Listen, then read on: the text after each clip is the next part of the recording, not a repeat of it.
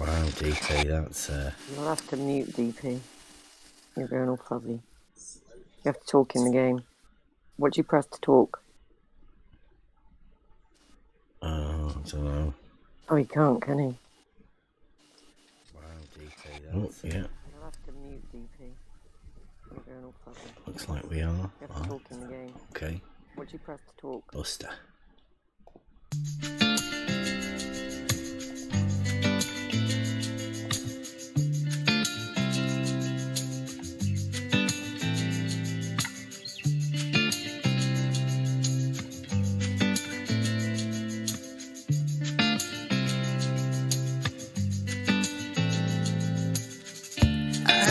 Confidence in the things that I know. I have enough wisdom to see the logic will be shown. I got one chance to show you what I got. I got one chance to show I'm confident or not. Self-evident reason, deductions and conclusions, and the fools are running away.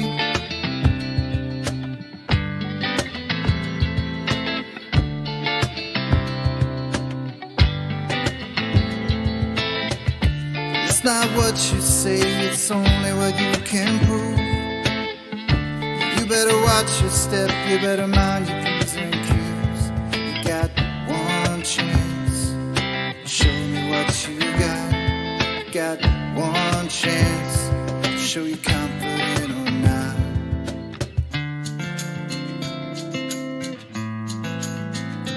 Don't get caught in the matrix of all of these fakers.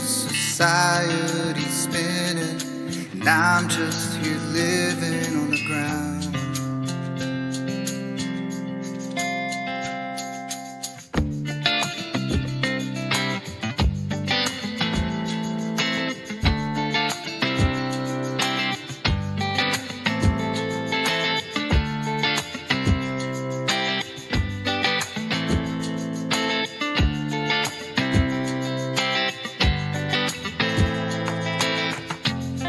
Self-evident reason, deductions and conclusions, logically thinking, and the fools are running away.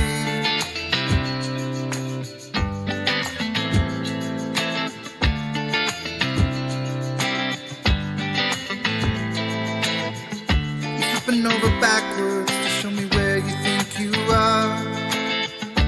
Your model dictates that you never see too far. Shrinking in the distance, you can do fuck all with an angle, and the fools are running away.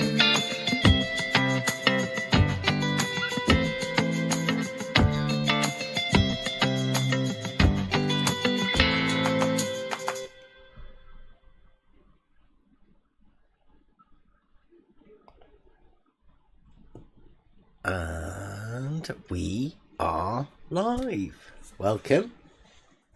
It's Euclid night. Once again, not really got much to do. The sticking on the idea of the straight line. Reality, book 11, solid geometry. The geometry of reality is what we're doing tonight while the guys monkeying about in the GTA. We'll get round to the rest of the stuff. Give everybody a chance to come in. I'm guessing there's a load of other streams running live at the minute. Oh, looks like we've got some new people in on tonight.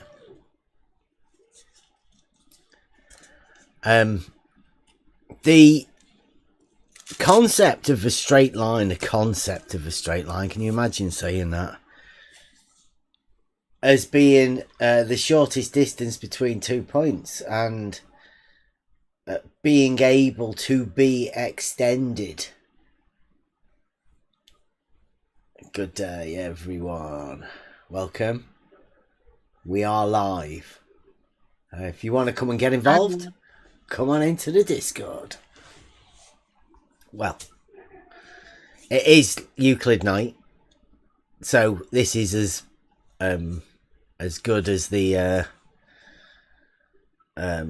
structure of it goes, and logic. You have to stick within the principles of geometry on these nights. This is probably about as focused as we ever get, talking about truths of things. Then geometry is the way to end up with the truth. So taking the concept of a straight line as being the shortest distance between 2 points, that being expressed as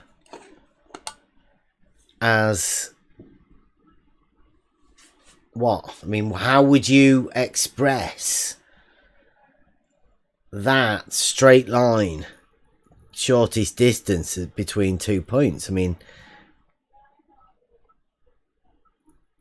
geometrically, would it need to be drawn as a straight line? Do you think you'd need a ruler? Or can that shortest distance between 2 points be expressed as the 2 points and the conceptual straight line? I guess a ruler would help. Well, that way you don't deviate from the line. But as in a straight line as being the shortest distance between 2 points, then the ruler is not really needed, because it's 1D. The actual line is one-dimensional, as in within the Euclidean structure. It's not needed to be seen or drawn. I mean, that's just one of the postulates within Euclid, allowing you, let it be granted, that you can draw a straight line from one point to another, because actually within the structure of geometry, the straight line is just the shortest distance between 2 points. I'll go into how that is in a moment. But the idea of what us with Spot On together, that all of us in the group had to devise a straight line test. We realized that the only way you can actually do anything is to prove it within within reality, but you'd have to use geometry, right? You have to structure your proof or whatever behind geometry. It's the only way to logically try and do anything. You want to try and do science or whatever, then you have to have a logical structure behind it. Well, the straight line, I guess, would be the standard you'd measure the other curves against. You could connect 2 points with a straight line or a straight-ish line, and or 1,000,001 curves that deviate more and more from that straight line, I guess. But I guess the straight line would be the standard of little to no deviation between those 2 points, I guess, in the Euclidean sort of sense. The one straight line would be the shortest distance between those 2 points. There would be no other shorter distance. You can't get a shorter distance than the straight line distance. I guess it would be something that you could approach more and more. But the definition of a line past that would be general. Just a general guide toward, the distance between 2 points with as little deviation as possible. Well, no, there is no deviation. The straight line is the standard, because anything other than straight is not straight. It's straight is it's the binary thing, isn't it? It's either straight or not straight. Well, I guess a line would have thickness the moment it's drawn. And within that line would be 1,000,001 possible little mini curves that could go up and down within that little line. So I guess ironically, even within a line, past the definition, the idealized Euclidean definition, there would be, multiple curves within that line, depending on how you draw it or how Within thick the the Euclidean line is. definition. No, the Euclidean definition is the shortest distance between 2 points, isn't it? It's that which lies evenly between its 2 points. It's within the postulates, isn't it? Let it be granted that. It's what's postulate. It's the difference between a postulate and an axiom. The axioms are self-evident truths, and the postulates, at least to me, are what can do, what they allow you to do, the rules. It's basically giving you the use of a straight line, a straight edge, and a compass, and saying that you can. A little problematic because a line is made of a bunch of infinite points, and a point, according to Euclid, is that which has no parts, which has no analog in reality. So I think the definition breaks down a little bit until you do some sort of physical activity with the line or draw the line. Then it has practical application, but at that point you have, a bunch of points which have thickness and essentially have parts, which is problematic for the other part of that definition, where a line is, a bunch of infinite points, and a point is that which has no parts. That becomes contradictory at that point in a real sense or a reality. A line isn't a collection of points, is it? A line is the shortest distance between 2 points on a plane or whatever, right? Because that's the only way you can have the shortest distance between 2 points. Is in a straight line on a plane. Well, 5 meters is a distance. So we may have some, I guess, equivocation? Because 5 meters is a distance now, and a line, I guess, is a distance as well. But normally when we draw a line anyway, we draw something with thickness. Something that would have essentially parts. That's drawing. 5 meters is a measurement. Yeah. It's a drawing as well. Yeah, it's also a distance between 2 points. Mm-hmm. Between 2 points, giving you a straight line. Yeah, of 5 meters. Mm-hmm. So we'd have to draw a line between the 2 points, wouldn't we? No, you could just measure between the 2 points with 5 meters, couldn't you? There's no need for you to draw a line. It's just a distance between. It's the space in between is 5 meters between those 2 points. That would be the shortest distance. Would somebody need to walk between those 2 points to determine if it's a straight line? Or do some sort of physical operation? Or can we just declare it 5 meters? No, a measurement. You'd have to measure it, wouldn't you? 5 meters. Otherwise, it wouldn't be a truthful statement. How do you measure it without using a straight line or something like that? How do you connect it to a physical operation to determine if it's a straight line without, a ruler or something like that? Yeah, you need some sort of... you can measure it. Yeah. I can measure it. It'd be the shortest distance between those 2 points. So I'd say is get the... It would be called... the radius, I would say, because that. How do we measure it though? That implies like a physical operation to see if there's 5 meters there. Uh-huh. That would imply between the 2 points. I can tell like a line or something that's drawn. Yeah, like you would do for if you were to make a radius of a circle. It has to be measured, doesn't it? It has to be physically measured. Well, the radius of a circle would still be a straight line that's drawn from the center outward, I thought. I guess what I'm trying to say is that wouldn't there need to be a physical that's the operation that's as shortest straight as distance between possible those 2 by drawing points, a right? line? From the circumference to the center, the So radius. somebody would have to walk it or draw some sort of tape Measure measure, it.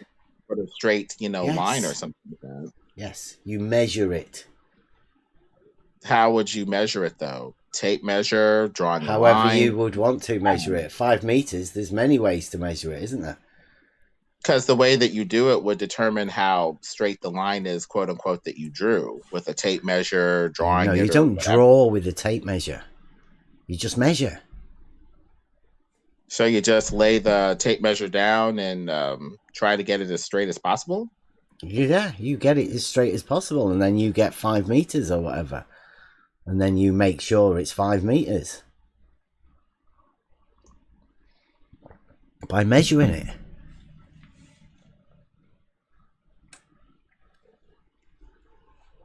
Makes sense, doesn't it? But it's the straight line that you're after. That's the standard. You can't really do anything without that straight line. And the question is, can you do that in reality? Is it possible? Well, it's possible within geometry, but is there any relation from geometry to reality? Is there any possible way in reality we can take what we've learnt from geometry, basic concepts of straight lines and circles and stuff like that, and can we relate that to actual reality? I say, yeah, that's what book 11 is. Solid geometry. That's where geometry becomes real. And you can finally get rid of all of that non-Euclidean geometry, because it's the proof that Euclidean geometry relates to reality. It can make it into 3D reality.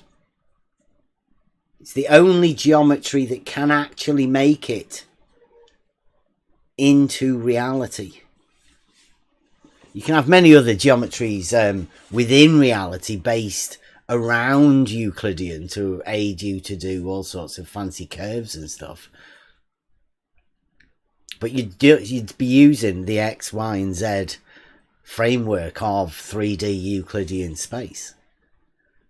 Circles, squares, triangles, cubes, spheres. They're all Euclidean. Everybody knows what it is. Euclidean sounds all fancy and stuff. It isn't. Everybody knows it. Fundamentally, it's this other fancy stuff that people talk about that isn't actually real. You just have to imagine it. You can't show anybody any of this not Euclidean, because everything in reality is Euclidean. Obviously. So I thought I'd go today tout a thing, an app that I've been doing. It's a free app. Let me get it. Picture of the screenshot for you.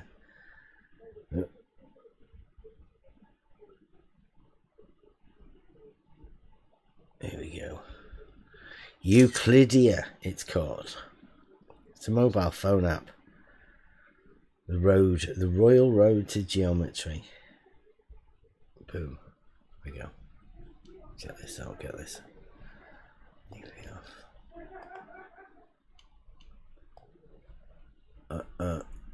Out there. If you haven't got it already and you're sort of interested in geometry and knowing a little bit more about this stuff and thinking Bev might be talking a load of shit, well, get this app. Might cost you a bit to, in order to get through it. You have to get a load of stars, or you can just pay for it to get to the later stuff. But it's just the fundamentals of, it's like a puzzle, really, with just circles and straight lines.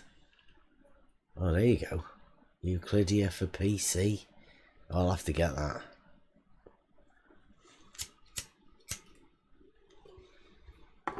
I wanted to show you, but it's on my other account, and that's on my phone, and I can't put my phone in while I'm doing them.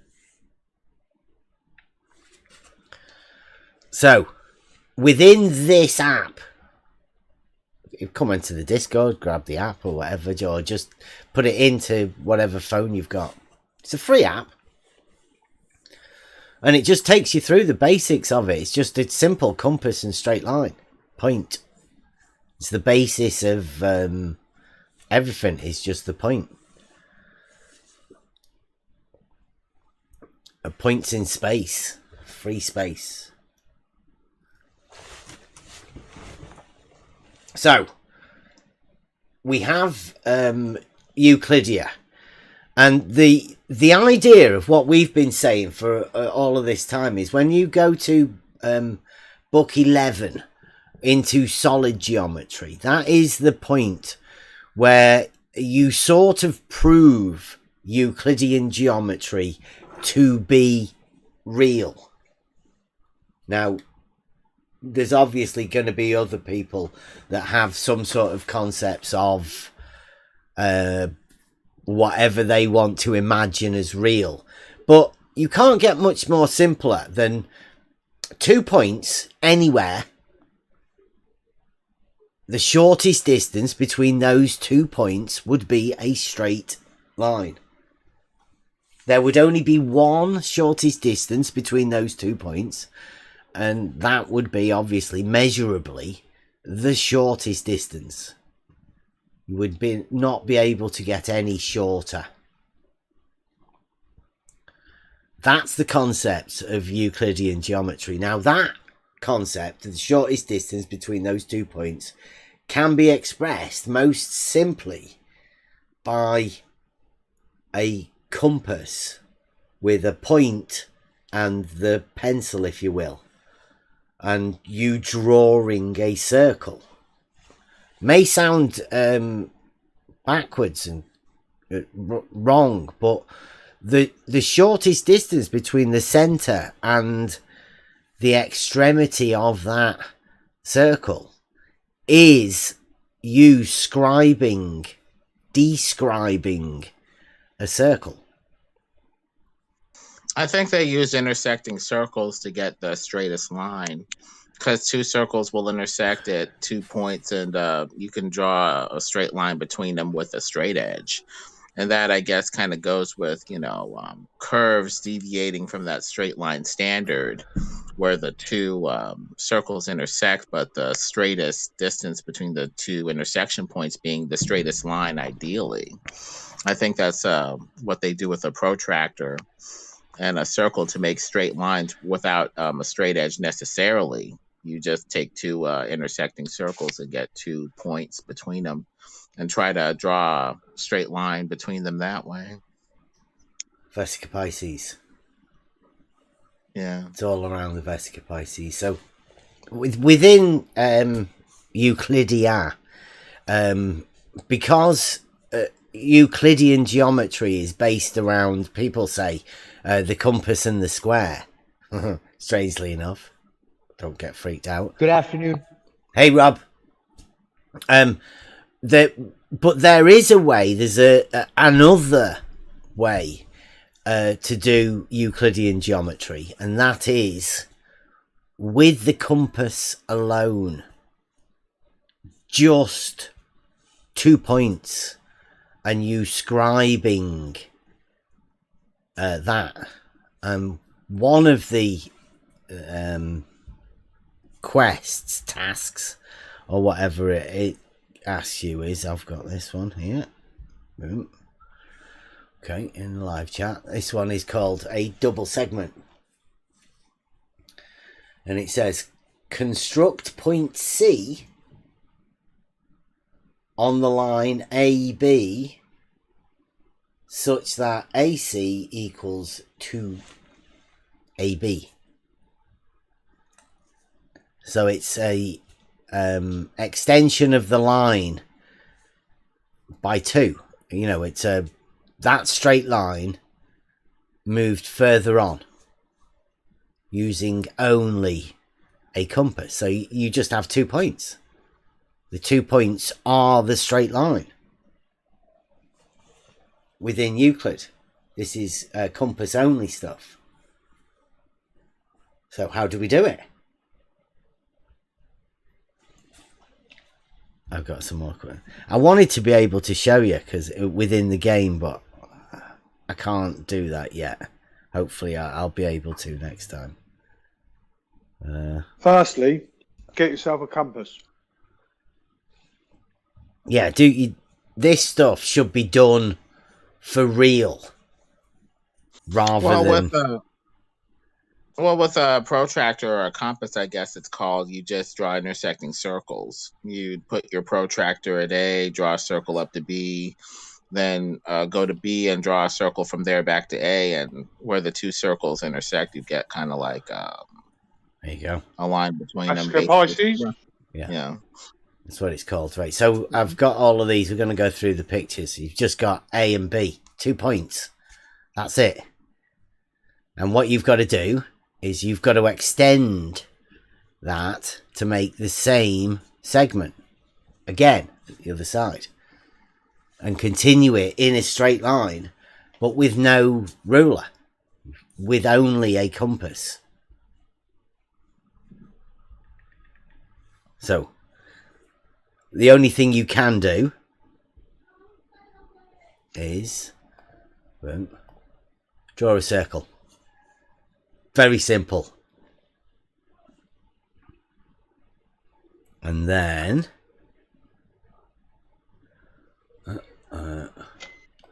you make another circle from the other point on the other side. The same. Now, those two circles have a shared radius, AB. It's the same. So A to B is the same on both circles. Therefore, both circles are the same. Completely.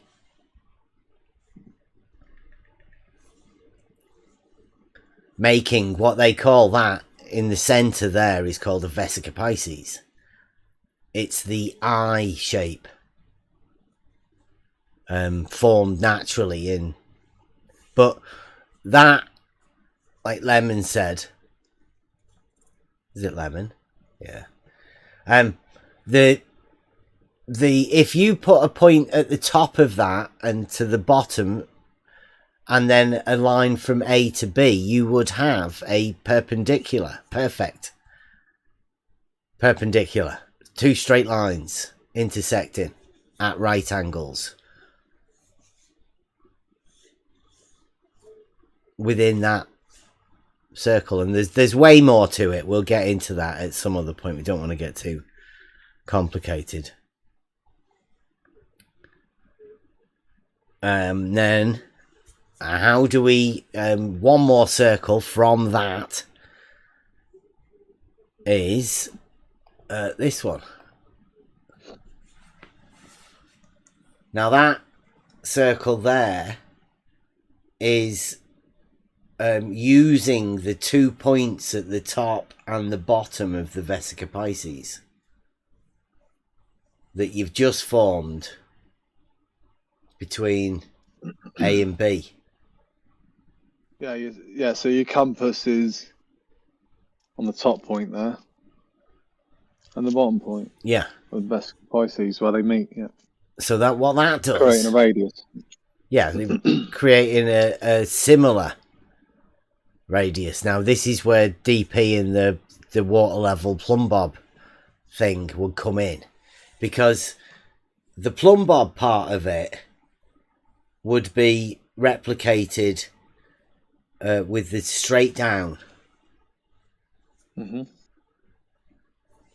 vertical, whereas the AB line would be classed as horizontal. If one's vertical, the other one will be horizontal. The best way to describe it, two perpendiculars.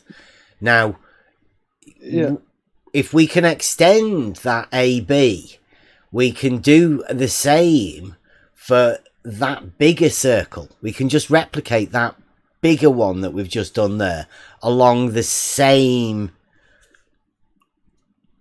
straight line, and that would make that perpendicular always the same, thus extending the straight line. So I'll put the next one on, because the next one's this one here is those points there that I should have really marked. This point here where this intersection is, and this point here that this intersection is, those are a straight line. Always will be. Right.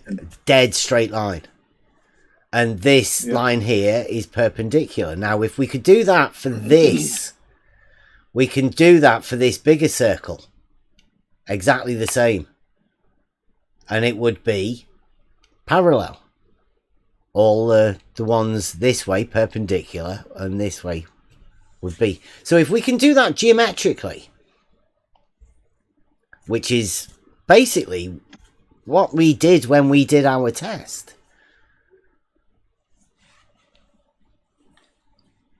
This was the basic concept of how we could do this. Could we do this? Could we put water levels that coincide with this line? Because that's what we're trying to do. Can you replicate this sort of stuff? We call it sacred geometry. Could you do that in reality? Yeah, of course you could. Absolutely. Yeah, I agree. But What about you, Lemon? that's one of the exercises within Euclidean geometry. Compass only, straight line, segment to I out. guess we'd have to have a water level, but if you're trying to get concentric circles, the only thing I can think of that does that is something radial like light. I don't know if this could be duplicated with like light coming from a center or something like that going outward. Do you think you could establish that a water level that with 2 points, could you establish that that line, the shortest distance between those 2 points, in reality is a straight line? And could you then say that that straight line that's neither sloping one way nor the other, because the water level makes it equal, could you say that's horizontal? You'd have to probably assume it axiomatically, or basically talk about how. What else would you assume it to be? Those 2 points, the shortest distance between those 2 points, if Most not people would the assume straight it's a line straight and line. horizontal. Most people would assume it's a straight line, but establishing it visually is a bit of a problem because of perspective and stuff like that. Why would It's you hard want to to establish establish it visually? A water level Over long doesn't need to be distances. sighted. Over long distances, use a people try water to level. find it using theodolites and stuff like that, trying to sight level over long distances anyway. Yeah, doing something that you shouldn't do with it. Yeah. I mean, you can use a water level, as we all know, and you could have a house between the 2 points. You could have you could have anything, but you don't have to see the point. The middle. You just need to see the end of the each end, and you'll know their level.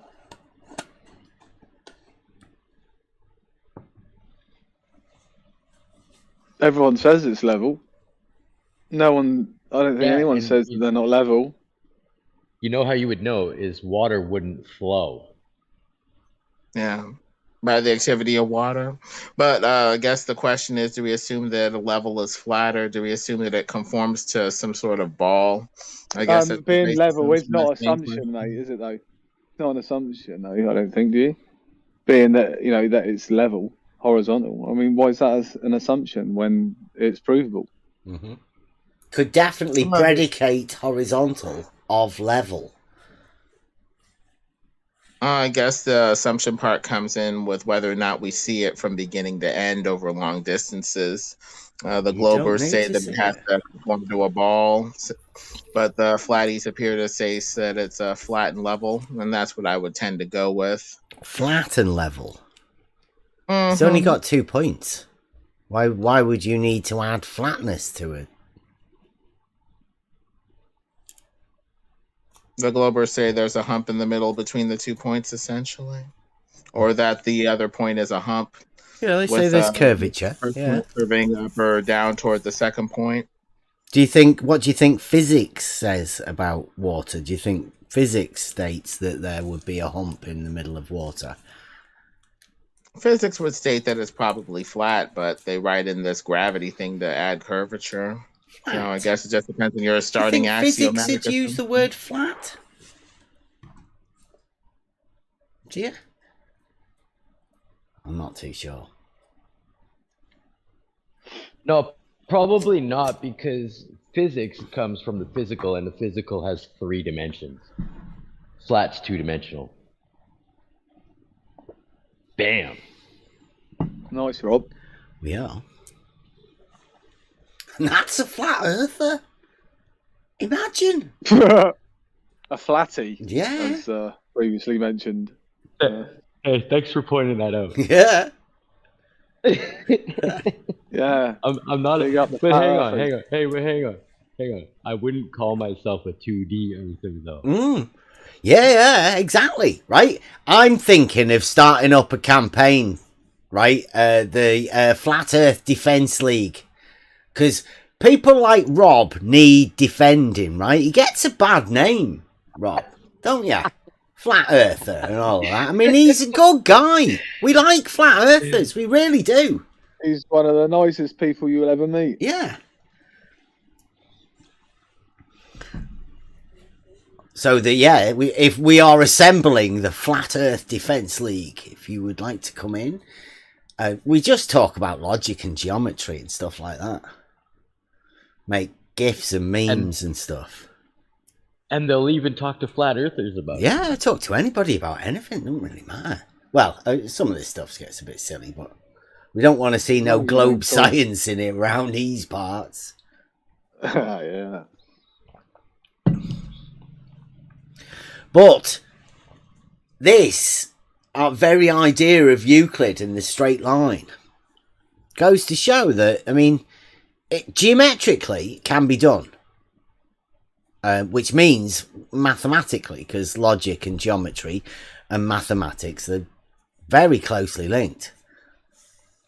Well, they are. Yeah. Like on the X and Y plane. Yeah.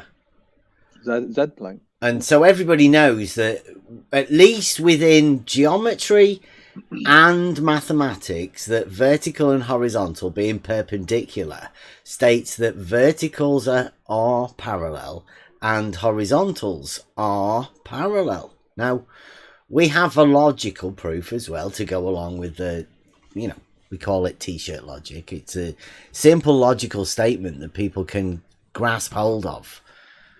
And you can guarantee it's a truthful statement, right? Nobody can really deny it. You'll just get a load of flack for saying it. So it's whether you want to. I mean, if you find yourself struggling, not being able to say basic truths about things, then you might want to just pop into Next Level Discord and we'll have a chat. I posted a picture of t-shirt logic in the live chat. I love it. I'm going to have to get Saragaki's verticals and horizontals parallel logic, because it's like the next step up from the from that one. It incorporates verticals into it as well. Just as good. They're all equal, but it's logical proofs. And the extension of that, obviously, is to if you can make a logical argument and involve geometry within that logical argument, then it will become deductive. You can actually find a truth value at the end of that thing. because it gives you the power of that. Geometry added to logic gives you the truth. Only one geometry, though, that will allow you to do that. The physical one. Yeah, the one in reality, the one where you have to gain your proofs. But we did a day yesterday.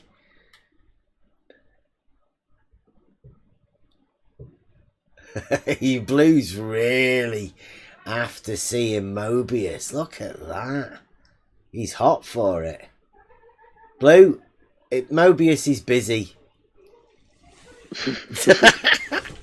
Hounding him. He's been after Mobius for weeks, hasn't he? Yeah, look at him again. Craving. Mobius, will you come round? Is Mobius coming out to play? Yeah, I can show you where the straightest thing on earth is fucking curved. You know, let me tell you about me problems I've got about LIGO and these plans. I've got wonky arms. Lower in the middle, Yeah. by all accounts. Yeah. And the other one slopes down as well, like fucking mad. We were having a discussion about the other one. Yeah. Oh, what does the other one do? The other one ends 60 feet. So so 3 feet lower. 4 feet, because at the apex 4 it was foot. 64, wasn't it? Yeah. Oh, sorry, yeah. Yeah.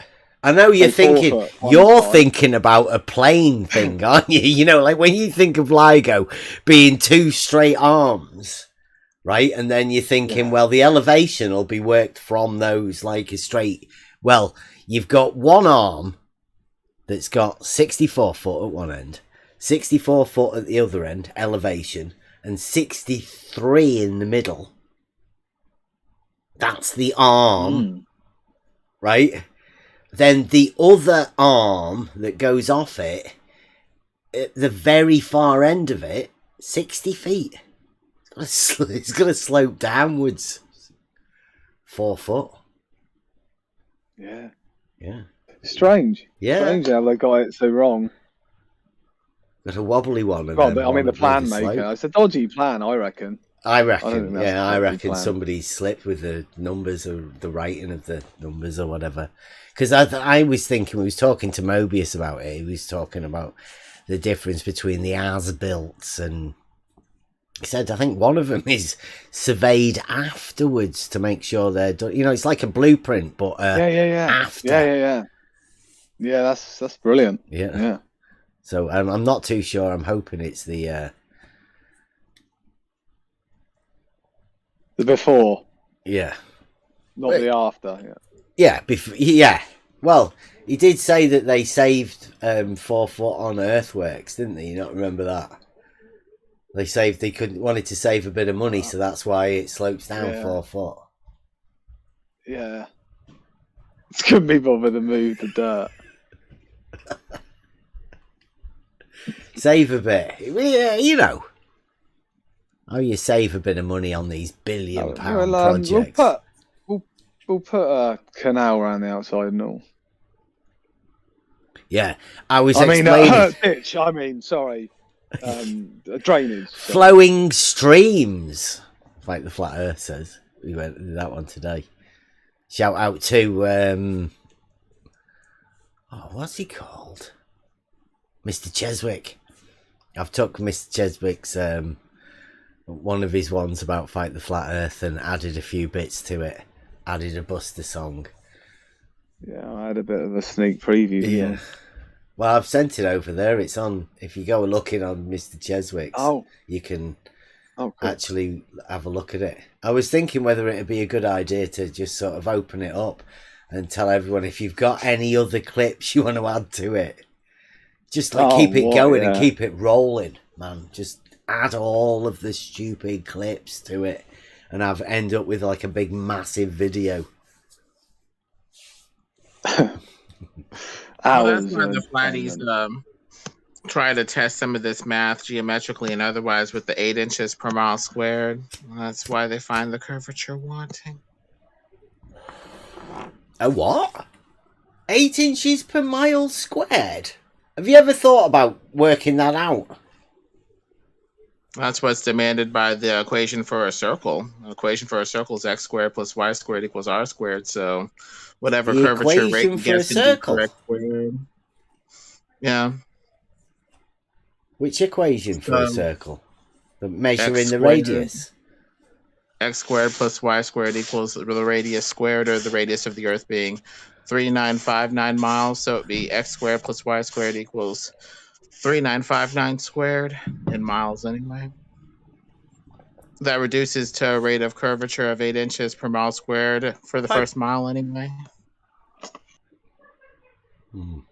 I've never even heard of that. How do you explain that then? That, you know, it's two squares.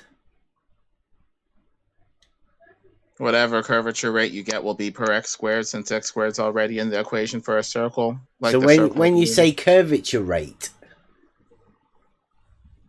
what do you it think? would be curvature rate relative to curving down and away from the starting position. Like a slope. Yeah. Well, you'd call that like rise over run or whatever, wouldn't you? Basically. That's like a triangle. That's not a curvature. That's you using the words curvature when you're talking about something like that. It's a triangle. It's on a curved surface, though. That's why you square it to approximate it. To approximate the curvature. What, to add in a quadratic function?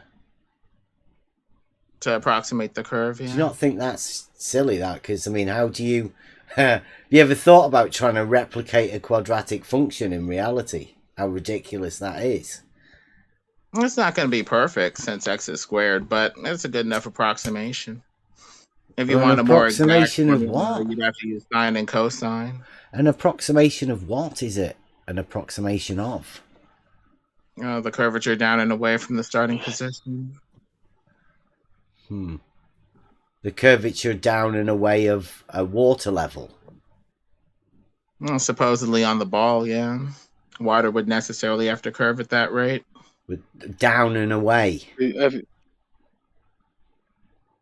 Well, that rate, we're wondering if that rate is linear or quadratic, right? Am I coming It would through? be quadratic, Yeah, but that there's works. already a quadratic in the equation for a circle. X squared plus y squared equals r squared, so can't really be helped anyway. But it's not reality, that, is it? There's no way to replicate that in reality. It's ridiculous. The function of a quadratic within a linear equation. Because if you're working rise over run and you're talking about squares, then that quadratic function just makes it impossible, doesn't it? Well, the rise over one would be constant if it was like a ramp, like a linear ramp going up and down like a triangle. But we're on a circle of Earth, so to approximate that curve, something needs to be done. It's going to need to be squared or something like that. Yeah, but a quadratic function... Can I ask what curve? Go on, yeah. The curve of the Earth.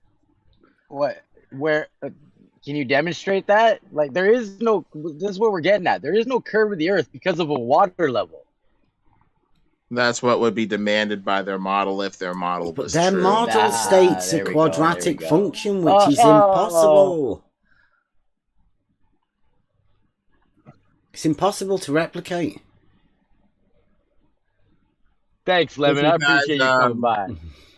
Oh, no problem. Did you guys know the curvature rate that's demanded by the ball?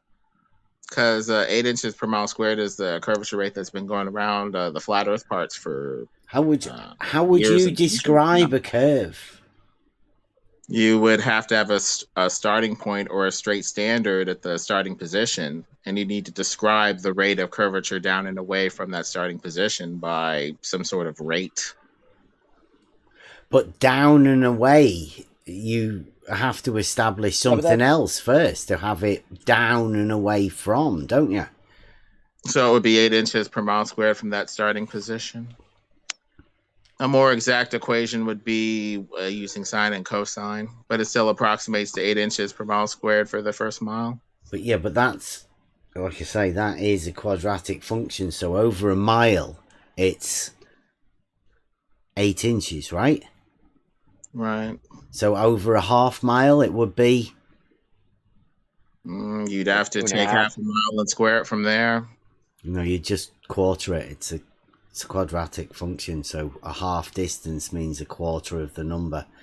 Turns out it's 2 inches, but then that starts you off at the halfway. So let's go another half distance again. That's 2. Half of that. It's 2. You've ended up at 4, but you've had 8 if you've gone the full distance. So I mean, that doesn't equate. You've got 2 different levels if you take it at 2 different jumps. It cannot be done. It's a quadratic function that literally is impossible in reality. To represent the curve and the increasing amount of curvature down and away, it just keeps getting bigger and bigger with a square in there. Mm-hmm. For the first mile, like you said, it's 8. For the second mile, it's 2 squared, 4 times 8, 32. It just keeps increasing from there. Mm-hmm. To represent Quadratic. an increasing rate of curvature. Mm-hmm. But that would be not possible if you broke your level up into 2 bits, wouldn't it? It's like we'd show the logicalness of the idea that there is a curvature, a quadratic function. It surprises me why nobody's ever noticed that sort of a thing, to be honest. People get dazzled by the numbers, but for this reason and others, the Earth is most likely flat. It's not flat, though, is it? I mean, you don't think flat's an orientation, do you? Are you one of those? Flat's a general layout. It's not curved around a ball of 3959 radius. It appears to be a more or less flattish layout. We can call it horizontal or level. I'm good with that. I wouldn't call it flat. And I'm the flat earther. It's an irregular topographical plane, but it appears to have more or less a planar layout. It has mountains and valleys, and even the bits that would look like a plane do have Now you're just undulations. being pedantic, Kev. Yeah. Well, I'm just being exact, right, and realistic. Yeah, I get it. Yeah. Thanks for Language bringing us helps. to reality.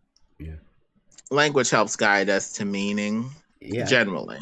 But we know what each other means based off of the context and how we use the words. Yep. I think Darkness is Falling said it's a irregular topographical plane. I guess that would be the best description, or something that's a bit more exact. But a plane is a plane is like a flat-ish land, right? So you can't have mountains on a plane. That's a contradiction. We are doing the Trivium. Shout out Kevin and Raven from last night. Their usage of words. Actually, next week it's going to be swapped round to Thursday. It will be the Trivium day next week. But yeah, the words are important. That's why I'm pretty sure with the words and make sure that the words I use are the correct ones. That's the topographical part, saying that there's mountains and hills and valleys on this plane, in a regular topographical plane. Well, I found out that I happen to live on a coastal plain. That's because there's not many hills, but I mean there are in the distance, and they aren't on the plain. They're mountains. They're different. It's a different grammatical statement. It's a plain, Plain, is it? Or IAN? I don't know. But that's a different plane. That's like land in reality, whereas a plane, Plane, is the geometric plane. I have to make it clear, and the plane AIN, is the land. And that means that there are no mountains. Because it wouldn't be a plane. That's why it's called a topographical plane, because the planar layout has topography on it and a couple of regularities, but the general layout appears to be flat and planar. Yeah, see, when you use planar now, that's a different use of the word. You're using the geometric planar, which is 2D. So, I mean, is that what you're doing?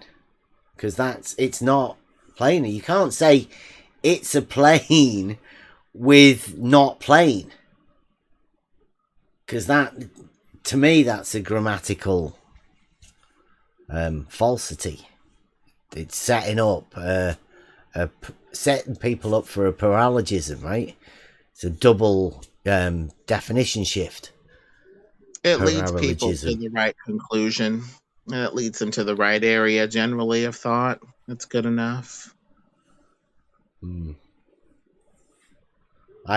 it's like I say, there is the geometrical straight that we're talking about. When we talk about distances being a straight line, well, that straight line would necessitate it being a radius or a diameter for a circle. It's directly relatable to geometry, the straight that we talk of. And if you can have that straight, then the very fact that you can means that you can develop the geometrical Euclidean principles. I gotta go, guys, but I'll be back. See you later, Rob. You can develop the geometrical Euclidean principles in reality that work on paper, but you can do that in reality and construct amazing things, big buildings, churches, cathedrals, massive architecture, construction. I mean, it's been done using, obviously, Euclidean principles. Now, those Euclidean principles state that horizontals and verticals, just like pi has a relationship of a number, transcendental, then you're stuck, right? That's the proof that Euclidean geometry makes it into reality. And when it does, then you can guarantee quite surely that the shortest distance between 2 points is a straight line. That is provable. Just like in geometry is provable, and in reality, that geometry and those principles are provable in reality. So, the question comes, is level horizontal, and can you prove it? One way or the other. It being in reality, you can prove geometric facts in reality. So, can you prove that level is horizontal? I say, yes, you can definitely do it. You can prove it logically. You can prove it geometrically. Now, can you relate that geometric and logic test to reality? Is it possible? I'll leave that one out there in the question because we've already done our test. We found a way to do it. It's like a puzzle, like a quest. If you want to do it, you want to come and talk about it, then feel free. Come in and have a chat. We'll take you through the principles of Euclidean geometry, straight line, how water works, and the hydrostatics. There's quite a lot to this, but it's all pretty obvious, and it's all just out there for anybody to see. Nobody needs to hide anything in here. We can just have a discussion, and we know what all of the other people say already. We've developed arguments around that. Nobody's ever give us an answer. Quite a few of us have been in here looking for the curvature of so-called curvature method of the curvature of the water level, or the drop of the water level, one or the other, the hump.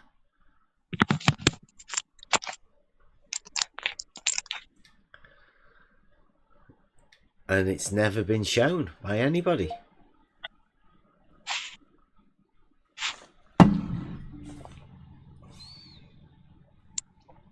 Where the test? Wow, everybody's not liking the test, are they? It's our test. It's a shame you guys didn't get to come and see it. Could have come in any time. M. Stone wants to come in. He's keen as well, and the Blue's still out there hassling Mobius. Wants him to come in, come over to his place. Hey, Mobius. Is Mobius coming out to play? Can he come round to our house? I'm not coming in there. I'll just come in the chat. Ask him, is he coming out? Is he coming over? I don't know. Don't stop hassling him. He'll come when he's ready.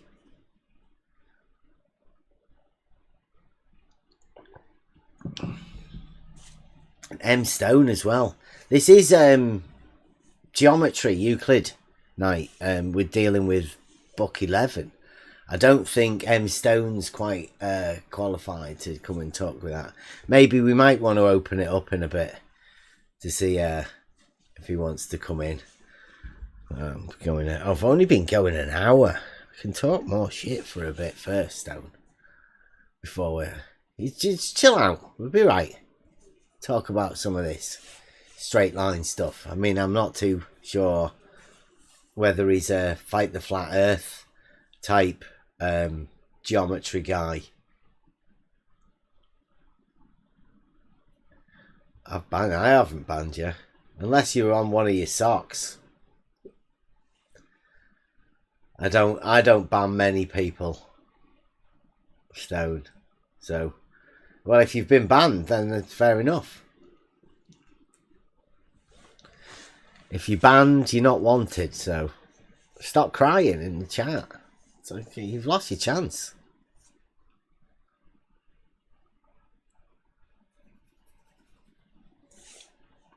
Euclidean geometry.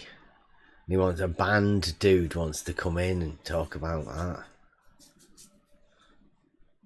Well, I think Miles Davis says that all geometry is Euclidean. Even for this curved space geometry or whatever they're talking about, you need a straight line vector to base the curve off of. Even the globe geometry that they try to invoke needs a straight line radius from the center of the Earth outward to make the curved, surface of the figure. So ultimately, all geometry breaks down to some sort of Euclidean, sense of the geometry anyway. I don't think you're aware of it, are you? You don't know that there are no such thing as horizontals on the globe model, geometrically. They don't but exist. There's still be a straight line from the center of the Earth out to the surface, so there's still a straight. Well, I don't know. I think Wally's changed that as well.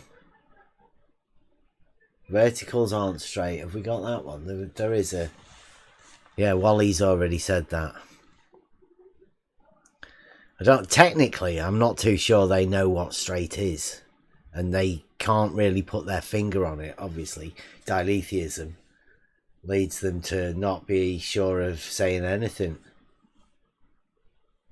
Because it's a bit hard to have a straight vertical and then perpendicular to it, but then not perpendicular, only using the point, because that's what they have to have with their no horizontals. It's like a coordinate reset. Well, So people only dial up atheism or whatever when they want to avoid a necessary conclusion, when they want to, stay contradictory and avoid an otherwise necessary conclusion or whatever, and just stay mired in dial up atheism and confusion, essentially. diletheism, two truths. I thought it was dial up atheism for some reason. No, diletheism, it means there's two truths. You can have straight being straight and not straight as a truthful statement. It leads to all sorts of horrible conversations and paralogisms. Well, the only problem with accepting contradiction is it implies contradictory action. We have to discover whether this is the case or not, whether a line is straight or curved. And if the action is too contradictory from dialetheism, well, then you essentially can't discover the truth of any proposition. So at that point, something would be true, but unknowable, because you can't take any non-contradictory action to discover it. I don't know. Strange truth values you have. For the truth to be true and to stay true, it needs to be discoverable, preferably by some sort of non-contradictory action. You can't have contradictory, can you? There's nothing in reality that should be contradictory. It goes back to the sort of logic system people, quote unquote, hold to. Can you think of any? Possible. That just ultimately makes the truth undiscoverable and unknowable. Do you think you could know of any? Do you know of any contradictions within reality? No, not contradictions that can't be worked out in some sort of logical sense. What about acceptable paradoxes? Paradoxes can be worked out. For peace, there must be war. You don't have peace and war at the same time. You wage war to get to a state of peace, and that's how you clear up the paradox or the contradiction with no contradiction in that sense.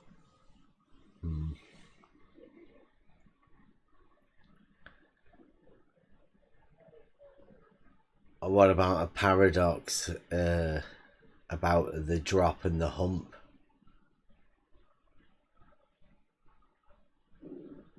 If you're at the top of a ball, it would drop away.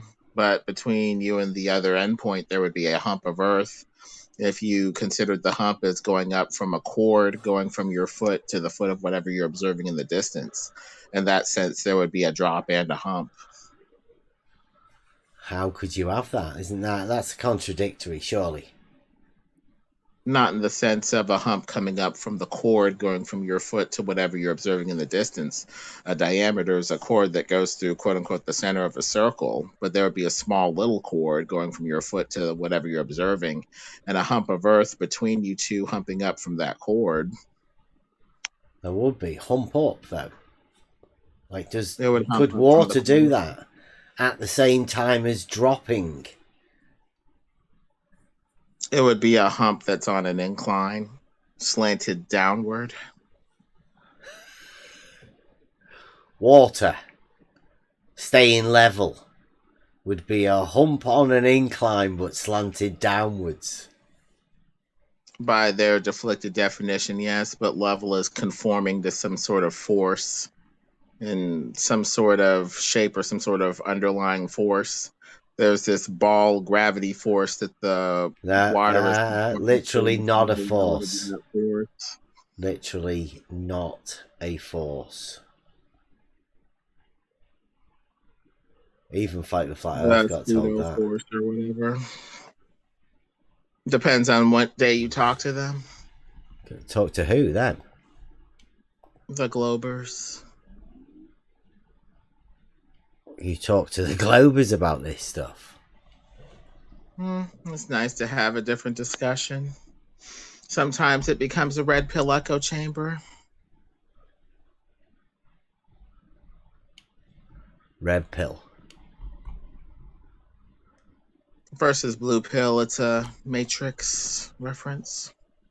Yeah, who's giving out the red pills? the flat earthers. Wow, what's the best red pill that you've heard from the flat earthers? Long distance observations aren't matching the ball at 8 inches per mile squared. They aren't. Long distance observations.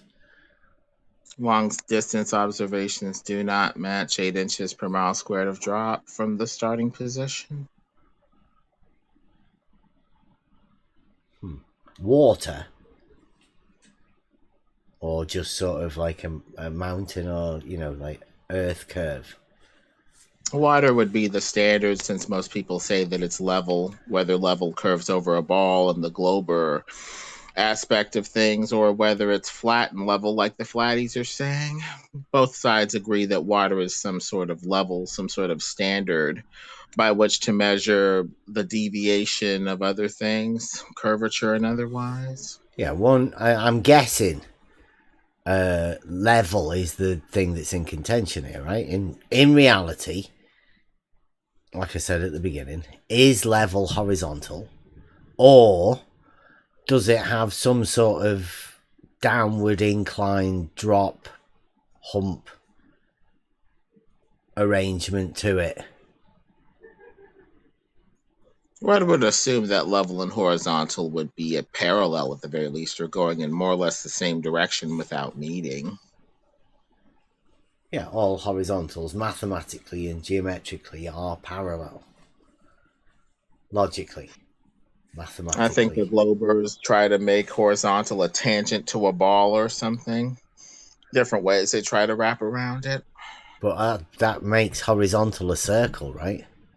Makes level a circle, and it makes the horizontal a selection of points that, when you put them together, form a sphere of their imagination.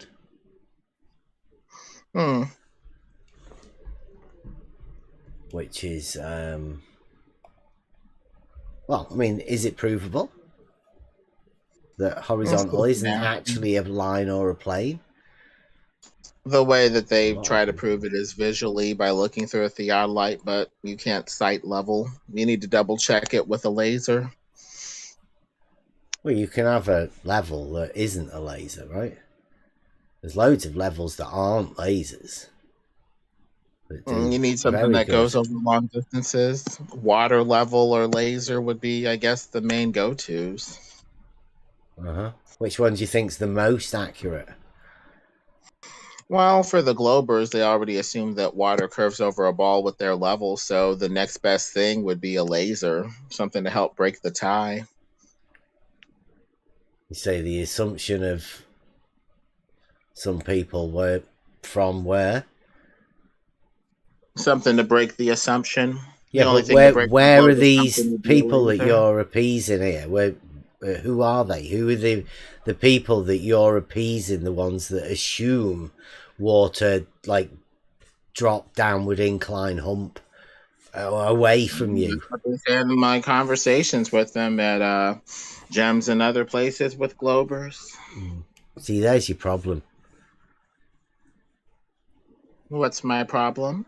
The people that you're talking to are the ones that are telling you that water just drops away in the distance, when it's obviously that's an elevation change. We use horizontals in reality. It's a strange conversation we've ended It's up important to understand another person's worldview if you're going to jump inside it and tweak it around a little bit. Right. Jump inside, like down the rabbit hole. I may not share their opinion, but I can at least try to understand it and maybe even point out to them how they might have gotten it wrong here or there, whatever. Maybe it can flatten out some of their opinion a little bit. Maybe not. Just depends on who you're dealing with. Yeah, I've tried telling them about water levels and the test and how it sort of proves a straight line and how to use geometry to prove a straight line. They don't seem that bothered. They don't seem to understand the test either. Especially water levels in reality. The difference between actual reality geometry and a conceptual two-dimensional geometry. Because that is one thing that's definitely agreed upon, which is strange because I think it's Euclidean principles. That at like 2D, you've got 1D, a line, length without breadth, and 2D, length and breadth, it's like a square function. 3 coplanar points define a two-dimensional formula. Between those, that's like a triangle. That is Euclidean.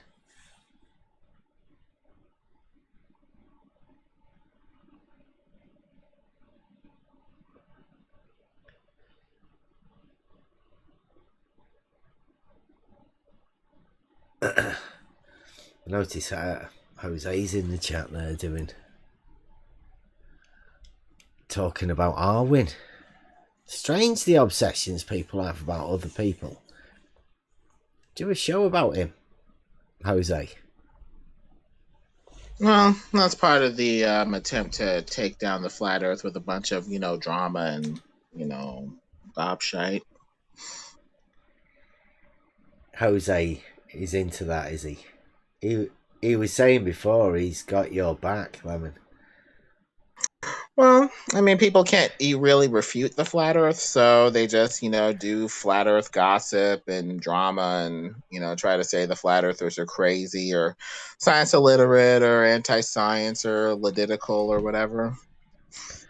Yeah, we're starting up the Flat Earth Defense League around here. Oh, interesting. I started it on Twitter ages ago. That's where I started, Defend the Flat Earthers.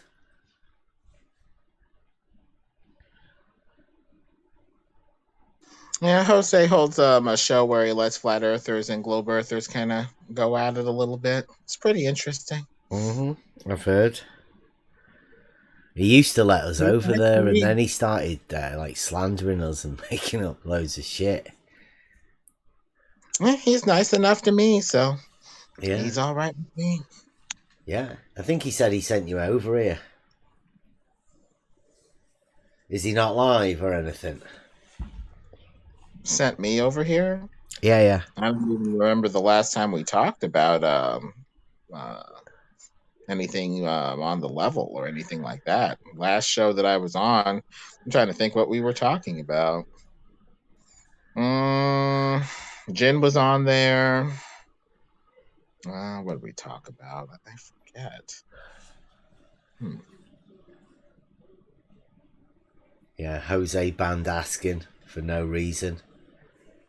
I think he said something about sock accounts, and Askin doesn't have any sock accounts, so they were imaginary sock accounts that Askin got banned for. Oh, there was some dude on there talking about the EQ mount, the equatorial mount, and how it quote unquote proved a ball. But I was just saying it's on a rotor where it's just tracing what's in the sky. But what's tracing in the sky isn't going around a ball. It's just perspective. It's just like tracing a light in the ceiling. If you trace the light in the ceiling that was going away with an EQ mount, it would eventually go below the ground or something like that. Like Euclidean circles. It would just be perspective. Eventually, the object would appear to merge with the surface and be unresolvable, and the EQ mount would just keep tracing the path. But it's still overhead. It's not actually tracing something circling over a ball. It's tracing something that's circling overhead. Circling like a circle. Like a Euclidean circle. Yeah, like a flat circle overhead, a flattish circle overhead. There's a circle is like a 2D shape, right? There's no need for you to flatticize it. It's a circle. It's a 2D shape. It's like a rainbow. A rainbow is a circle that's suspended above the ground, but when you get too close to the ground, it looks like an arch that goes above and below the ground. It's just perspective cutting off the object. That's it. Same thing with an EQ mount. It's tracing a circular path overhead that's cut off due to perspective.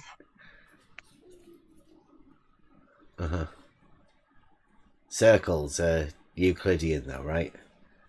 It's very easy when you talk about things like that because there are a group of people that like to have not Euclidean. And you know you can't have Euclidean and not Euclidean at the same time because that would be fucking ridiculous, wouldn't it? That would definitely be dialetheism. It would definitely be dial-up atheism, an attempt to sow confusion and keep the truth from being discoverable by accepting way too many contradictions. Dialetheism. I don't know. Dial-up atheism has a bit more of a ring. Yeah, it's not correct though, is it? Because it's not atheism. I'm sure it's in the dictionary somewhere.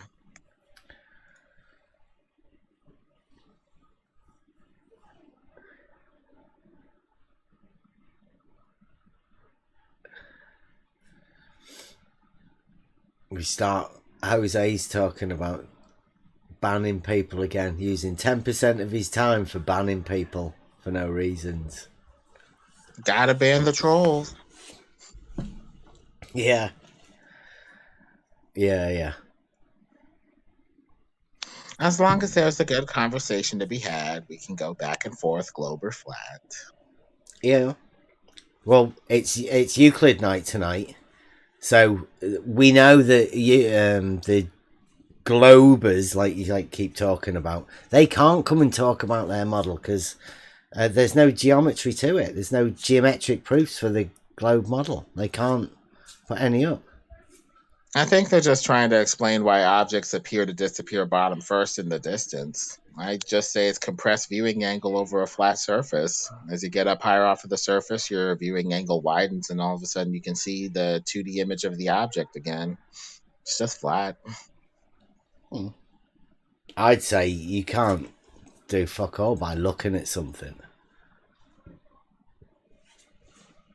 The eyes can be deceived. That's why you need a couple things to help check what the eyes are registering. You can't. Something like you can't use them, can you? You have to use the physicality of something, and the only thing that you can rely on is the water. Literally. Well, water does flow, and we think philosophically of flow as one part of the substance climbing over or under another part of the same substance. This process would continue until all parts are next to each other, with no part able to go above or below another part. This would tend to be visualized conceptually as a flat surface on the top of the water. So if water tends to go flat, and if most of the Earth is water, then by logical extension, most of the Earth is flat, if not all of it. But tides and waves would also negate flatness, wouldn't they? I know, No, it's triggering, yeah, because it's not right. flat, is it? If it's not flat, you cannot call it flat. That's conceptualized as anomalous activity outside of the norm of water at rest and contained being flat. Are there electromagnetic tides that break this rule? Sure. There are but the tides. overall norm that's used to explain what's going on anyway, the just so story that's used to explain everything that's going on at the base of it is water that is contained and flat. It's not flat though. I mean, how can you have that idea? That is a contradiction, right? That you're willing to have. That you're going to want to call something flat that you know isn't flat. It's one of the main contradictions that flat earthers have to deal with.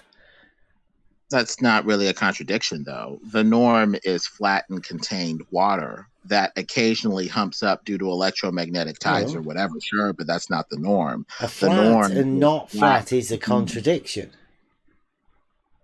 You can't really be calling something flat when it's not flat.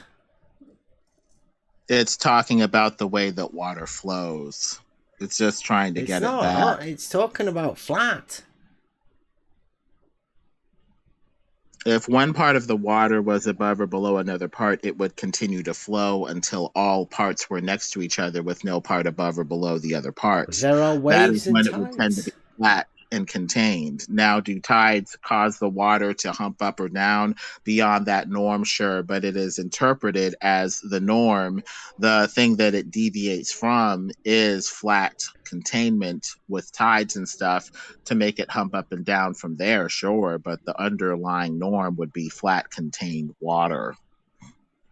No, the standard would be the mean sea level, a datum point that's established as a mean, a mathematical average of the deviation from, to get a mean, it goes up and down.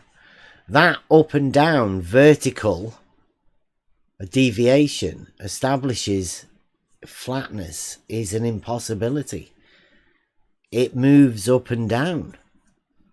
It's basically talking about how gravity is not curving the water around a ball.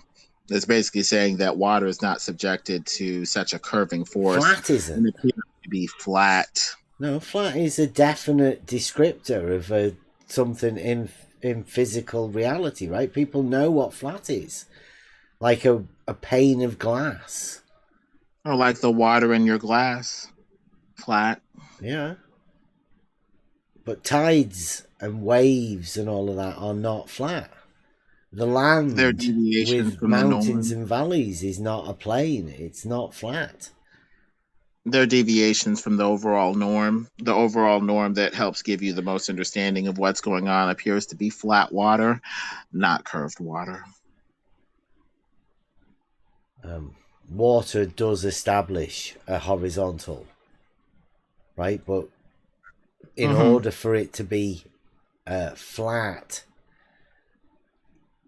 I mean, I don't think that ever is established, is it? Maybe, perhaps water in a cave somewhere, undisturbed, may have a chance of being flat. But it would have to be... don't know. I think it's just a visual signifier myself. And I think if you talk about it as though it is flat when it's obviously not flat, then that's got to be a contradiction that needs to be dealt with. It doesn't lead to contradictory thinking. It gives you the general layout, and you can get deviations from there. Most people draw the horizon as if it's flat. Most people think of water as if it has a flat level in the container. That's good enough. Well, there's obviously curvature there whenever you have it with the meniscus. That's curving upward, not down toward the earth. It's not flat. The moment you say curve means not flat. And that anomaly is explained by the water creeping up the container by surface tension. It's not explained by curving gravity. So when we say that water is flat, we're basically saying that gravity is not curving the water into any sort of shape. Yeah. Well, it's not flat, though. It's flat enough for most people to get the colloquial understanding of what you mean when you say flat. Does it have a meniscus and surface tension? Sure. Colloquial flat is not flat, then? Is that what we're dealing with? Sure. But the overall norm that people accept for colloquial understanding is flat. Yeah. I'm not too sure. I don't accept flat if it's not flat. That would be ridiculous. Then how would you describe water? How would I describe water? Like water. I described it as flat. Sea what water. Would you describe it as? Which water? Show me. Which water do you want me to describe? After 5 years in this discussion, I know that you don't have an answer when you answer a question with a question. I'll figure it out on my own based off of your responses. Which water do you want me to describe? The same water that you felt comfortable challenging me about when you said that water doesn't lie flat. Okay, well, a water level is a tool for establishing a horizontal plane of reference, but there's meniscus in the two tubes at either end of the water level. It's not flat, but Then the what is horizontal water? plane it describes or makes You're still not giving me a is a description, yet you feel horizontal comfortable plane. challenging my description. So, what would you challenge my description by describing water as? If it is not flat, then what is it? Constantly moving. How about that? In reality.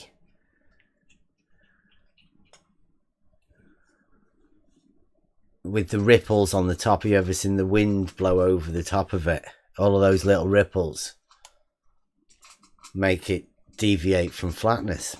Maybe a millimeter, maybe 2 millimeters, maybe half a millimeter. But it's not So, possible. rippling, constantly moving water versus flat water. Okay. Yeah, not flat is not flat. Flat is as close as you could get visually as a two-dimensional surface in reality. So what it is then? The to question me. that Lemon asked you. You're Oh, telling here an we answer go. as Oh. what it is not. You're saying what is not. You haven't answered Lemon's question. Lemon, go ahead, man. I'm rooting for you. Hey, Jose. Wow, thank here we you. go. White Knight. Thank Take your you. time. Thank you, Jose. Thank you, good sir. I guess the two sides in this case of this discussion are saying flat versus not flat, rippling, constantly moving water. Yeah, what do you say, Jose? What's yours? I say water level is a tool for establishing a horizontal plane of reference. If you want to get geometrical about it.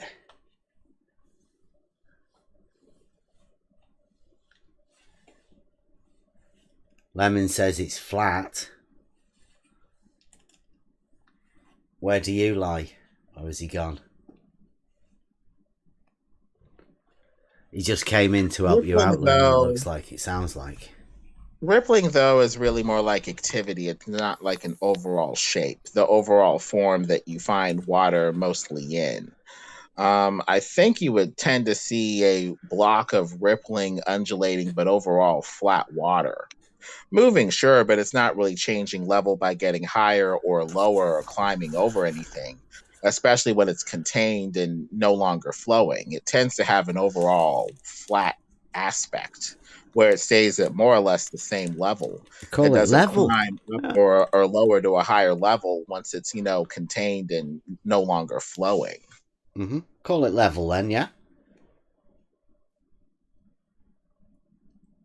The water, if it's So you one say contained water is body, all level. parts of it will be on the same level. So you're saying water is level, but not necessarily flat? Yeah, well, if there's ripples in it, it's not flat. Flat's flat's flat.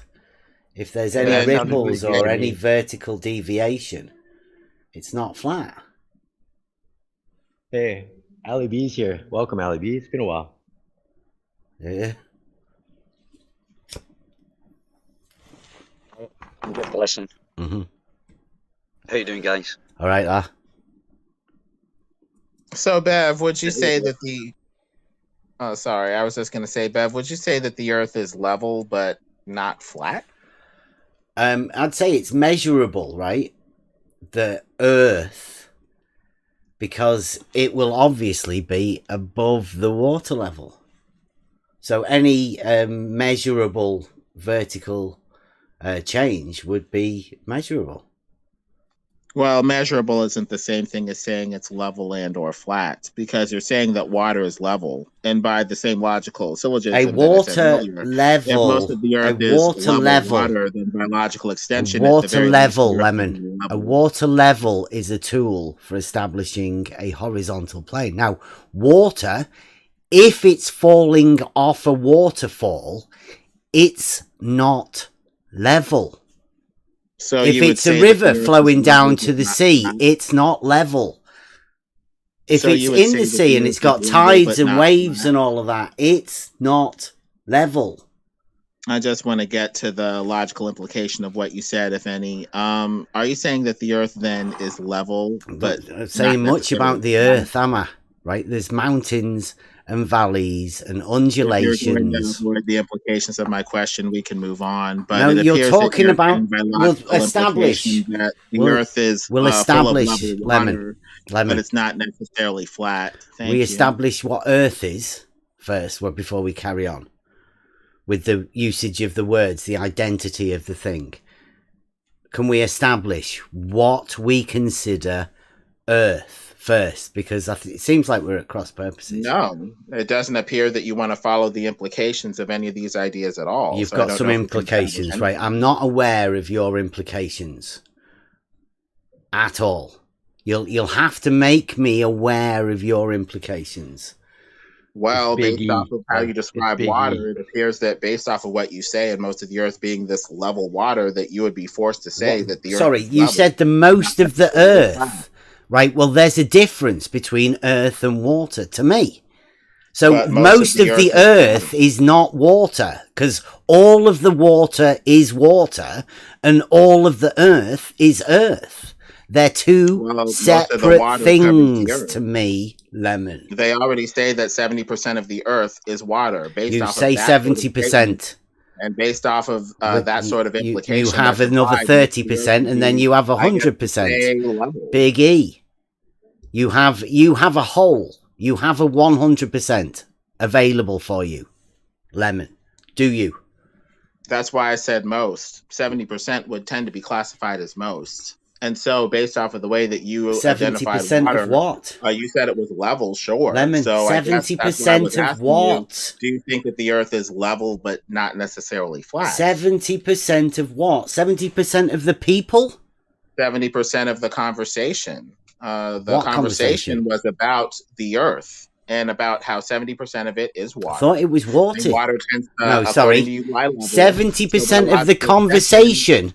Lemon. If not all of the Lemon. Earth would be 70% of the conversation was about water. So that means that water is 70% of what? They say that water is 70% of the Earth. Right, okay. So 70% establishes a percentage that you can add 30% to have a 100%. Now, do you, Lemon, have and hold that 100%?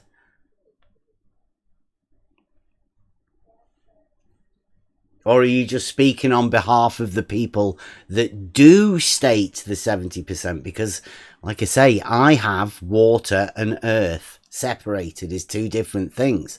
Now, I don't know the percentages of anything. I only know that I've heard a lot of people talk about 70%. So if water is 70%, then is the other 30% earth? Because I can't put the qualifier to that. I'm the one that has a difference between water and earth. You're just trying to group them all together sometimes, but then separate them between 70% and something else. Is it the same thing, or are they separate? Are they different? Do you separate them in percentages, or don't you? Do you group them together? What I mean, what's going on?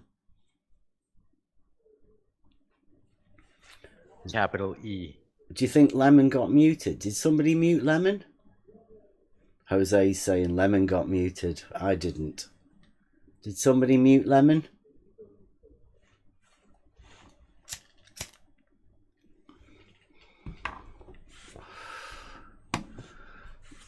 No, he Wasn't me. vanished. Nobody's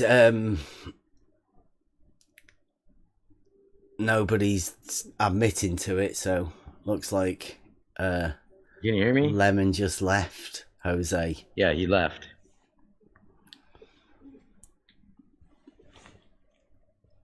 Yeah, it might have been the 70% thing, and the earth and the water and the separation. And it does get hard for dealing with the identity of things. Yeah, he was giving the Earth a capital E. and then saying 70% water, which is separating it from water. So he was having Earth as being 30% and 100%.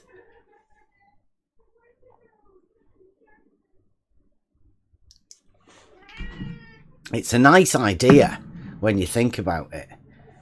That's ridiculous. Mm-hmm. But how many times have people done that? The moment you say 70%, you are going along with the global idea that you can have Earth as being Earth and Earth. Big E, little e, same thing. You can talk the same about them, it just in different ways. Purely doublespeak. It's set up. Definition shift paralogisms. How many people have been living with it?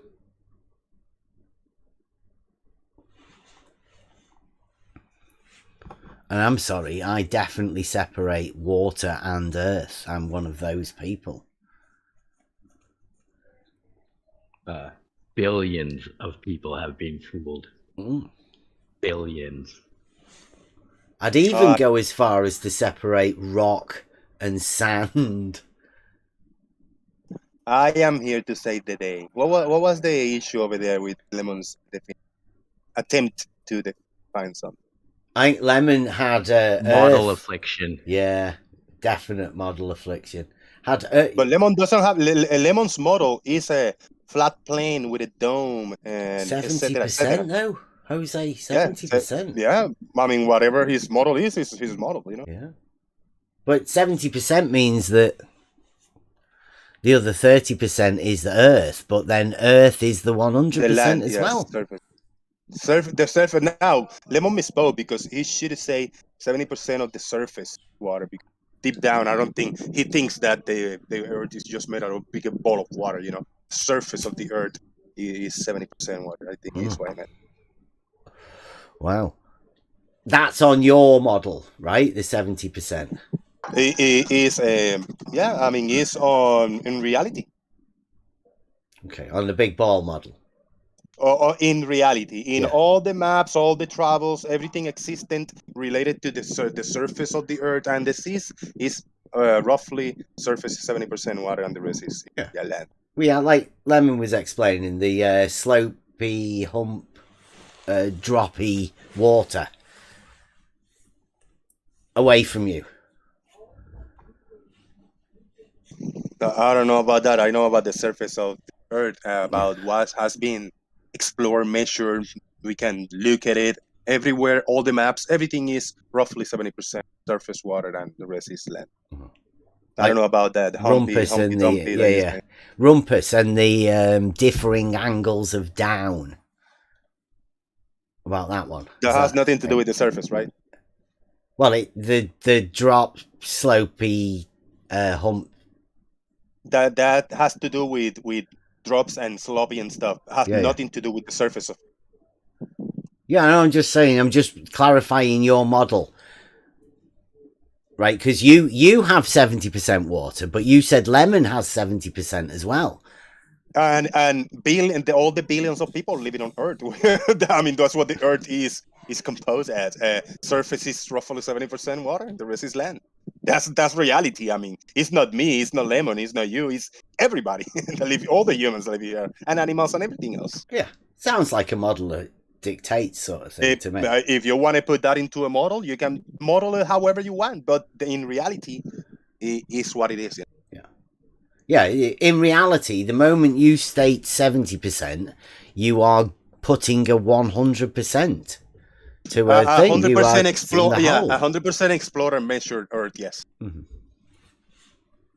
Yeah. So if you don't think that's the measurement, you are implying that there's more to be either explored, discovered, and there's more surface than we all know on Earth. I mean, that has to be what you are implying. Well, just that I don't personally know. I wouldn't. I don't know whether you know much about me, but I don't have any of those shadow giants, right? they've none of them have spoke to me and actually meant anything. So I can't take on the words of other people. I've had a lot of people lie. I gotta trust like them fuck because to me. I mean, I cannot measure the states and the continents and the lands that we live in. It's already been measured. We take the transportation, we count on maps already done. So if I don't want to be living, I can just drive around, cruise around without a map and not have any idea on the distances. But I have to trust what exists today that people in reality use. Yeah. I've done a video just recently. I said the same thing to fight the flat earth, right? All maps are flat, right? They're known as flat maps. Everyone, all of them, every single one of them. Yes, and all the pictures of me, of my face and my family and my house are flat. Yeah. Yep. Does that mean that my house is flat? Does that mean I'm flat? No. It's just the pictures and the illustrations that we see. All to scale. Sorry, I got it wrong. All to scale maps. Exactly like my selfies and my flat. pictures. Yeah. Exactly like my pictures. Exactly to scale flat. Yep. To scale, you've got all. Yeah, to scale pictures of my face and the human beings. Yeah. Are they flat? No, they are three-dimensional objects. Yeah. Right. Yeah. So that goes to show that you can map reality onto a developable surface, right? Yeah, whatever rocks your boat, man. Yeah. No, I'm glad we agree on that. See, that's one of the uses of flat that is relatable, right? All maps are flat is like a logical statement of truth. That is the correct usage of flat. I mean, I think everybody, when you make that statement, all maps are flat, especially all two-scale maps are flat. That's a truthful statement, and everybody can understand what flat means. Yes, indeed. And therefore, the Earth is a square with, in the left-hand side, we got North America, and the bottom South America. We got the Asia and Europe and Africa in the right-hand side. Then we got a long strip in the bottom of Antarctica. That's what you think. I mean, that's what you're saying. No, you're saying that. All the maps are flat and represent reality, and they're all to scale, and straight, right? All to scale and straight. So that means you don't think that you don't think the Mercator is a two-scale map? No, that's what you're describing there. No. Is that? Yes, have you ever seen what you're describing? Yes. Do you think, Jose? Do you think the Mercator is a two-scale map? No, it doesn't matter what matters is reality. Yeah. Is it? It doesn't matter then, what we all think. I mean, is the Mercator a two-scale map? Forget about what you think. It might be. It might be. You gotta ask the experts there. I'm not an expert. No, definitely not. It's not, Jose. But do you know what a two-scale map is? So, I guess. You're right. Do you know what a two-scale map is? Yes, I know what the scale map is, and that's why you think that the Earth is a square map with Antarctica long strip in the bottom, and etc. like it described. I don't think that at all, Jose. Oh, so what is the Earth then? If you cannot put it in a 2D map, you cannot put the whole Earth as a whole in a 2D map. Then I can't put the whole thing in a 2D map. You can't. I cannot. I mean, because. I just cannot. I'm not a cartographer. I don't do maps.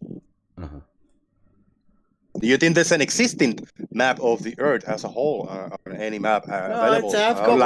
I've got one of the bit that I'm at, right, and that's a definitely. Oh no, yeah, that we all have. Yeah, we all have. But how about that as a whole, so we can know a little bit of further parameters? Yeah. Yeah, I think people has been hundreds of miles away from the Earth. That they should be able to take it. good Sorry? layout of the land. People have been hundreds of miles away from the Earth. People can take a good layout of the land Away and from which everything bit else. of Earth? I've been From away Earth, from the surface of the Earth, I've been from quite far places. away from. Yeah, a few like hundred some of miles. the That's Earth not in that far. Scotland. I bet 100 miles is I'm a just not fair that far. far away from the Earth in like who've we got? SE's back garden. I bet Few I'm hundred miles. When miles you think away it's from really it. far, Yeah. you don't think technology, weird technologies today isn't capable to go a few hundred miles away from the Earth? People on it. I'm like it's like I just said. I am at this minute quite a few hundred miles away from the Earth. From the surface of the in Earth. up to the SE's sky, yeah, back right? garden. Yeah. Up, away from the Earth. You're still in the surface of the Earth, landing unless you're floating, flying, right? I'm sat on my Right now? chair. Yeah, feet up. Okay. So away from the Earth. So you know Lounging. exactly what I'm saying, and you're just avoiding answering the question. Do you think humans have the capability of go a few hundred miles away from the Earth, from the surface of the Earth? I wouldn't know. Wouldn't know at all. Do you? Yeah. Yes. Do you? Nice. You do. Yes. Nice. We are a technological machine developing and evolving every year. Do you think we'll ever take over another world? Do you No. think? No. No. I don't think so. Like Star Trek flying in Never in spaceships. the life. They won't even Warp speed? go as far as the moon. Never. Dilithium crystals. That's all kinds of sci-fi. I mean, if that rocks your boat and you believe that, it's up to you, man. I'm not into that science fiction shit. Yeah. But 100 Jose, do miles you up think there we isn't. landed on the Earth, on the moon? Jose, do you think we landed on the moon? Technology, rockets, I don't know if remote controls and computerized technology have landed on the moon. Humans have never stepped away just a few hundred miles away from it. Humans have never been as far as the moon. All right, okay. So you take that, you go against the mainstream of what most people think happened in reality. So why do you maintain that you think the Earth is a ball and taken what the same people that told you that we went to the moon as a fact? Because all the measurements, data, and information analysis and tests and everything points to the Earth being spherical, as big as that. But you're getting the same information. No, This is meant to be Euclid night, right? Supposedly be not the same amount of information than Men on the Moon. I was just That's about a to fantasy. say That's that. I thought it was just Euclid a night. story. Yeah. Hey, guys. No, but from the same people. But Guys. you're getting the information from the same people. Oh, sorry, Bev. Yeah, Sorry. this is Euclid night, right? So I don't have to count on anything space agencies to tell me the shape of the Earth. I have nothing to do. You know, space agencies are the ones Jose. telling about the Jose, Men well, on the Moon. Jose B is you're always listening. hard to be Jose. This is Euclid night, so keep it relatable to something in Euclid, right? I was asked a question and I answered. Yeah, I know. You're talking about your shadow giants that, you talked about a measurement and the measurement has been given to you from a shadow giant, right? You've not measured it.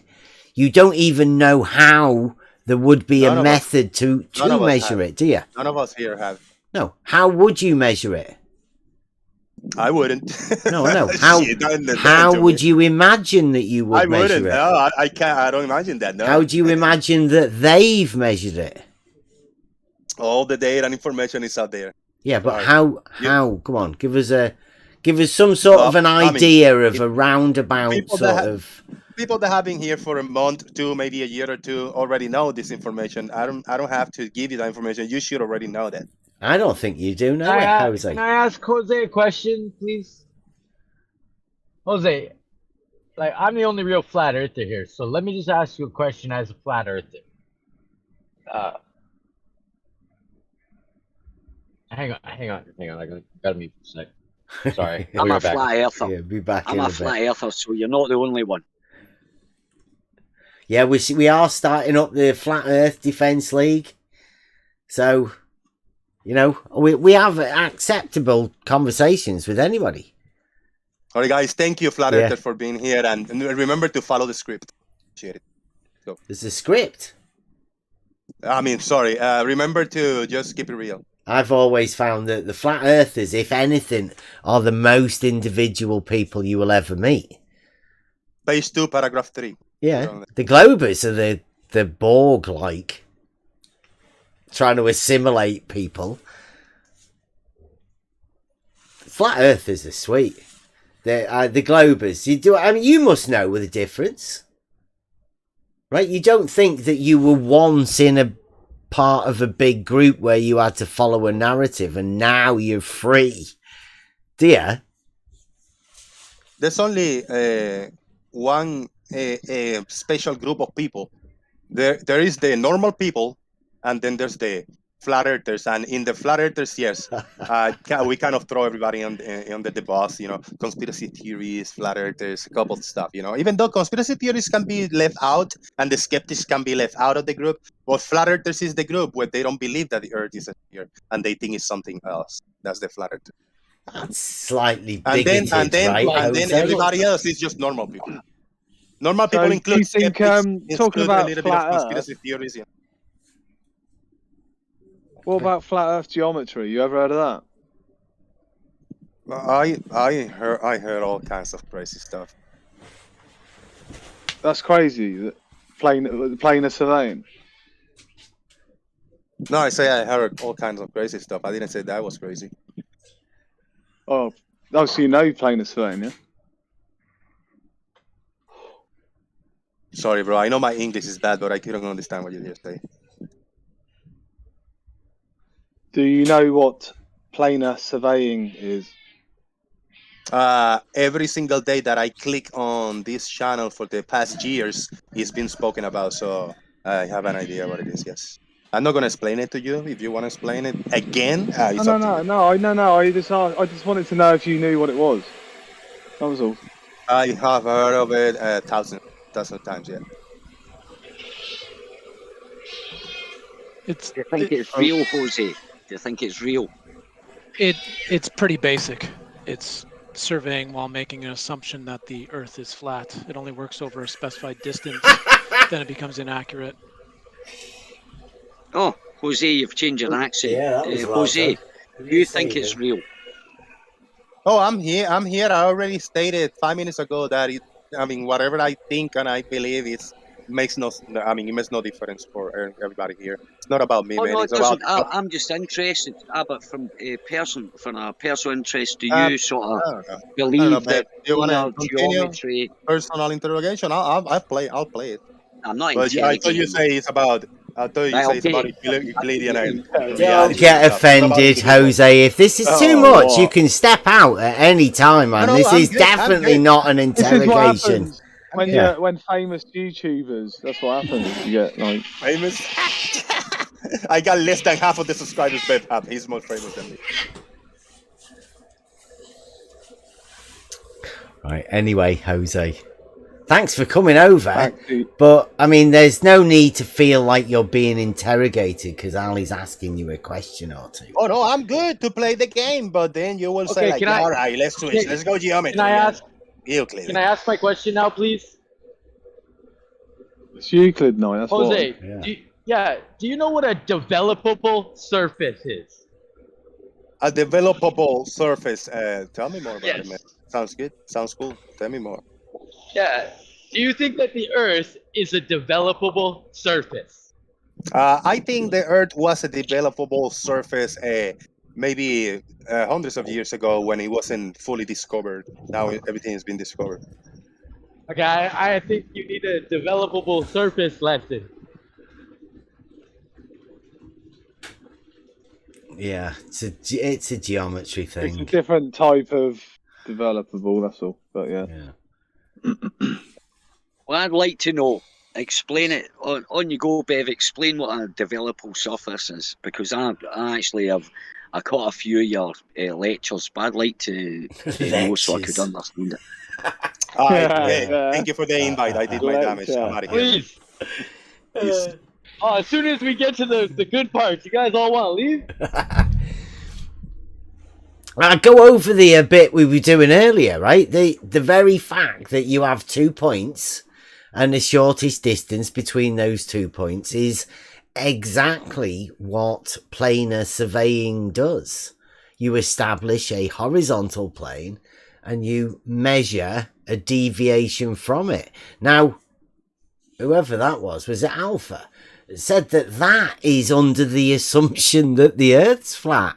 I would pretty much tend to not say that to surveyors because they might get a little bit offended by it. Really? Why do you think they would get offended by it? Well, you don't want to be calling people who say that levels establish a horizontal plane flat earthers, because you would be incorporating a massive group of people into the flat earth. That's why we're sort of thinking about developing this flat earth defense league, right? Because McToon has just recently redefined what it is to be a flat earther, and he's sort of incorporated planar surveying, which is, I'm not so aware whether he's aware of it, but I mean, like, you just did a similar thing.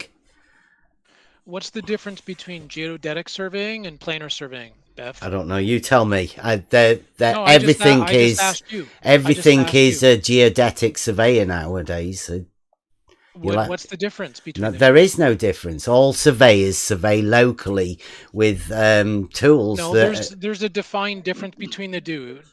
Where? If you don't know that, I don't think you should be speaking to surveying at all. It's defined difference between the two, not that actual difference between what the surveyors do.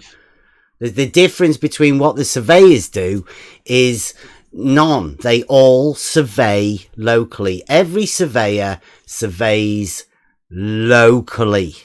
So if you tell me what the difference is.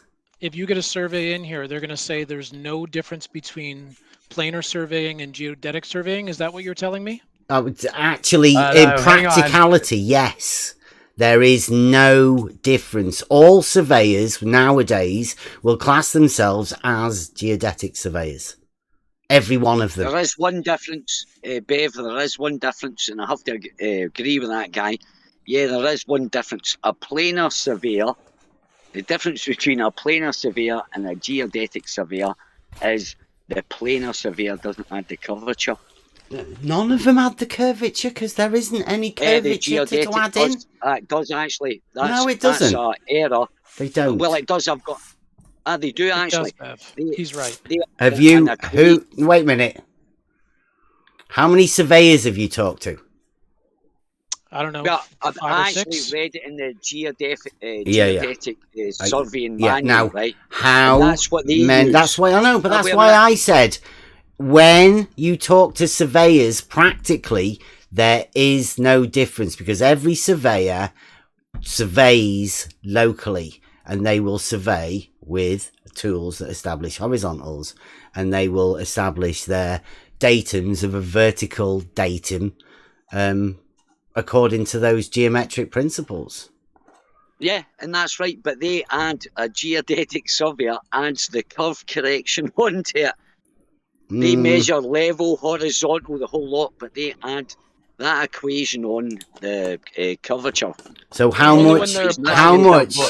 much difference would there be for somebody surveying a canal if they were a planar surveyor or a geodetic surveyor? How much difference would there be between the practicality of the surveying of a canal? It'd be minuscule, Bev. I agree with you. I'm on your side, mate. But the fact is, in the geodetic surveying manual, an error in geodetic surveying is not to add the curvature. So you're measuring horizontal and you're adding the curve afterwards. That's what they do. That's the only difference. They add the curve. They don't measure it. They just add it. Well, you know, if you were actually a practical surveyor and you were surveying with tools to go from A to B and you were establishing elevation changes, then at what point do you imagine they would add in a curvature? At the end, once they take their numbers, see, once they do their, for example, if they're measuring a distance, right, they shoot whatever they say. I don't believe this, right? Well, don't say it then. Don't say it if you don't believe it. I was just saying. I was just explaining the difference. Yeah, I'm just explaining the difference. Yeah, well, I'm explaining to you practically, right? If you go from A to B and you're establishing a level. I've done surveying. I've levelled out my own jobs. I've levelled out housing schemes. Take my datum and run done runs, and I'm a landscape gardener. And I've used levels since I started. Dumpies, I only use a dumpy. I never used a theodolite because that does the angles, but I used a dumpy to transfer levels around the back of a building. Yeah. So. Yeah, that's it. But I'm just saying, I agree with you. They fuckers add on the curvature. How can you do that? How can you do that, right? Because you know, in your land, right, if you're measuring for elevation change, then there would be no point for you to add something on at the end. You're measuring and you're getting your elevations and they're exact. So I agree. Yeah. I agree 100%. It's absurd. So but logically, they don't see that. Yeah, I know what they say. So logically, if they aren't saying it, logically, you shouldn't say that they're not saying it, because you are, in turn, then saying it for them. They don't even have to make the argument. You're doing it. But that's why I keep saying... Yeah, I keep saying... Well, wait a minute. But you invite these guys across here and they promote their ball earth model and stuff like that. So what I'm doing is just the same. You invite all these guys to come across and they get to speak their mind about all this shit that they talk. Yeah, I'm just explaining or just saying. They add on afterwards, meaning that it's impossible to measure curvature with a fucking theodolite or a dumpy or any optical instrument that you're going to define a horizontal. I'm agreeing with you. Yeah. And if I talk about it, well, so be it. But you can't say I'm not allowed to talk about it. No, I'm not saying that. I'm just saying, like, saying that, what we have to do is point out that in reality, if you're measuring an elevation, you're going with a horizontal.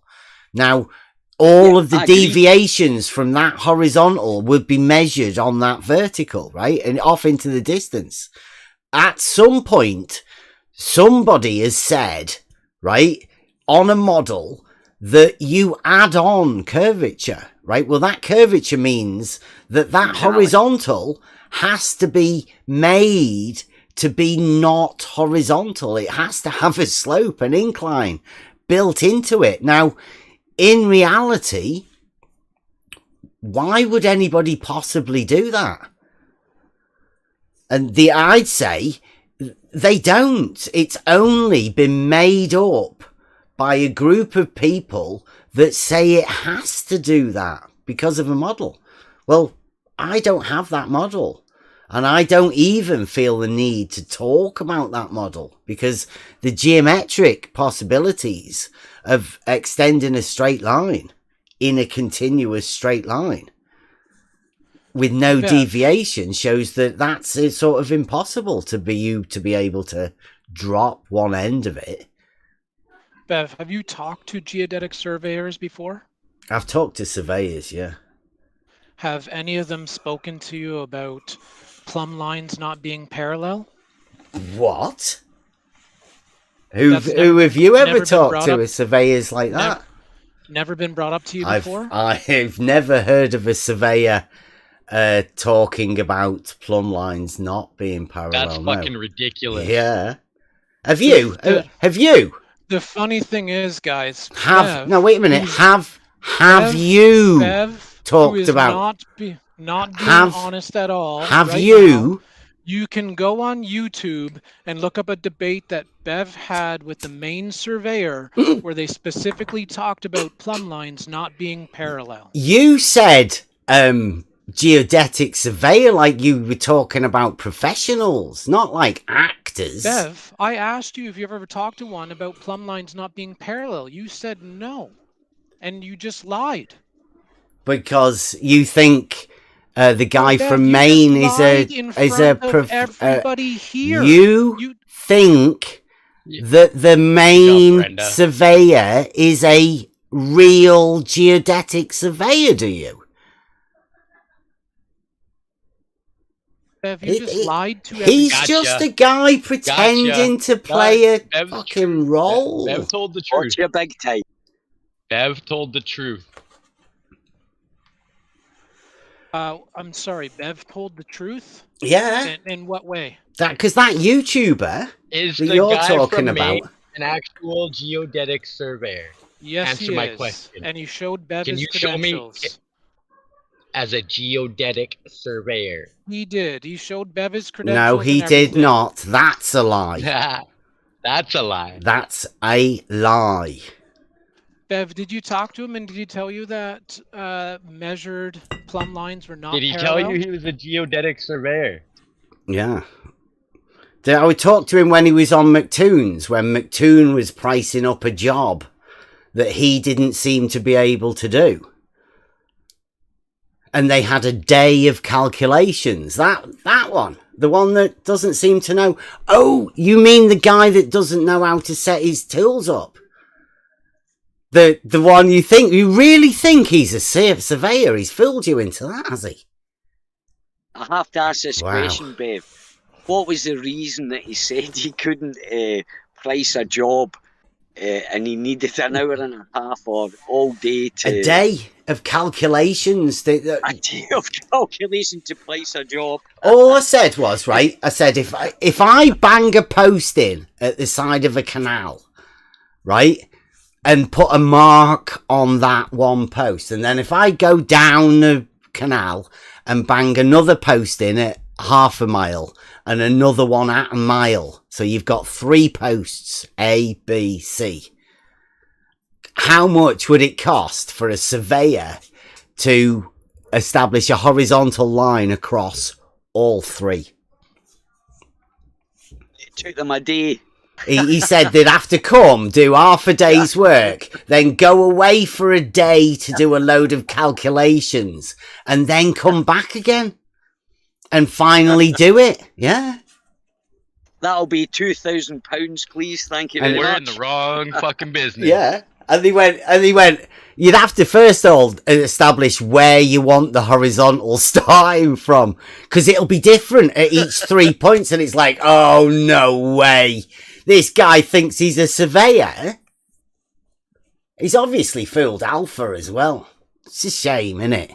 I should show you some stuff. I mean, we are going to go over a few of the things. We're going to go over and look over the globe surveyors. Did you also talk to Jesse about the exact same thing? Jesse said the water level drops away from horizontal at a rate of 8 inches times the distance in miles squared. I remember it. It's what made Jesse have to go away. Did Jesse talk about plumb lines Just not being the parallel? water level. Jesse said that Belu inspired him to look for the tilt. Yeah, aliens talked to Jesse about looking for tilt. I remember that. One side of the lake was lower than the other. Yeah, depending on from where both you sides. From both. Yeah. Yeah, you've been fooled, Alpha. I know. I feel sorry for you. I feel sorry yeah. for you, Bev. People have showed you their credentials. He's and then you fooled a deny lot of people. I'm absolutely sure. I'll go. I can actually. I'll find all of the bits of having the PC shift around. But go on. What about anyone other than the 2 you mentioned? Then apart from those 2, what else you got? You want other surveyors saying that plumb lines aren't parallel? Is that what you're asking for? Well, go on then. Yeah, if you got one. No, I'm asking. Is that what you're asking for? Yes, please. How many have you got? I am. How many surveyors have you got? Is there a list? Can I just give him a logical statement, Yeah, go on. please? Mhm. If horizontal is a straight line, then of all verticals are perpendicular to that straight line, all those verticals are parallel.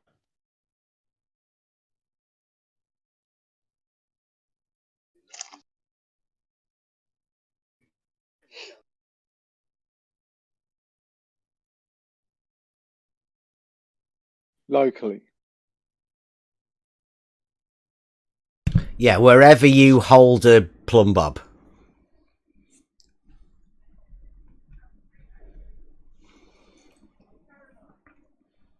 I've never held a plumb bob that wasn't plumb. Vertical, yeah, plumb. And plumb's always plumb, right? There's no differing angle of plumb. No, just the one plumb. Mm-hmm.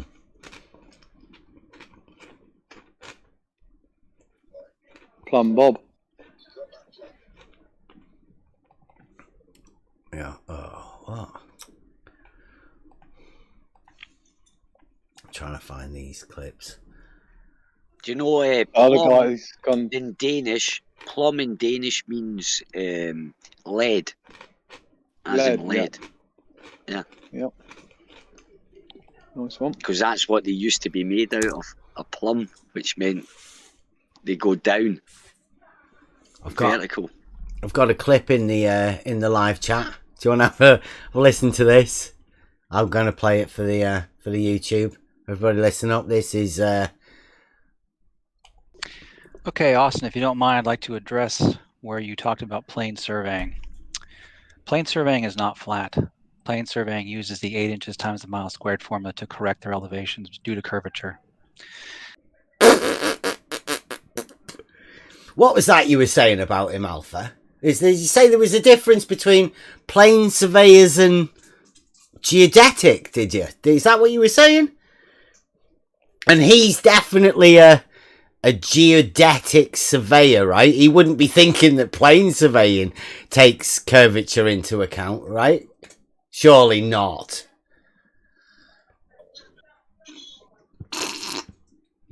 Alpha, are you sure? Are you all right? Alpha? He's still looking for He's still go on. Have a listen to it. Plane, not plane. Plane surveying is not plane. It's a plane that's not a plane. If that's not diletheism, it shouldn't be surveying, really. I'm looking for that clip as well now, DP. I've got it somewhere. Yeah, that's been good, you introducing all these words like dialetheism. There was another one. What was the other one? That went along with Paralogisms. Yeah. That's it. Yeah, that was actually, they were 2 words I never knew, and I had a look. Yeah. Paralogism's a great one. It explains everything, right? It explains all these conversations I've been having for the last 6, 7 years, kind of thing. Yeah, it's one of those words that you like, God, I wish I'd have known that word a few years ago. Fucking hell. And kudos to you guys for bringing that word up. That's the 2 words actually is dialetheism and the paralogism. Yeah. Is that? Yeah, paralogisms. I've got it wrote down on the board because it's one of those. It's that new, isn't it? It's a new word. You have to get it in your head how to say it. Yeah. Yeah, I never heard it. And the other one as well. The other one I've never heard that. I was when you guys came out with that, I thought, straight away into the dictionary, having a look at it. I thought, aha, there you go. I wish I'd known this years ago, just like you said. I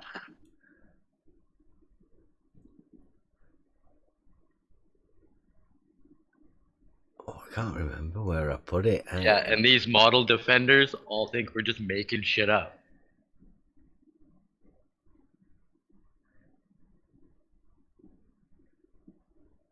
Yeah.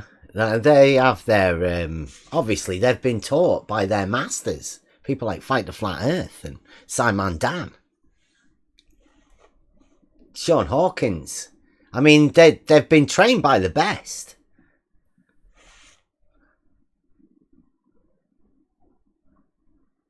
They've got the new proofs, the nutsack drop. The new shadow giants, the latest ones. Jesse Kozlowski and the like. The main surveyor. Imagine thinking that the main surveyor... He's played a good game there, hasn't he? He's done well. I think these guys have just taken advantage of a big group of people that, yeah, it resonates with them because they want to fight against an alternative theory, and to protect their theory, these guys have come out and just like Jesse Kozlowski and the Plain Surveyor, they've just come out and it said a load of shit basically, and these guys have bought it because it fulfills their belief or whatever. Because if you look at actually what they're saying, like for example, a straight line is curved, a horizontal line is curved, or that's a horizontal at a point. How can a point be horizontal? A point doesn't exist, right? It's just a concept. Yeah. Kind of thing. So it's just a that location was the marker. thing that, until it, like DP's got on his thing, until you actually place it somewhere, you can give it some chance to have utility, to do something with, then yeah, it's nothing. But in reality, as soon as you place the end of a ruler or whatever your measuring device or your compass, then it becomes that point, right? It takes utility at the point, but only in reality. Yep, disregarding that ruler, which is making a straight line, disregarding that ruler and just taking that point where it starts at and forgetting the end of it, the B. They've got the A, and they forget about the continuing that. A ruler, imagine you came out of school at 16-year-old and someone immediately just come out, just passed your arithmetic or your mathematics or geometry or whatever, you just got your A level or O level or whatever, and you come out of school and some dude's trying to tell you, hey, by the way, do you know all that geometry that you got taught at school, it's a load of bollocks. Horizontal actually means bent. A straight line is bent. You know what I mean? It's like crazy. But these guys buy it. Horizontal doesn't mean bent. You're thinking about this incorrectly. Think horizontal of course on a sphere of being a tangent. So where it contacts the sphere, how big? Level. How big? As it goes away, it deviates. How big is the but horizontal? It's still horizontal. It's just not level. How big is the horizontal? How big can it horizontal be? Remembering that horizontals and verticals are perpendicular. How long is a horizontal plane? How, in your imagination? You can make a horizontal plane as long as you want, Bev. And geometrically, would all the verticals be perpendicular to it? To that horizontal, they would be. A vertical. That's not the surface of the Earth. How do you establish a vertical? How do you establish a vertical?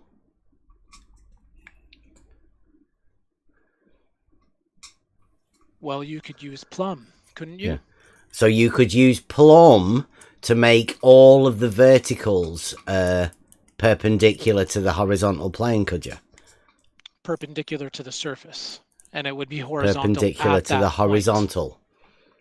At that point, the horizontal plane we're talking about, that established that you first, when you establish a horizontal plane, you have to understand it deviates from what? What does a tangent look like on a circle? What does a horizontal plane deviate from, please?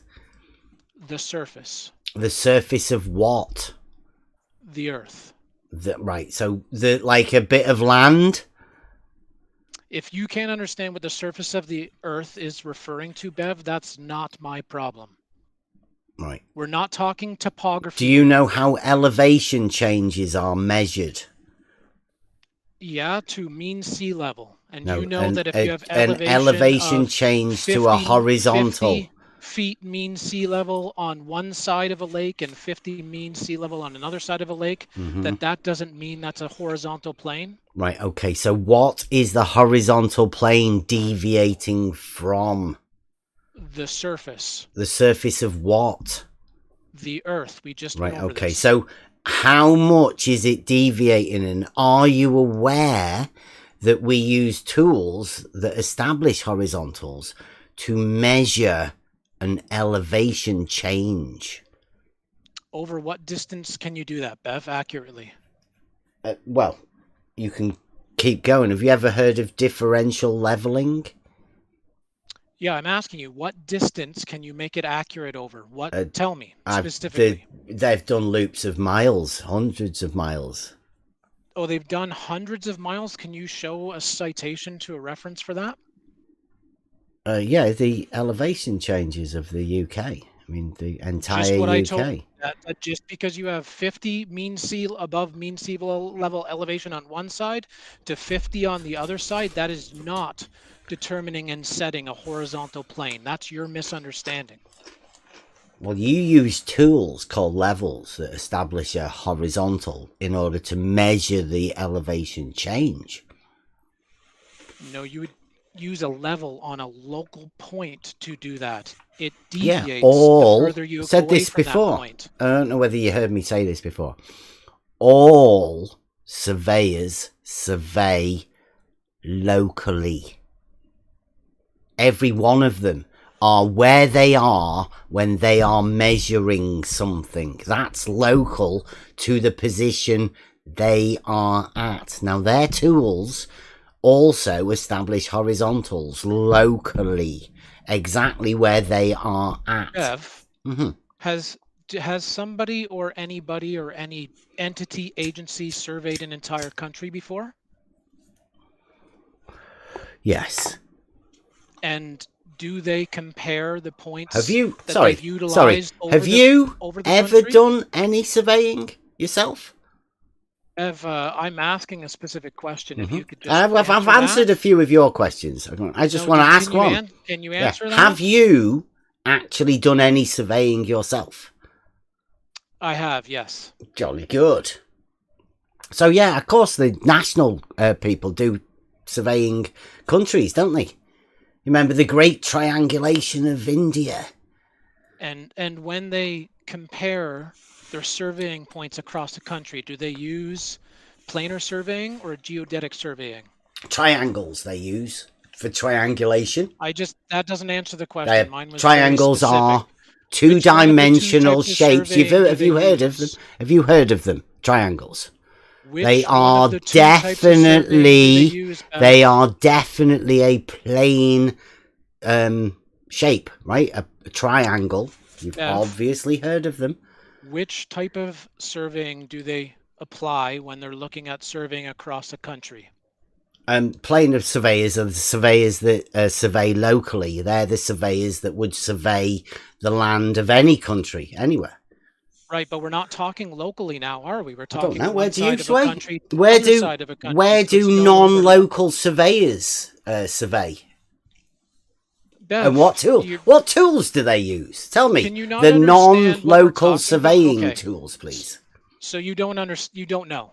Just say I you don't know. seem to know. Just say that. You don't know then. Yes, I will agree no, you don't know what you're talking about. Yes. No, I know what I'm talking about. They use geodetic surveying to compare the surveying points that they laid across an entire country. Have you heard what your hero has said in the video that I put in the chat? Have you heard it? Bev, what type of surveying do they use when they're looking at a country as a whole? Heard geodetic it. I'm going to play it again. planar? I'll play it again for the YouTube crowd. This is what he doesn't want to hear. Okay, Austin, if you don't mind, I'd like to address where you talked about plane surveying. But they use planar. Plane surveying is not Whoever flat. that guy was talking, Plane they surveying use uses the planar 8 inches surveying, times the mile squared and formula then to they add correct for curvature elevation at the due to end. curvature. But they use planar surveying. A geodetic surveyor uses planar surveying, measures things horizontal, vertical, angle of the rise of a mountain or whatever, elevation or whatever, and then they add the curve. But they use planar fucking geometry, like Bev says, triangles. Hey, Ali, I posted a bit of a surveying book in the chat here where you can see them referencing curvature. Yeah, and they add that on afterwards. Read what it says in that. That's It doesn't text matter that you what I would get read. if you're a I'm surveyor. telling you what they do. Now, I'm telling you what wait they a do. minute. I've We're read enough going. about the subject. We're going around and around here because we've been through this all the time. Alpha. I don't know whether you're aware of it. We say level is horizontal, which is a definite affirmative statement of truth. Straight line. No, it's Easy to prove. Neither higher nor lower at the other end. You've heard of rise over run, slope.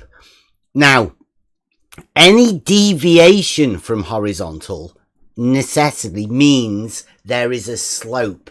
Now, you, with your definition of curvature, would state there has to be a drop and a hump and a slope because your formula has a distance that it is away with a drop. That's points, that's a triangle, that's a slope. But you have to imagine some sort of curvature to it. Don't you? It's just your misunderstanding, Beth. It's a And quadratic function as well, which doubles your You- problems. You seem to be talking about level a lot in geometric terms. Can you show me where level is defined in geometry by anybody, Euclid, anybody? Level is defined as being perpendicular, isn't it, to Plumb? Bev, show me a reference to anything in geometry that references level. Perpendicular. Have you ever heard of that? Have you ever heard Bev, have you ever heard I'll of the wait. geometric Hey, term? I'll come I'm back. going to say Paste alpha. it. Alpha, Paste it you in here are chat. listening to me, are you? Paste it in Are chat. you the listening geometric to me? definition of level. Paste it in chat for me. I'll come back once you've done that. Perpendicular. I'll find you one, right? You just want some sort of geometric term, do you, on the term of level? Because I mean, this is it's great that you're coming in for Euclid night. This is really good. The definition of level. Thank you, very good. Yeah. There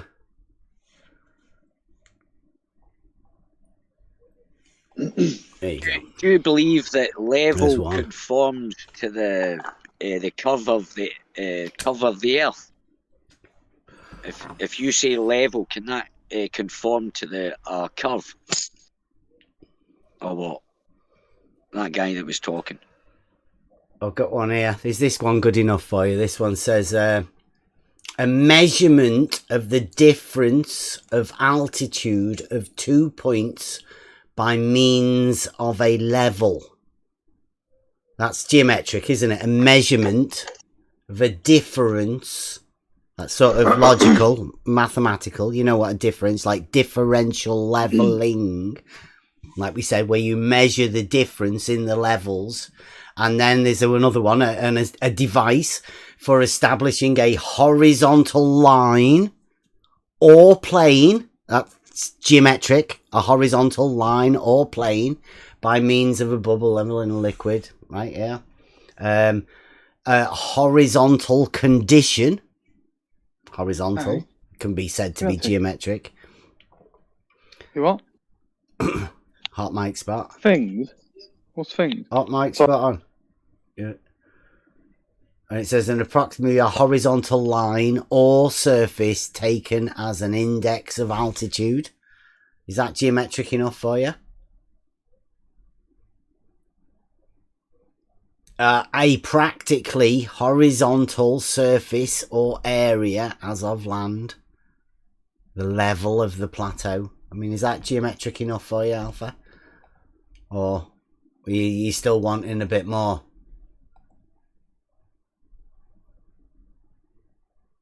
I think he's gone.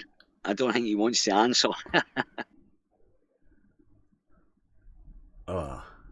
I like this one. This one's got a good one because this is the one that says level, having no part higher than another, having a flat or even surface, being in a plane parallel to the plane of the horizon. Horizontal. I mean, that's a horizontal definition. What's that doing in there with level? But I mean, that's definitely geometric, right? A plane parallel to the plane of the horizon. That means that the horizon is a plane, and everybody knows what a plane is. So, and a plane parallel to it. T-shirt logic. I don't think it could have been any more planar. Yeah. That's brilliant. Haha. That's definitely geometric, right? How much more geometric do you want? Plane, parallel, plane of the horizon, and then it stipulates horizontal. That must mean that level is horizontal. Strange that, isn't it? Isn't that weird? Are you there, GPC? He keeps asking us for these proofs or whatever, definitions of geometric terms. Yeah, it's nice to be able to let everyone hear about them. Oh, this is a good one here. I missed this one at the bottom. It says the interconnected horizontal mine workings at a particular elevation or depth. It's horizontals all going all the way down to that sort of over. It says 1,500 foot level. Horizontal mine shafts. Interconnected horizontal mine workings. Yeah. Well, we know someone who has experienced that. Told us all about it. Oh, here you are. This is a good one. An imaginary line or surface everywhere at right angles to the plumb line. Yeah, imagine that. Holy cow. In the middle of all of those horizontal things. There's that one. I mean, it couldn't possibly be the same thing, could it? But that would mean... What reality looks like. That would mean horizontals are parallel. Shit. Fancy that one slipping through. You have to get the council on that. Seek it out. Doesn't that also mean that the verticals are parallel? Oops. And they're also plumb. Don't talk about the implications. You'll upset the guy. You'll trigger him. I've got a question for him. He claims that he's done surveying. Mm-hmm. Well, can you tell us the curvature that you measured, or was it just elevation change?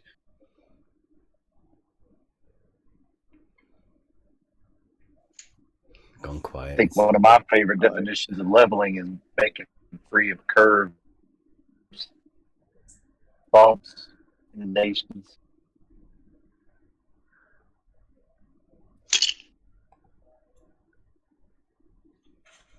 I don't think that guy would know a theodolite or a dumpy if you smacked him in the head with it.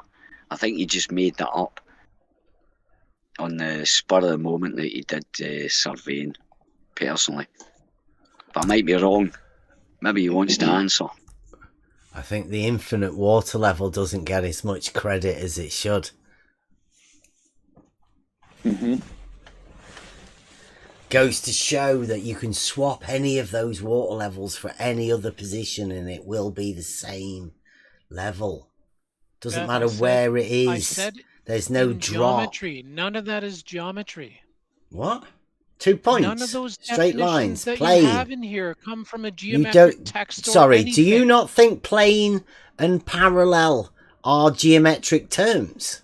Or perpendicular, Are you right serious? angles. I was really clear. Are you serious? There's no level in geometry. You can't. If you want to talk about geometry and the geometry of the Earth, you cannot use level. It doesn't exist in any geometric text. Yeah, but level says can't. it says here nothing to is do with level. geometry. Level is being in a plane, geometric term, parallel, geometric term, to the plane, geometric term, of the horizon. Like, do you not think we can use geometry to describe things? Do you not think it's been put there as a descriptor thing for us to be able to tell truths about things? Why do you think level's not defined in geometry, Bev? Because it's straight did and plane did for geometry. What do you think perpendicular means? Where do you think that comes from? We're talking about level. Where do you think geometry comes from? And where do you think the proofs within level, geometry Bev. are gained? Try and stay on point here.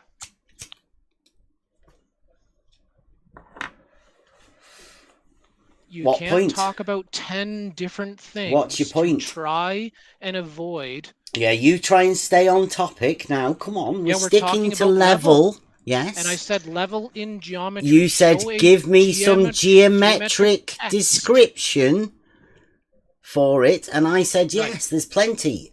A horizontal line or None of these plane are. in which anything is situated regard to its elevation.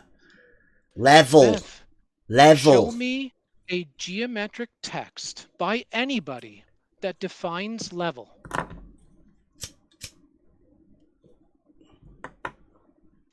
Mobius, because he thinks he can use geometric terms to describe the Earth and talk about level. I'm not But level describing isn't the a Earth, geometric dickhead. term. Oi, It's not in dickhead. there.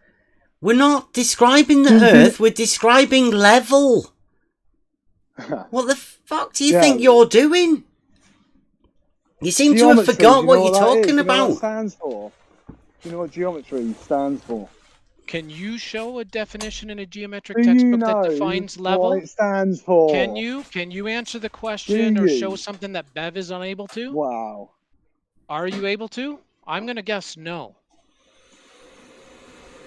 See, Bev used to talk about Euclid. You used to talk sense. Actually, no, you've always been a bullshitter. About whether level was defined. Level by Euclid, is backtrack. horizontal.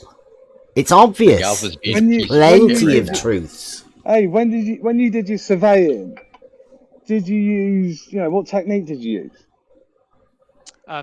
Sorry, you can't answer the question. Is that what you're saying? Just No, come out and say you can't answer the question, obviously. No, he was just asked to show something. What surveying technique did you use when you did surveying? Level from a geometric. We're just trying to make sure you understand what it is. It doesn't exist, and we can move on. That's We're trying to Anyone establish. that's done surveying would be able to answer that question just like that, and we'll move on.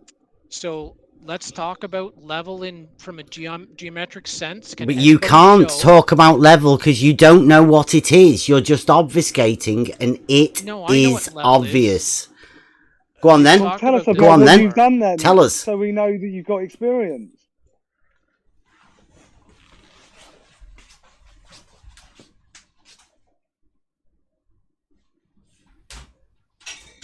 So how is level defined in terms of the Earth, Bev? Do you know?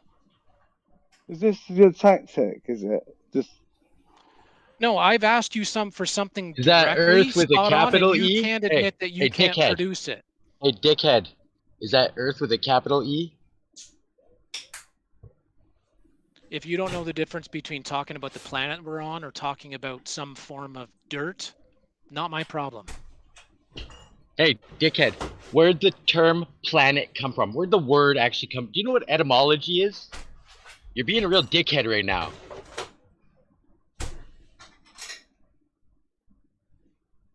I just want to know what type of surveying you've done.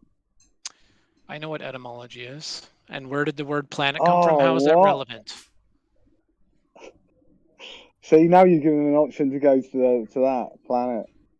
Yeah, so you'll Well, answer if he my knows what question. etymology Spot is. on. You'll I'm just answer my waiting for you. question. Hey, Rob, you But you didn't won't try answer Spot On's question? Rob, Answer you Spot didn't- On's question. Rob, He's picking on the you flat didn't earther. chime- Stop you him from did not picking on the chime flat in earther. We on defend the the flat side of earther. things, Rob. Just stop picking on the flat If he knows- earther, will ya? Leave him alone. If he knows what etymology is, what is the etymology of word geometry? He couldn't answer that one. That was the obfuscation. 2 questions that I asked him, he couldn't answer. Yeah. Because he's because he's no surveyor. He's never done it. Hasn't got fucking clue what he's going on about. It's been called by somebody that actually knows what he's talking about, Alpha. Yeah, and you've been called. And it's obvious what, you're Ben? bluffing. Isn't it? You've got nothing. Just tell us what you've done. Tell us. Just give us an idea. What, from a surveying standpoint? Wow. He's still Googling. Give him chance. I'm going to take the brief Not for the Googling. missus. Keep going. Go on. Google You faster. fill the time with words that mean nothing. Have you heard of Wittgenstein or Wittgenstein? He'd have something to say about that.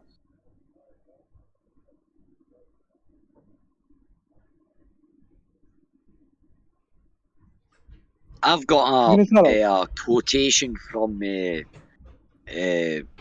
geometry that mentions level.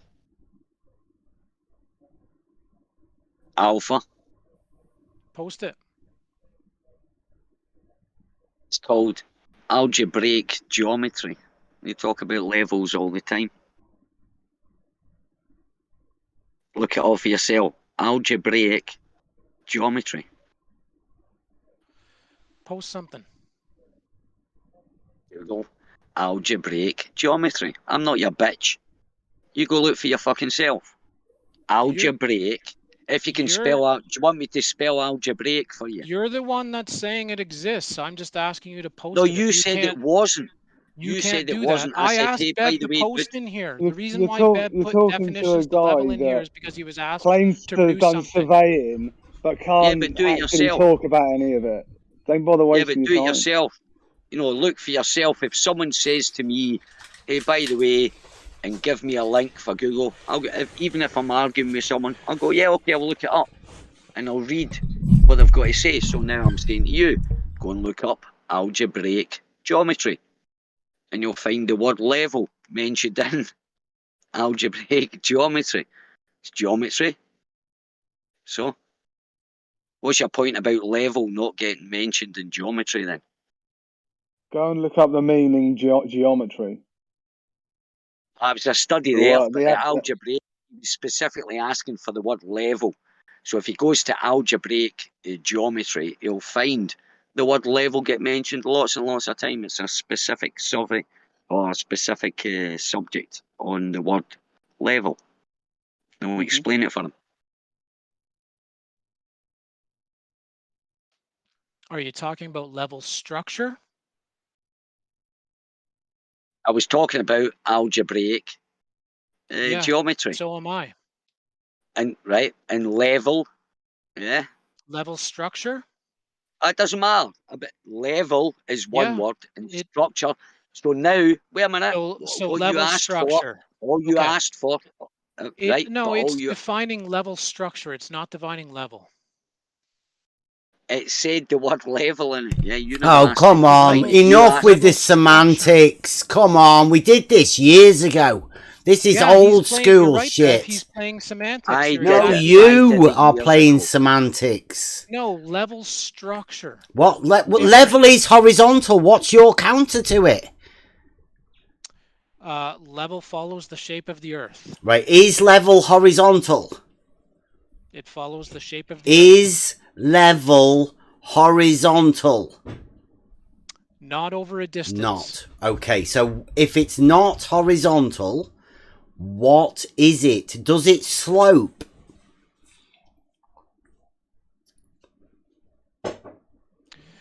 Bev, I think there's a concept Not that you can't horizontal grasp. means not horizontal, right? I'm going to post a picture for you so that to help us grasp. Do you know what point. do you know what horizontal is? I do. A tangent would be horizontal. No, a tangent would be a tangent. Do And you it's know? horizontal. Do you Yeah, know if we what put a tangent horizontal on is? where you're No, standing you on can the put earth, a tangent Bev, on a if you put circle, and if it's on the tangent side of the circle, that's it's not horizontal, is it? Mm-hmm. Yeah, if it's a So there tangent you on the go. side of the circle. Bev, we're putting yeah, you're it's standing not. where you stand on tangent- the earth. We're putting a tangent A line tangent down. That's is it's just a part of a horizontal circle, right? It's for your local area, correct? no, You a agree with that? tangent is a geometric term. Do you agree that A if you put tangent is tangent- a geometric term. So is that how you would choose to describe level geometrically? As a We're tangent? Talking, Bev, Really? We're talking horizontal. We're Okay, talking so you would horizontal. describe, oh, how would you describe, asked for how horizontal, would you describe level geometrically? How would you, Alpha, describe level geometrically? I wouldn't. Oh, right. How would you describe level then? Not geometrically. Remember, it's the basis of surveying practical geometry in reality. And you claim to have done it. Yeah. You're misunderstanding that what you're doing is not what you think is straight isn't straight. What? Who mentioned straight? You said you wouldn't geometrically describe level. Correct, I wouldn't. Well, what is it then? How would you describe it? Through like an interpretive dance or something? Like, what the fuck do you think you're talking about? So how would a surveyor use level without explaining it geometrically? Come on. Get real. So, if you had a surveyor and you asked him to define level, what would he say to you? Alpha. He would either say not that not the 3 on YouTube either. Yeah, no, forget the YouTube guys. Go out to the guy on the street, and he's got one of them total stations. You walk up to him, and you're like, "If I asked you to define level, how would you do that?" I bet you he'd say it's horizontal. I bet you he wouldn't. Go on, what would he say then? Go on, what would he say? Bev, Go on, you what got would a he video? say? Yeah, I've got a video, yeah. Or would he say horizontal at the point that he's at a local point? From a local level, it's Horizontal isn't a point though, right? It is. No. It's at your point. No. Have you heard of a vertical datum? Of course.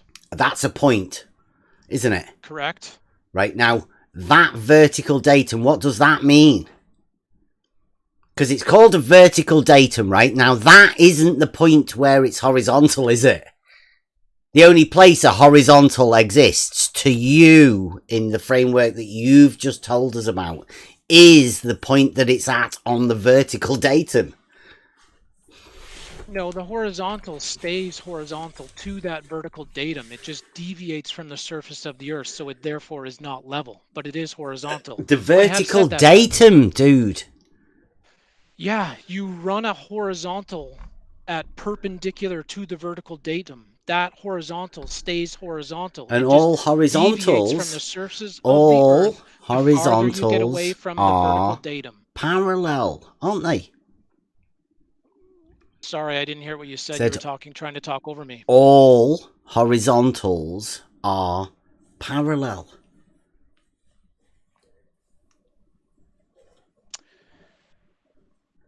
Can you have perpendicular horizontal lines, or sorry, perpendicular lines on a horizontal plane, Bev? I said all perpendiculars to a plane, a horizontal plane, will be parallel. Listen to what I'm asking. On a horizontal plane, can you have perpendicular lines? All perpendiculars to a plane. Yeah, they're called vertical. Will be parallel. No, they wouldn't be called vertical, Rob. Sorry. You've got X, Y, and Z. No? What would they call it? What would they call it?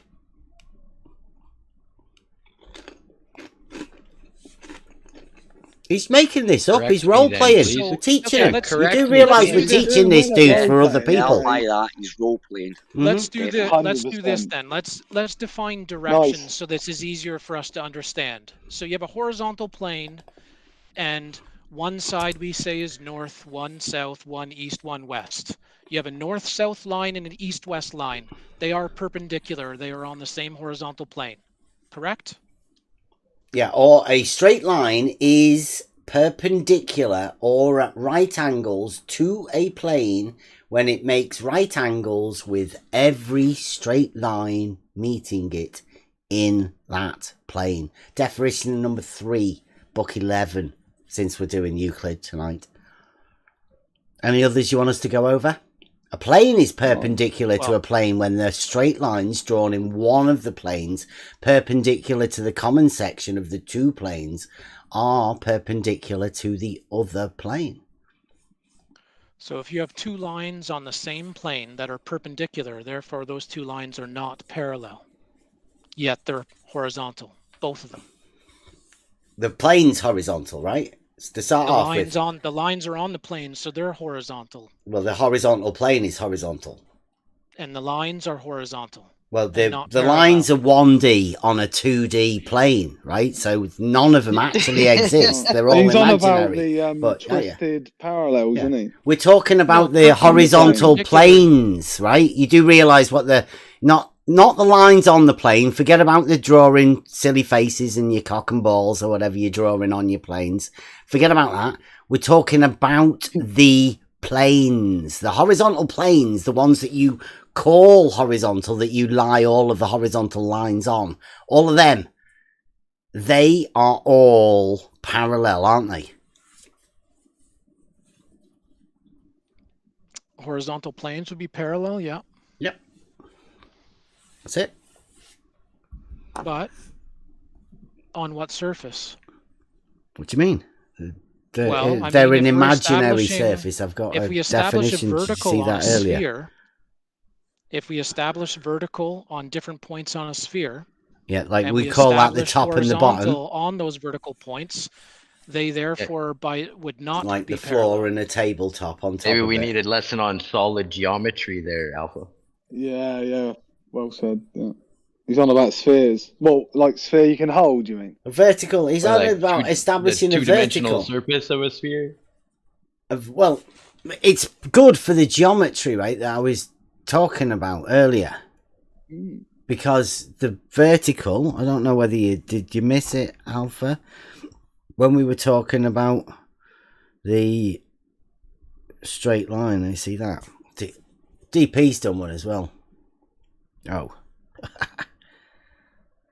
Don't forget that there's a couple of questions that need answering as well. There, Alpha, if you don't mind, at some point. Yeah, I like the way he came in for the guy from Maine. You don't live around there, do you? Are you supporting the Maine Massive, or maybe they're not Maine Massive? We don't even know whether we can trust him if he was from Maine. Yeah, He seemed to lie about all sorts of stuff. You never know. But see that in the geometry there. See, when we talk about perpendicular, you talk about that straight line that goes extended from A to B all the way out there to those bits. And then, obviously, the perpendicular of the Vesica Pisces. Now, that must be able to be replicated in reality. And if you were to put that circle in a vertical plane, then the tangent to the actual vertical, would be horizontal, wouldn't it? At the top and the bottom. And now both of those horizontals would be parallel. They'd have to be. Because it'd be the diameter, straight up and down. Geometrically, it's a brilliant way to describe all of this stuff. Yeah, it doesn't... Discord stopped doing all of those files. It gets annoying now for posting stuff. I see that. I'll do a screenshot. Yeah, but it's quite funny how he said the horizontal line deviates from the circle. But that's only on the point of view if you are standing on a circle. The circle deviates from the horizontal line of Alpha, yeah? If he's still there. Yeah. To return. If you draw Right, if you draw a straight line across on a bit of paper, you draw a straight line, and then you draw a circle and you have your tangent point, but the line's horizontal, right? What is deviating from the horizontal? Is it the horizontal line that's deviating, or is it the curve of the circle that's deviating? Yeah, you'd really say the circle is deviating from horizontal. Right, so why did you say it was the other way then? Just a flub. Yeah, okay, you get it now, and you understand what we're trying to say. Like a horizontal line's fucking straight. Practicing riveting. And level. Right. Well, here, and I just posted this picture to depict this. Are you practicing riveting? So all of those points on top of that sphere. Rob will give you some lessons have the on same that. I'm sure elevation. Rob would know what about that. They're like, all look at that level mess to he's the made sphere, of that, Rob. Bev. It's facial stud design. Yeah. What? Yeah. What? So those are all what's level going on there? to that sphere. Sorry. So those would be level. They're No, all they're equal not. elevation. Don't be silly. That's- Who's told you that? What are you doing that for? You've not done that as a description of level, I hope.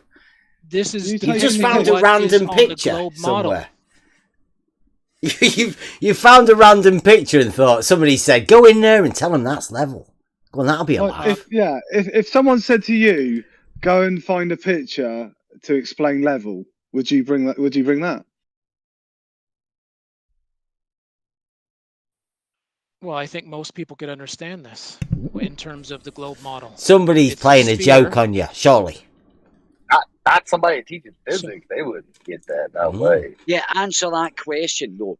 If someone asked you to show horizontal or whatever, would you bring that picture with you? That was a great question. I think it should be. We should get that, DP. Get that, and like just as one of those name, like just say the first thing that comes into your mind for this, right? And how many things do you reckon it'd be like before somebody said level? You're like, level. Yeah, that's it. Great. Imagine now if that guy was our school teacher.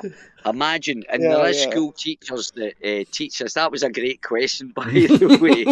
You know, if someone asked me, bring me an example of a horizontal. I haven't even seen the picture, but I know exactly what he was probably showing there by the questions. But Alpha. Oh, you don't? This looks like a bald head with 5 rivets. I'm not. I don't want to look at it.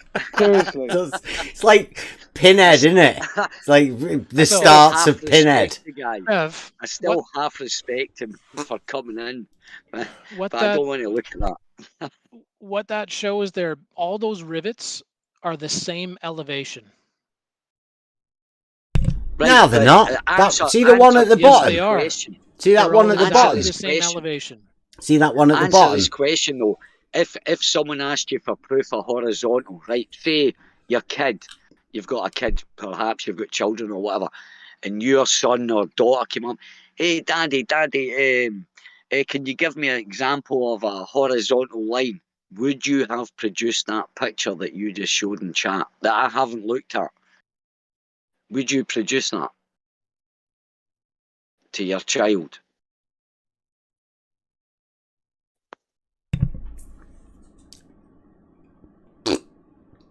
Can I just check? That ball, right? The highest elevation, I would say, is at the top. Right? So of those studs, there is one at the bottom, and then they obviously go up higher. It's a bit hard to tell which one of the two at the top is going to be the highest. But I would say the top of the ball would definitely be the highest elevation of the ball. Now, do you think the top of the ball is at the same elevation as the bottom of the ball?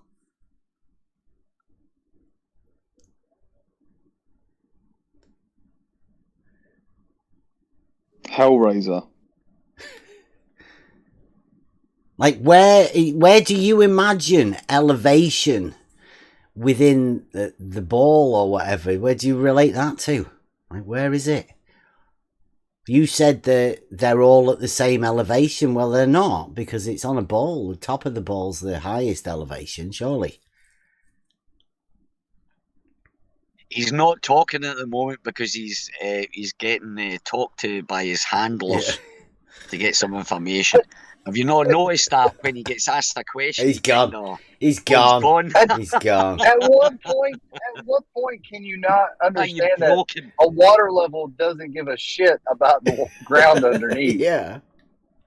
It can use a water level. It doesn't give a shit what the ground's doing.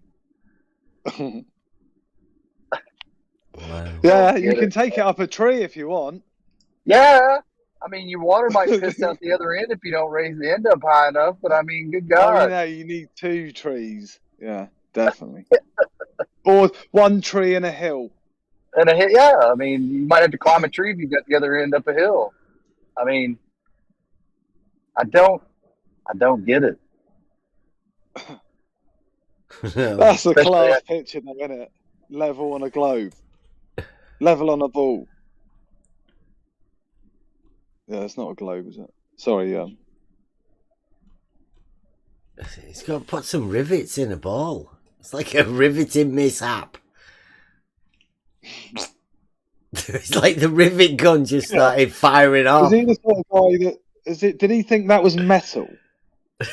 That's concerning. No, it's like you ask somebody what's level and they show you an art project. I don't know. What I've seen this, but like I don't want to be.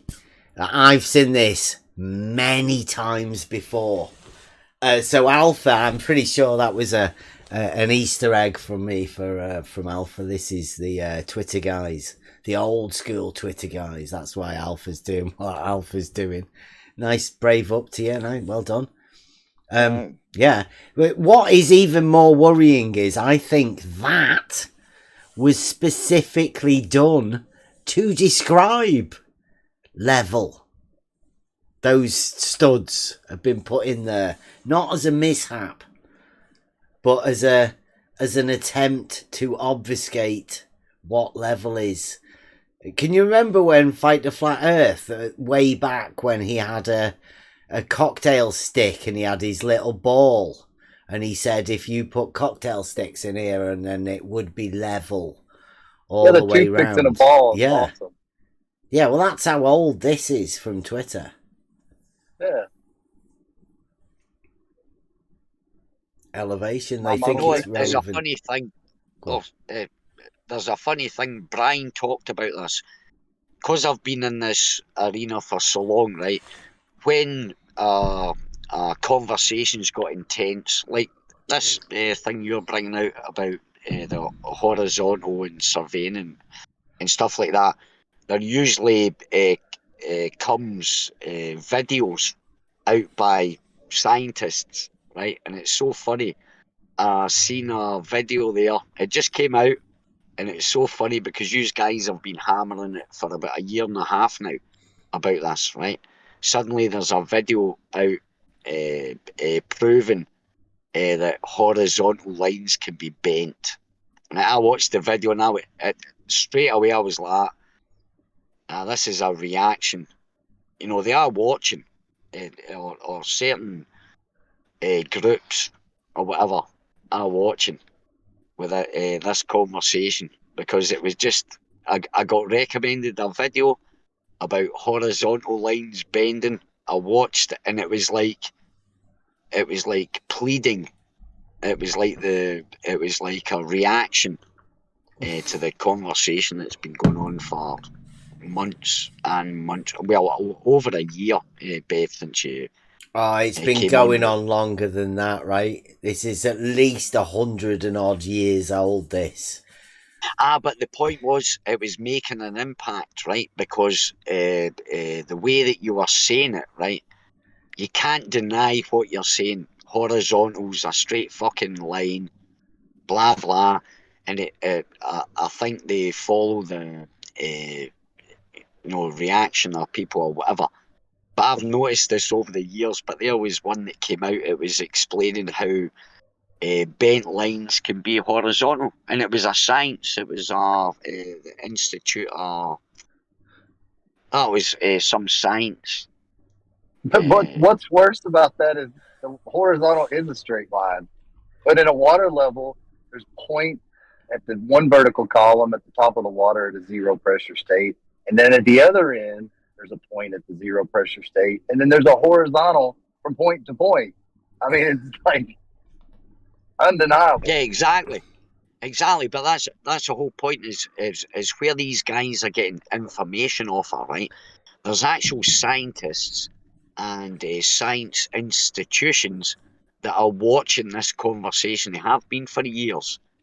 And this isn't the first time I noticed it, but as I say, I got a video there the other week. I seen a video, and it just came out, and it was explaining how horizontal lines were curved, and how you could explain, and they were given all these explanations, and they were reacting. They were actually reacting to every the conversation that's been going on, because that's been prevalent about horizontal and vertical and Euclid's geometry and stuff like that.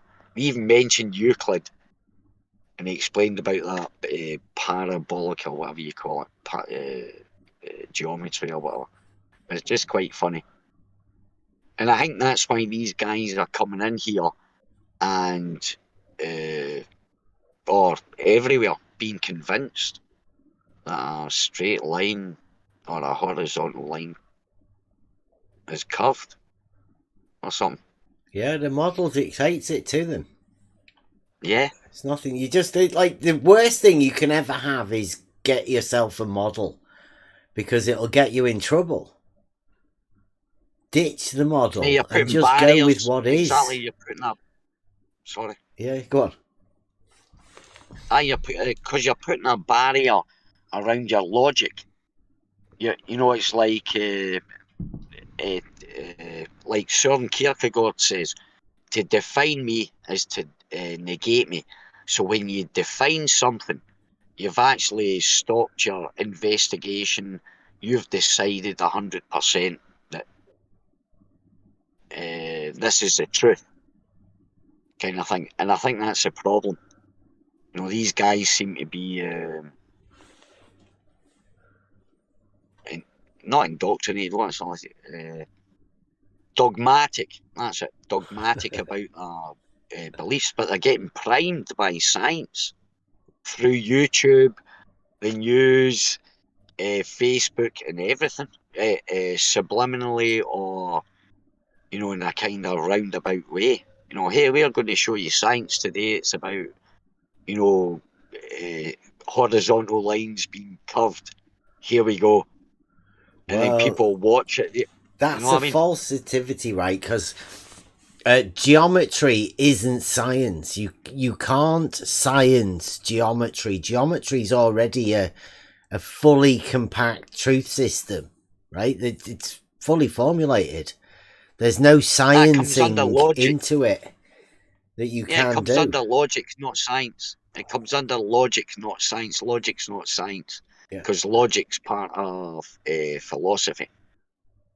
Well, and mathematics, right? Logic formulated geometry. It also formulated arithmetic, mathematics. The idea of it, algebra is derived from geometry, which is a formulation into mathematics. But, there is what is. And then science is the best you can make of that to find truth out of things, also using logic. There isn't much difference apart from the fact that there's sophistry involved at certain elements of every bit of it, right? Every bit of geometry, mathematics, arithmetic, and even science. Now, if you don't watch what you're doing, you can be fooled by sophistry and paralogisms. You've just got to be able to arm yourself in a way for you to cut through the bullshit and see, so you can see trust yourself, because Yeah, people but do that's the lie. hardest thing. But that's the hardest thing, Bev, right? You know, about trusting yourself. I totally agree. But I think we are kind of, I don't know, through a process of education or whatever, we've always been we've been taught to doubt ourselves. You know, even though our logic, because I think logic's inherent in everybody, right? And when things don't ring true, or you get that gut feel, that doesn't make sense or whatever, you know. And I think that's what's happened with the science side of it. It's made us second guess our own logic, even though we know it's not right. Do you know? Let's be honest now. A horizontal line or a straight line is fucking straight. It can't be curved or anything like that. But here we go. We interact with people that have been told it is, and they've been whatever. They've accepted that kind of whatever, you know, that kind of belief, or that kind of what you said, sophistry. They've bought into it, and you can see it. Yeah. You know. Yeah, I mean, everybody does it, right? It's not just over this one particular thing. This is just the one that shows itself so readily. People buy into all sorts of things in every different way. It's just making yourself aware of all of them, trying to wise yourself up. Yeah, exactly, and I think that's the problem. This is the thing. I've told my kids. I said, hey, by the way, do you know, you realise your education system, when you get a red cross, imagine that, right? Say as a 5-year-old child, you get something wrong, you get a big red cross against the sum that you did or whatever, and that doesn't make you feel good. But when you get a blue tick, that's right. And I think that's so derogative, detrimental to a child's growth. If you fucking give them a big red, you're wrong kind of thing. You know, there's other ways. You know, if you're wrong, you're wrong. And I think it starts, and it's so funny. The tick is blue, and the cross is red. The certain colours or whatever you like going about. But the fact is, imagine doing that to a child. It's like basically telling a 3-year-old, 4-year-old child that they're worthless. And that's where that self doubt creeps in. And then if you have self doubt, you kind of look up to other people that maybe sound smart, and I'll buy that. And I think that's what leads this. Plus a bit of, you know, self delusion or whatever. But I think there's a lot of, yeah, you can hear them breaking down, Bev, when you talk to them. It's like when you say something, you can hear their brain, you know, collapsing, kind of thing. And they doubt themselves, you know, they begin to doubt themselves because, you know, everybody knows that the truth is the truth. You know, we have this gut instinct, and logic is, like what you're saying, logic is logic kind of thing. And a lot of these people, they're like, yeah, I don't know. I think I'm gibbering now. Yeah, there is what is, and that's what we're dealing with at the minute. I keep shouting back to the Trivium. It's the being able to use the words to communicate this shit as plainly and simply as we can. Now, logic is just like like a delivery method to give you some sort of semblance of a truth value and how to place a truth value into that everything. It's nothing that anybody can ever give to anybody else. It's something that people have to sort of do on their own, but it's sort of like it's like a puzzle thing, you know, it's like a brain training sort of process that you have to go on, and I think it's pretty fun journey. Yeah, it's like an awakening. Yeah. You know, it's actually like an awakening. You're going, fuck. It's like, geez, never thought of that. And you're like, oh. And you start looking at, as you say, it's not just geometry or whatever. It's like logic. And you look into aspects. You take that in the aspects of real life. And you're like, oh. You know what I mean? It's just having that. It's the awakening, I think it is. That's what I've enjoyed about this. It's been a great journey. Yeah, it's realizing shit that was there all the time, but you just weren't ready to see it, right? And then all of a sudden, these new things that become that they come to you. Certain people may say a certain thing, and it's like when you get a new car, right? You get a new green car, and then all of a sudden, everybody's got one. There's loads of them. You never saw them before. They're everywhere. Yeah. That's it. That's what happens when you get this. And I think I put that down to Logos, right? These little logic things are just given to you by whatever it is that sort of helps you out. Yeah, it's been a great journey, and as I say, when you started, I was going on about theodolites, but I could never ever put it the way you did it, because I'd used them before. I was like, what do you mean the light's bending and you can measure by a theodolite? I was like, you can't fucking, because not a theodolite, a dumpy I used. I was like, that can't be right. And then you came along when I first heard you. You sort of put it in a way that kind of, I was like, right, that's fucking it. You know, I was right. You know, now I know that now I had a way to explain it. You know, understand it enough that I could explain it in a proper way, kind of thing. And it doesn't fascinate me. And what it does actually is when you learn that, right, and then you like meet these people that are, you know, what they say, you know, there's no parallel lines or curved, or when they start talking like that, they're talking shit. You know what I mean? They can't possibly believe that. You know, I'm not any better or any cleverer than anybody else. But if someone says something to me and I can't sort of, oh yeah, that makes sense, and it's like what you said, logos or logic or whatever.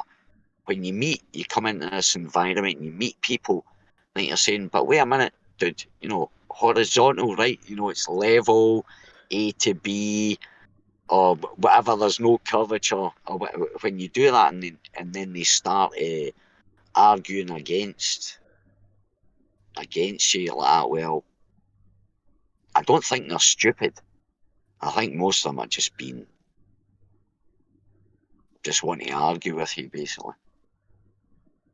Yeah. Maybe they never had that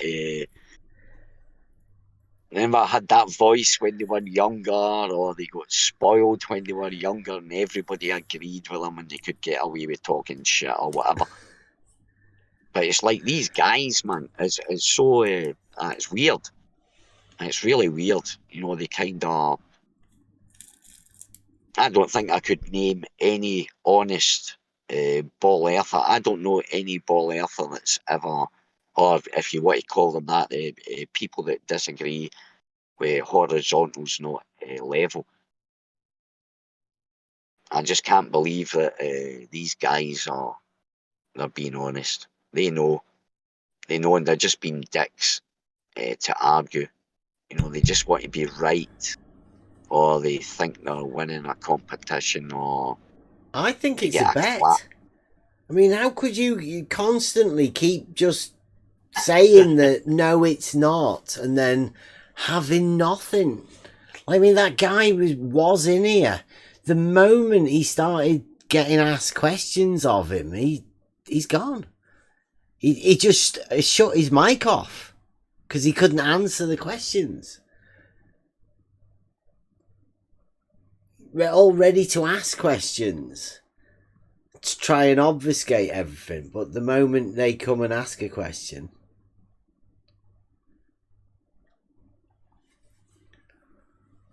we've got a guy in the chat as well that's struggling with parallel lines.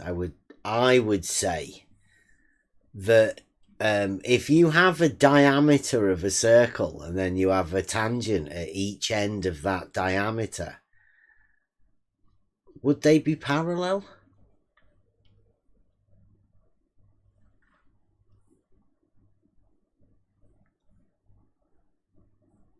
I thought they'd necessarily have to be, wouldn't they? Straight lines.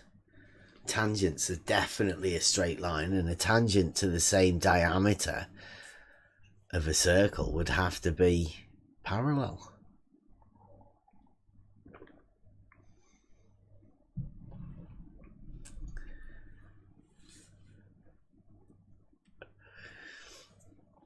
Struggling with somebody's done Betty's cross.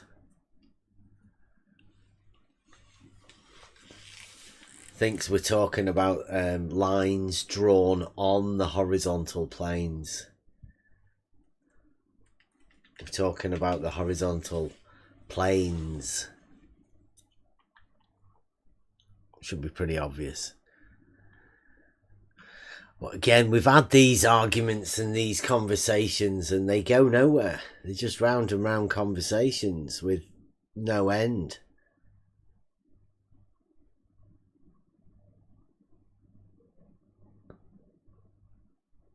At the ends of a radius.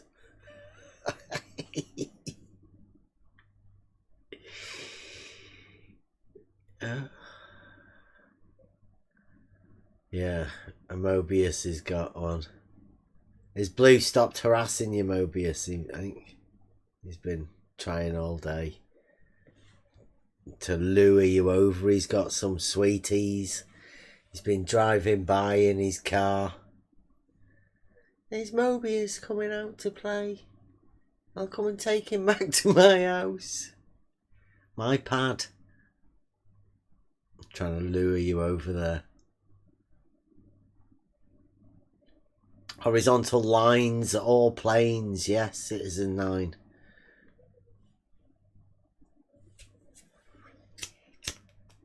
The thing is, they need us to exist. If it wasn't, I always said this, I said this years ago to these fuckers, I said, hey, by the way, I said, see if it wasn't for me, because I call myself a flat earther, I said, see if it wasn't for me, I said, you wouldn't exist. You wouldn't exist because you would have nobody to argue with. So you wouldn't exist here in my space when I want to talk freely or whatever. No, and that's the thing. They don't seem to realise they wouldn't exist if we interact with them, which I do. I've been, yeah, and I still do. But I'm saying if we didn't interact with them or whatever, they wouldn't exist. They wouldn't be here. If you know what I mean. If we didn't say the Earth was flat, there these will guys always be flat Earth show ponies, won't there? I mean, if it's not you, yeah, it's going to be somebody else, right? They're all over the place. There's people that the Globers don't want to talk to people like us, right? Because we're not flat earthers, but they don't like what we have to say, and they can't use "you're a flat earther" as an argument against us because that just doesn't work. There'd be no point in that. I mean, your logic, the fact that you've focused on the logic, it wouldn't matter if you said you were flat earth and focused on the logic. Is the fact that you focus on the logic and you're very good at it, saying, well, you know, that kind of thing. They can't handle that. You're not an easy target. And that's why they don't come across here, is because you don't fall into you don't get triggered, or you don't fall into whatever, the rhetoric. The traps, yeah. They've got, there's tons of them. Yeah. Yeah, and you spot them. That's what I'm saying. That's why they don't like coming across here, is because you own them every time, or whoever's in the chat here, whether it be SE or Right a Hand or Buster or whoever's in here, you kind of own them with just logic. That's it. That's it, just logic. It's nothing to do with the shape of the earth. You're saying this, prove it to me, or that doesn't sound right, or whatever. It's a logic. That's why they don't come here. They don't like logic. That's a fact. Yeah. Well, I sort of feel sorry as well, though, because anybody that uses any of this stuff that we do will end up getting the same treatment that we've had.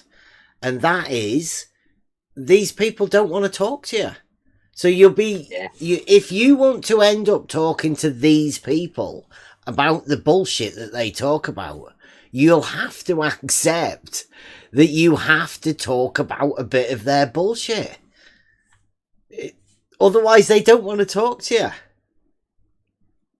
It's up to everybody to decide whether they want to talk to people about bullshit, or whether you want to come and try and expose that bullshit, right? Put something down.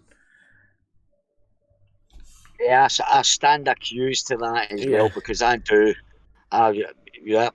I'm one of those people that speak to them with, and I'm torn between it. Yeah, you shouldn't. It's kind of, because it is kind of promoting if you talk about it, or you're actually feeding them. You know, I'm actually, by me interacting, or people that interact with these people, we're just feeding them.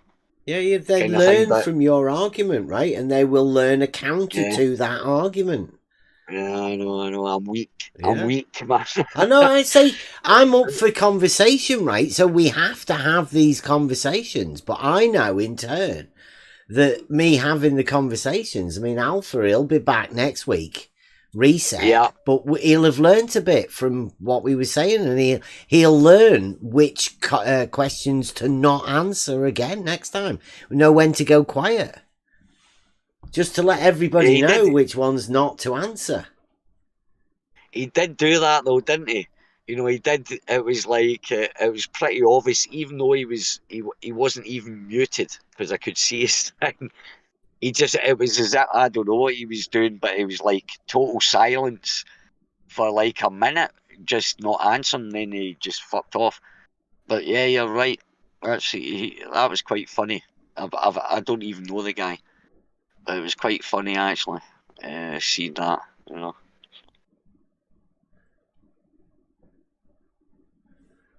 Yeah, listening to Gord's in the chat there, yeah. You're spot on. We know that they label people. That's one of their best arguments, is to point at somebody and label them, and then that stops you having to talk to them. Or, you know, to accept that argument. But I know that's what's going to happen now, right? Anybody brings up the fact that level is horizontal or whatever, all of the globers will point at them and go, that's Bev's argument or whatever, right? Yeah. Not that it's an obvious truth of reality.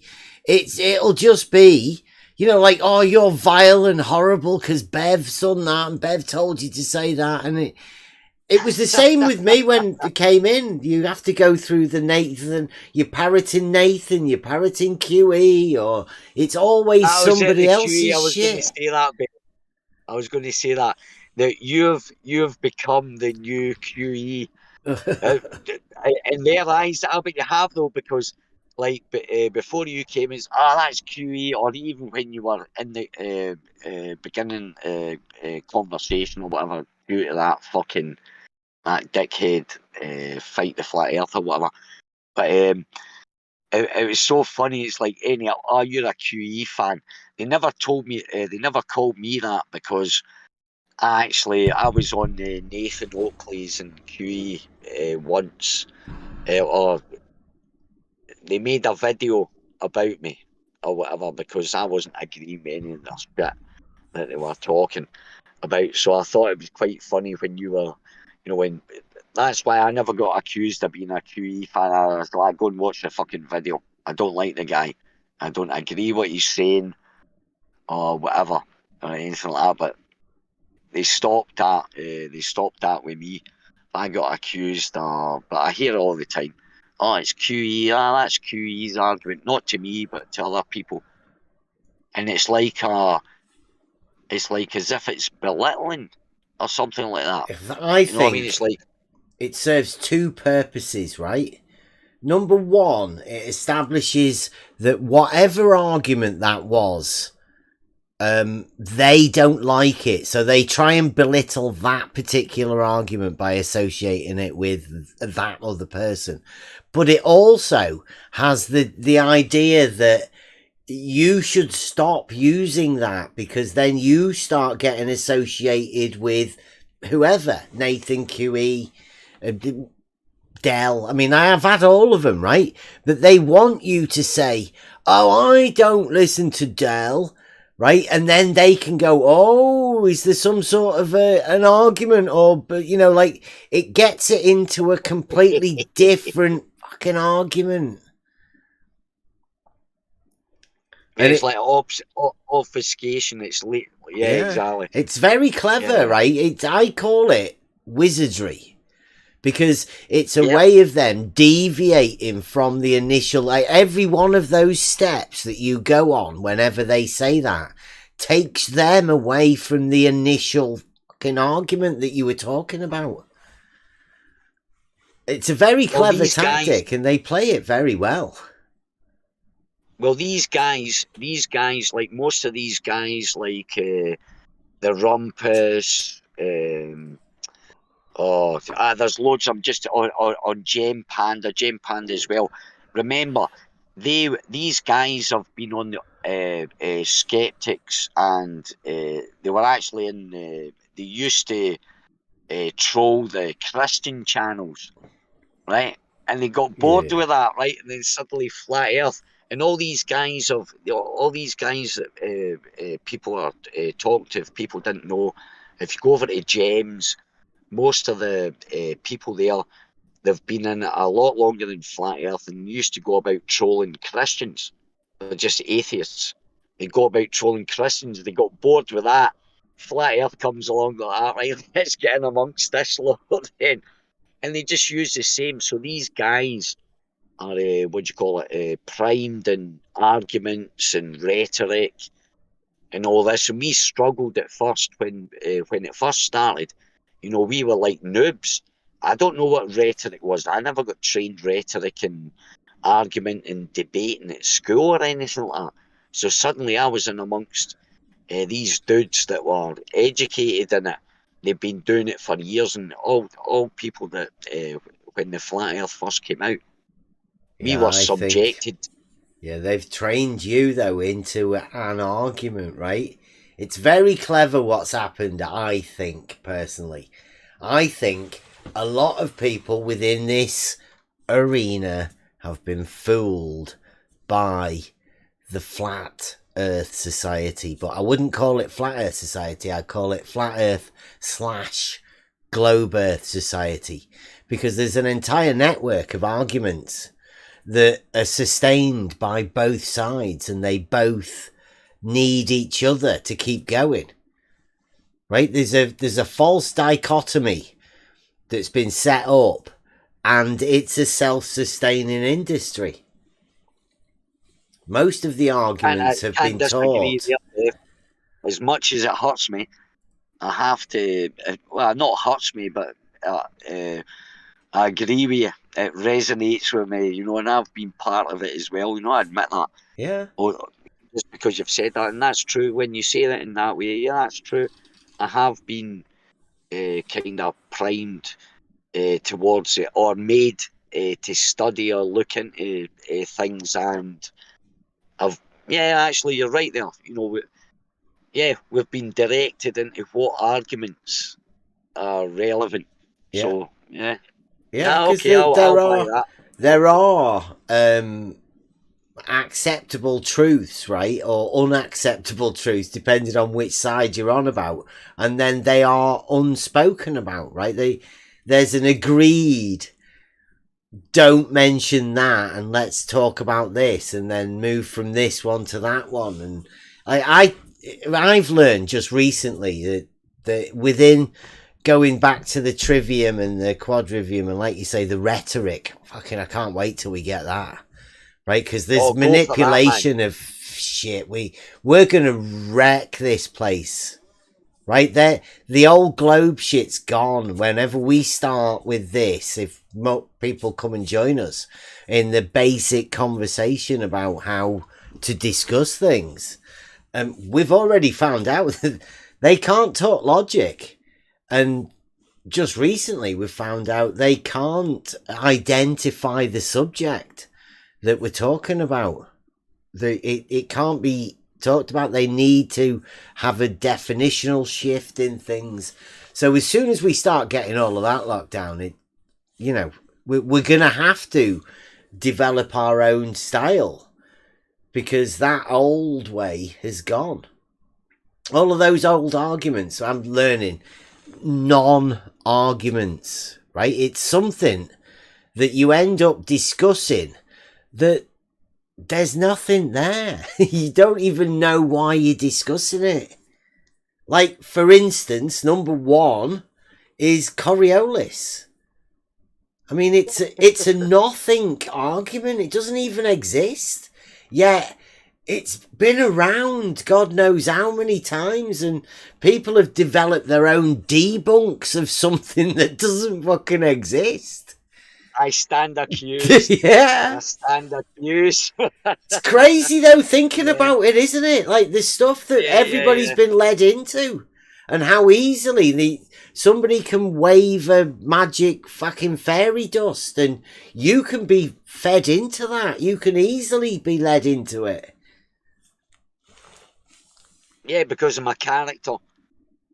Well, I'm saying everybody, once you build up an argument as a defense, and then you can use that argument in an arena where there are some compliant people, then you think you're arguing, you think you're doing well. I always take for granted, and which is proven. To me, nobody listens to me anyway, so I don't give a fuck what argument I give. But it's true though, Bev. You must have found this out, right? So you're making the greatest point. You think you're getting it across, and it's like even the person that's sort of like not on your side, but like is of the same mind as yourself. It just flies over their head, and they just start talking about something else, like they get led away from that, which has happened to me as well. I have to say, I've talked about stuff and other people have been led away, but it's when I think about it, is what you were talking about. I've also been, when someone else has talked about something, I've changed the subject or something myself, even though of the same mind as that person, kind of thing. It's quite strange, and now you've got me thinking. You've got me thinking a bit too deep now. Yeah, well, that's it. It does. We do that here. I like the idea of the just sort of developing these, exposing the tactics that get played on people within this arena, because this always, the way I see this place is, we're sort of the end of the line. This is where people come that have been in. I mean, for anybody to end up in this arena here, you've been through the ringer, right? You've been to wherever, you've ended up somehow in an arena where you want to come in and ask people questions. You've obviously got questions, otherwise you wouldn't be here. But the people and the arguments that you can learn when you do come in here is all fucking new. It's crazy, isn't it? It's such a crazy situation to think that you can be in this arena for years I mean, I know when I first came in, I went to 24/7. And looking back, it seems like a dark place. I was learning the ropes and everything about how it works and how to talk to people and what sort of conversations you get into. And man, it gets crazy around here. I think there needs to be a place where somebody can learn the tricks that get played, or learn all of the tactics that are getting used. And I think as we're dealing with it at the minute, we go through the logic, the geometry, and now back to the trivium. There can't be any better tools to give people in order to cut through the bullshit. Now, the more people there are out here that can cut through that bullshit, the more annoyed that other group of people are going to be, and the more we're going to need to make our own community, which is okay, because I'd say anybody's free to come in here and talk about all of this stuff. I mean, we do it all day. And I think we're after exposing some of the tricks that have been played in order to keep conversations going or whatever. Say goodbye to the old and in with the new. And SE is going to start the proof. We've got to get that going, SE. You know, on Euclid night, there are proofs in geometry. Definite proofs, and proofs are truths.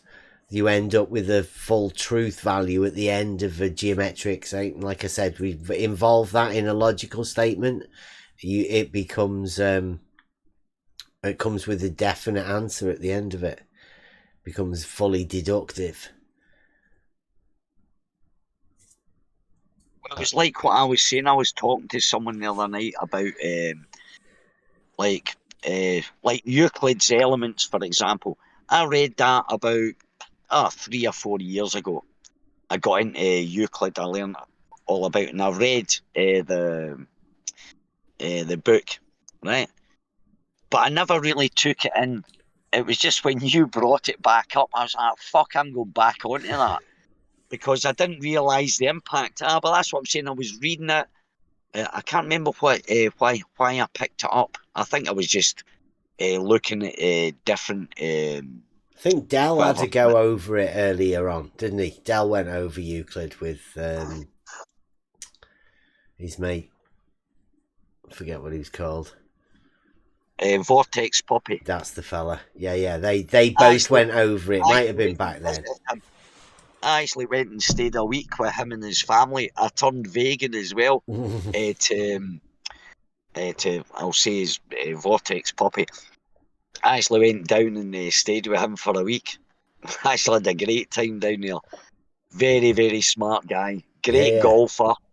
Lovely family. Absolutely, that was brilliant, and I learnt a lot. And yeah, we sat for hours just talking about. He actually wrote a paper on optics. I've still got the download. Actually, it's like a scientific paper. It's an actual paper he wrote about geometry. Clever dude, man. Mm-hmm. When he finished school, right? When he finished university, he got he got invited to, what's the name of that? Niels Bohr Institute or something over in France to study, and he chose golfing instead. But he got invited. A dead smart dude, man. Mathematics, he's got his degree in mathematics, and he got ripped the shit out of by ballers, like the exact same treatment as you get. You know what I mean? Yeah. But yeah, such a nice guy. We were doing a thing about different meanings of words.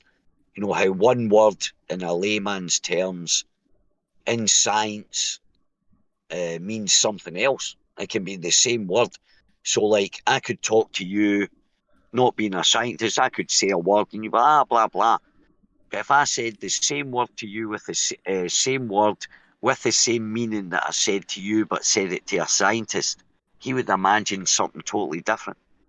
My sentence for him, because that's what I said. We were going to start a thing called claim back our language, because there was, you've got this layman's definition, and scientists, they use the same words, right?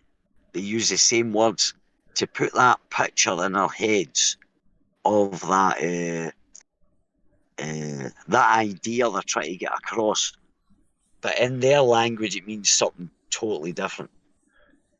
But they'll say it to communicate with you, to communicate whatever the falsehood or the, by the way, I'm just imagining this, but here it's here. I mean, that kind of thing is, yeah. But because they use words, yes, and it's good that you're coming, you're getting into that. I can't wait for when you get into the trivium and the quadrivium. Yeah, we've got to lay the base at the minute, though, which is, I think, is the sort of the law of identity thing, establishing how important the thing is in order to describe, right? You need to have something there. You can't describe from your imagination. Predicate. Exactly. Yeah, that guy, who was the guy that started, it was just a few days ago, I think I caught the first one on last week, when the guy brought up the Trivium, and he'd done his presentation.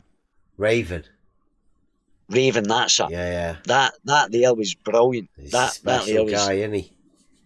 Yeah. And people should listen to that and listen to I think I posted a book. It's called, if you look, it's called The Lost Tools of Learning. And it was a woman that wrote, she was an educator. She worked in the education system in the 30s. And she wrote this book in the 40s, 46 or whatever. And it was called The Lost Tools of Learning. And it's all about the trivium and the quadrivium kind of thing. Fascinating, and it's so true why we're so dumb now.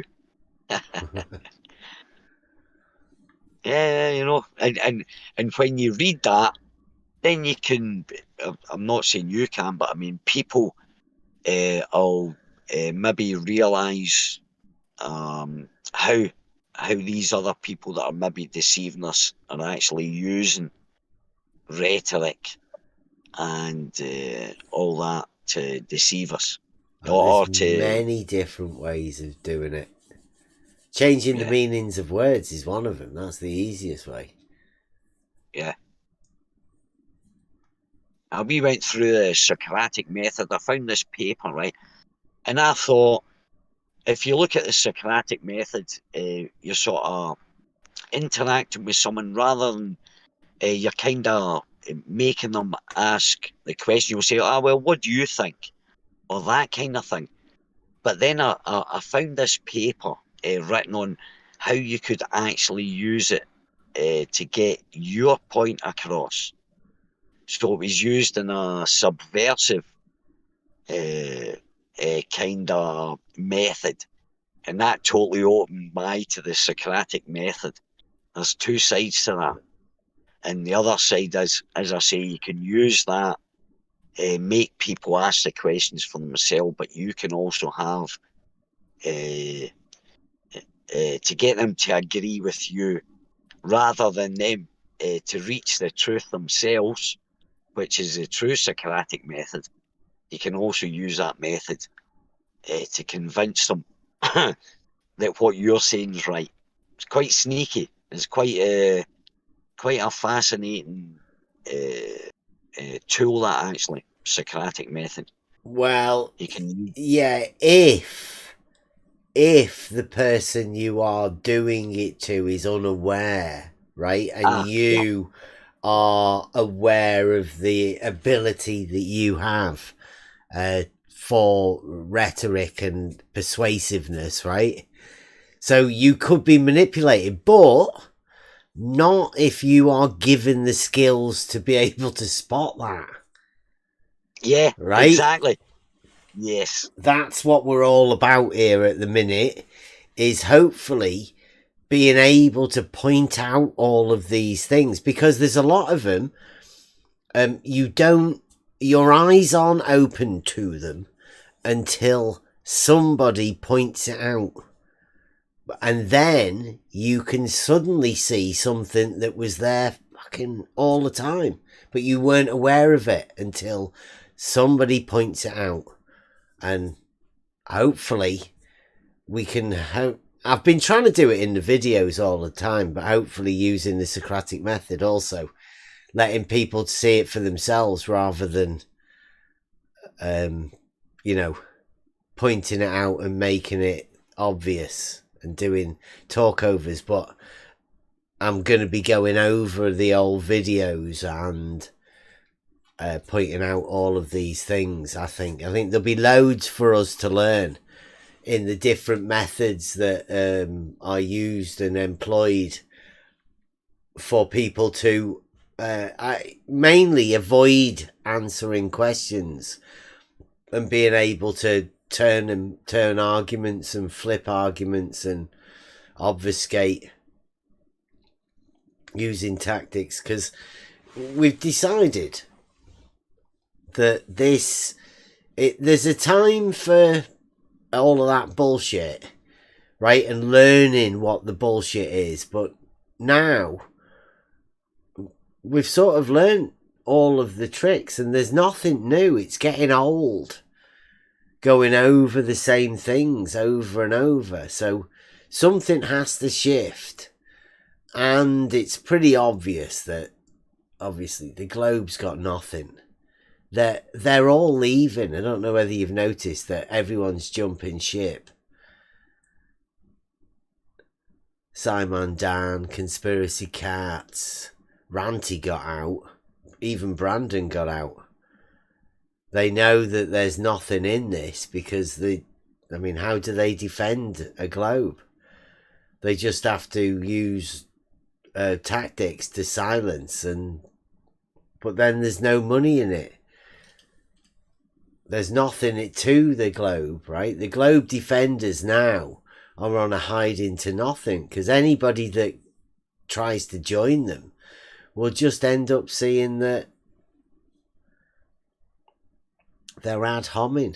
Like Mobius has got Blue chasing him, asking him to come over, and they're just so starved of content. They need somebody to argue, but what would Blue argue? He's got a 90-foot hump in the middle of a lake. He's got no chance of doing it. I know. Bev, honestly, that's like I think it was you that sort of exaggerated that thing about you kept going on about that hump, and it's so true, man. It's like you're either on the top of the ball, because they always said to us, right? This was the thing they always used to say. Your perspectives, you're always on top of the ball. And I posed one question. I done the river one. I said, so say the water was flowing towards me, and I sent my mate upriver a couple of miles. Now he's on top of the ball. Would the water be going towards him or towards me or whatever? But it's the fact that you're now getting into the rhetoric. I think that's a great the logic. You've done the logic, but the rhetoric's the Trivium. That's going to be really interesting to be listening to, and they'll be leaving by the droves as well, because what they'll be doing, your words or your hangouts or whatever, or the presentations that people will be making, it'll be ringing in their brains. And that thing ringing in their brains when they're trying to, argue against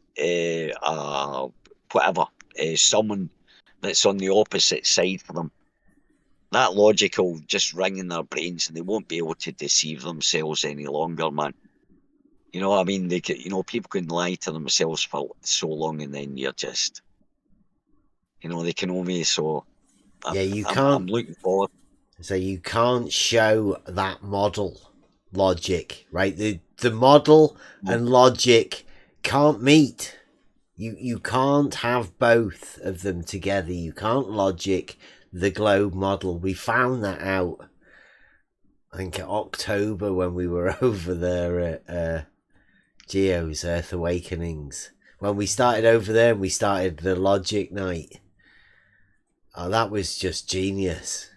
That was a social experiment, that, to see what would happen, to see whether ballers could actually attempt to come and have a conversation. And man, I think that was the start of the end, right? They realised at that point that they can't.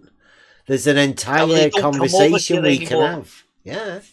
Well, they don't come here, and I remember when you first started up, they were fucking piling in. You had Blue and Rumpus and every motherfucker under the sun coming out. Now where are they? Logic. They've gone. Yeah. Yeah, they've been logicked out of the fucking place, and now they're going over to places like they either stay in Gems, or they'll turn up in Geos, or they'll go to Blues, but they won't come here because you've scared them off. Typical.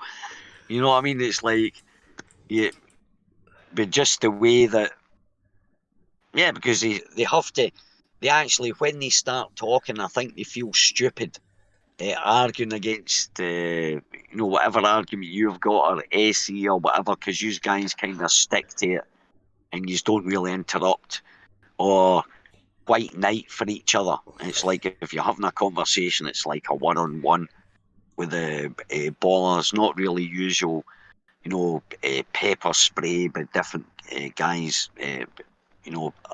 people with their arguments or whatever. It's usually just a one-on-one.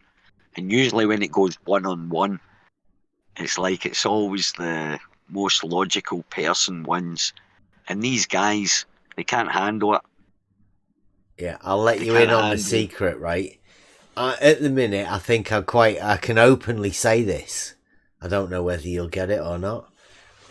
I'm studying paralogisms. Right? Now, I'll give you a brief explanation of a paralogism. It's logic, but it's malformed logic, right? That comes to a faulty conclusion. Now, you can end up at a faulty conclusion within logic a multitude of different ways. So a paralogism is a conclusion that you've come to through faulty logic. Now, because when you point this out to people, because it's built around a faulty framework of logic, some people may not even realize how they got there, right? There may not even be any logic behind it. But because they've got it as their conclusion and they think it's a truth, right? It's a faulty reasoning. They can't see it at all. They're blinded to it. And blinded to the fact that they can't find a logic at the beginning of it to build it on, right? So, when you find one of these in someone, you can have all sorts of weird effects happen to their blindness. I'm thinking, right, that people are blind to their own paralogisms, if you will. Think of that as a concept. Yeah. Now, you may have it yourself, right? You may now be thinking, shit, I wonder if I've got any of those. right? You've But got which me is good. paranoid now, Ben. Well, that's what you want to do, right? Because there's only a certain group of people that are willing to accept, right? The very moment that you start thinking about it, they stop becoming paralogisms, right? You will sort them out, and they will become realized, and you'll fix them, and they'll become a fully formed logical statement. You will drop fallacies when somebody points them out, but other people have got their ways so set that they won't ever see it. And it's strange when you find that you can start playing with it. I'm really interested in it. It's good for me. Now, as I say, the when you guys started talking about that, but as I say, I had to look it up, kind of thing. But the thing is, I have to say about me, right? I'm always willing to put myself out there because I don't really care if I'm wrong, right? I can make a statement, right? And if someone proves me wrong, Bev, honestly, I'm not tied to any of my beliefs. I accept. I don't have a fucking clue what reality is. I kind of know what my reality is, but in the end up, I don't know what the bigger reality is, and I accept that. But I'm still willing to put my head. But see, if I get proved wrong, I'm quite willing to go, yeah, I was wrong, because I don't give a fuck. Sorry, I don't care if I'm wrong, because if I'm wrong, that means that I've learned something. Yeah. That's the way I look at it, and that's the way I approach life.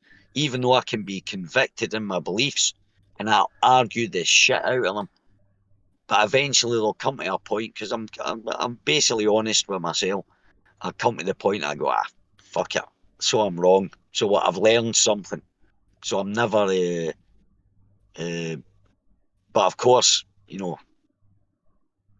I know I've got paralogisms or whatever you call them. Paralogisms. Paralogism, whatever. I know I've got them in me. I can just the fact is, because I'm not perfect. Nobody's perfect, so I accept I've got them. But I'm more aware. I'll be more looking out for them. Since yourself and AC and all you guys have been having the conversation about it, I've become more aware, because I gave up my ego. I don't think I ever had I think I kidded myself on I had an ego when I was about 16, 17, 18. But then I realised, fuck, I'm not any better than anybody else. So why would I even bother? But I still believe, but I'm not going to let my ego determine, because it's detrimental to find out truths or whatever, and I know that. So it's like what you said, once you know there's paralogisms, or you've got flaws in yourself, you can't hide for them, and once you kind of accept that or even think about it, you're already on the way to remedy or whatever. You get cured or whatever. So I don't mind putting myself out there and saying whatever, because as I looked at my way of looking at it for years, well, if I'm wrong, I've learned something, and that's it, But unfortunately, it's like there's not many people willing to embrace that in this conversation anyway. And I know people in real life that admit when they're wrong, but I don't think I've ever heard anybody that's been involved in this conversation has turned around and said, "Oh, by the way, I was wrong about that," or it's like there seems to be a problem with people admitting they're wrong. In this society nowadays, right, and the way that everybody's had like everything everyone says that gets recorded can be looked back on, and all of these, I don't blame people, really. It takes there's a special sort of person that can come and talk in these arenas, and even still more than that is when it's live. I mean, you some of the places are always live, and you may not even realize about that in this arena, but in this sort of arena, when it's live, and you can get challenged in certain places. You are likely to be challenged, and who wants to be challenged on stuff that they may not have realized about live? It's scary. It's a scary thing. It's took me a few years to be able to publicly talk, right? I mean, I wasn't a talker before I came out here. I never imagined that I would be talking on a YouTube channel. Last thing I would expected I'd be doing. So I know it takes a bit for people to talk, especially in the live. Well, I remember my first YouTube. It was a Hangout, Google Hangout, and it was actually with Pete Shea, Issa Mihalski. I think that guy. What's his name? He goes by another name now. I can't remember. But all these guys. This is years ago, and that was my first time. That was so nervous. But see, once you go for it, once you get out there, I hadn't done it myself, Bev. I'm shite at public speaking.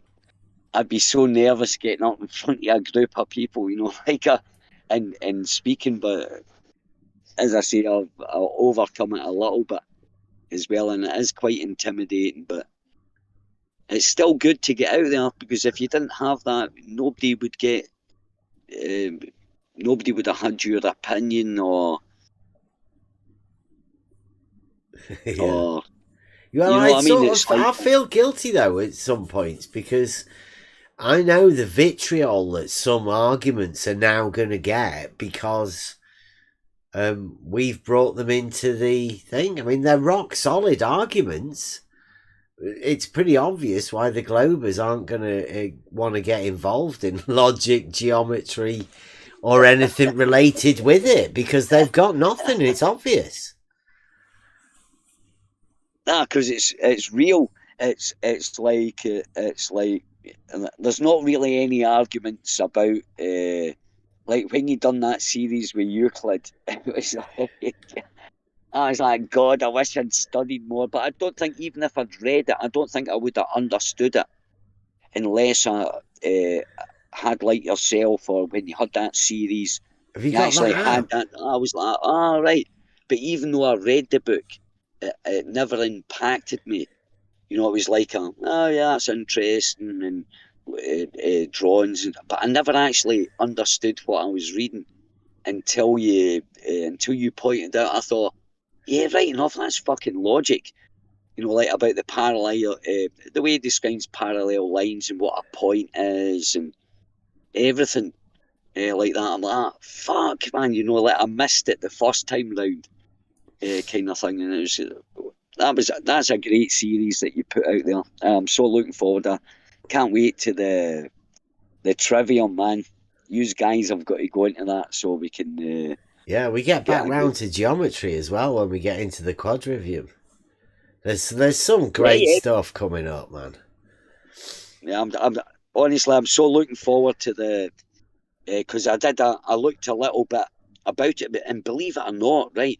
If you actually look at books written about that, is so hard to find like actual books about it.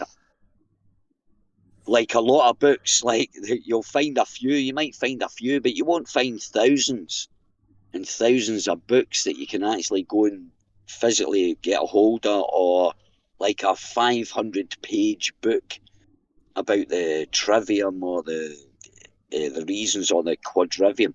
You'll get maybe the odd paper about it or whatever, but you'll never get a really good fucking solid book about it. And that's what that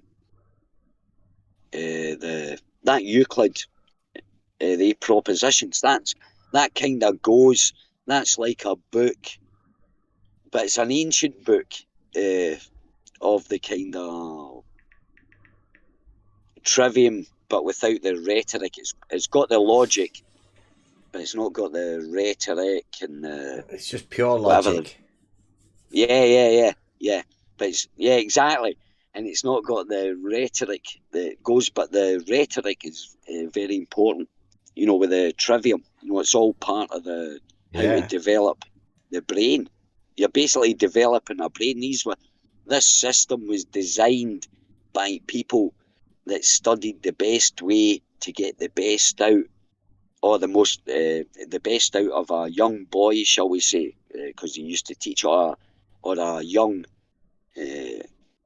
adult or whatever. It was like, you want to get on in the world, here's how you do it. The Trivium or the quadrivium, you get taught in the 3 arts or the 4 arts or whatever, in the 4 arts of it or whatever, and that brings you into 7. like the world, shall we say. You can handle anything. You know, you want to talk your case, I've got rhetoric. If you want to talk about the arts or, you know, artistic side of it, you can use your imagination. Or if you want to talk about logic, you use your brain. But it gave you those aspects, or, you know, how to approach, I don't know, problems or whatever. Trivium gives you the grammar, the words, and the use of That's the it, words and grammar. how to identify the subject. The logic gives you a formulation on how to put those pieces together to describe things or whatever. And then the rhetoric gives you the ability to express that, you know, in a way that's palatable for more people. Right now, those 3, the Trivium, are just the mind base. They're the building blocks of how you're going to communicate most effectively. You then take that into numbers, and numbers in space, and numbers in time, and numbers in space and time with the quadrivium, right? So the building blocks is the Trivium. That teaches you how to express things and talk, and the other bits are just how to formulate a logical thing behind it. That's the 7 liberal arts. Which the liberal arts, that's it. Yeah. Liberal arts, yeah. That would have been taught to everyone, right? Then you can specialize in something, but you have the tools to know how to become a master in that one particular thing, because you've been grounded in the fundamentals. Whereas the education system today teaches you geometry, geology, history and maths and English, and like there's that many subjects that, you know, like you're just bombarded with all sorts of stuff.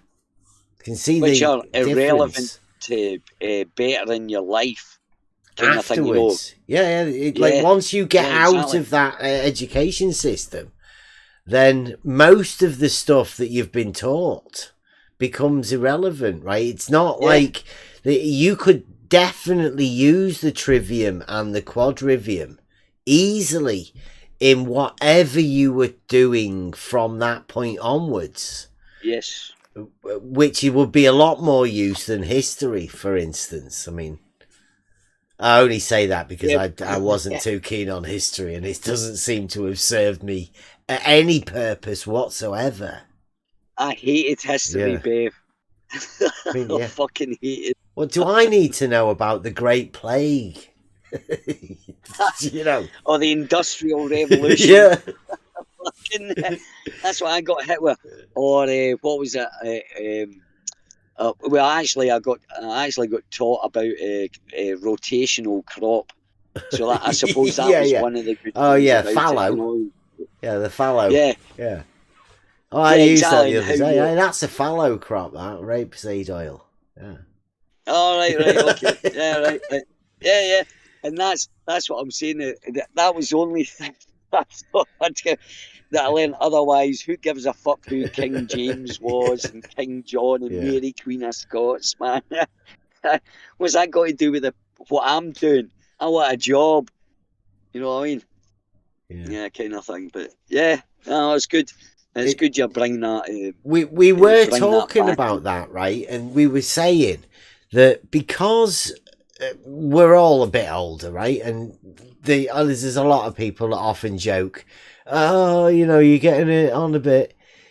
This is elementary sort of stuff." But I don't think I would have been ready as a youngster to see the benefits of this system at the minute, right? I think you need to mature, because that education system that has been taught and the socialness of whatever the fuck's going on at the minute, that's been bred into all of us.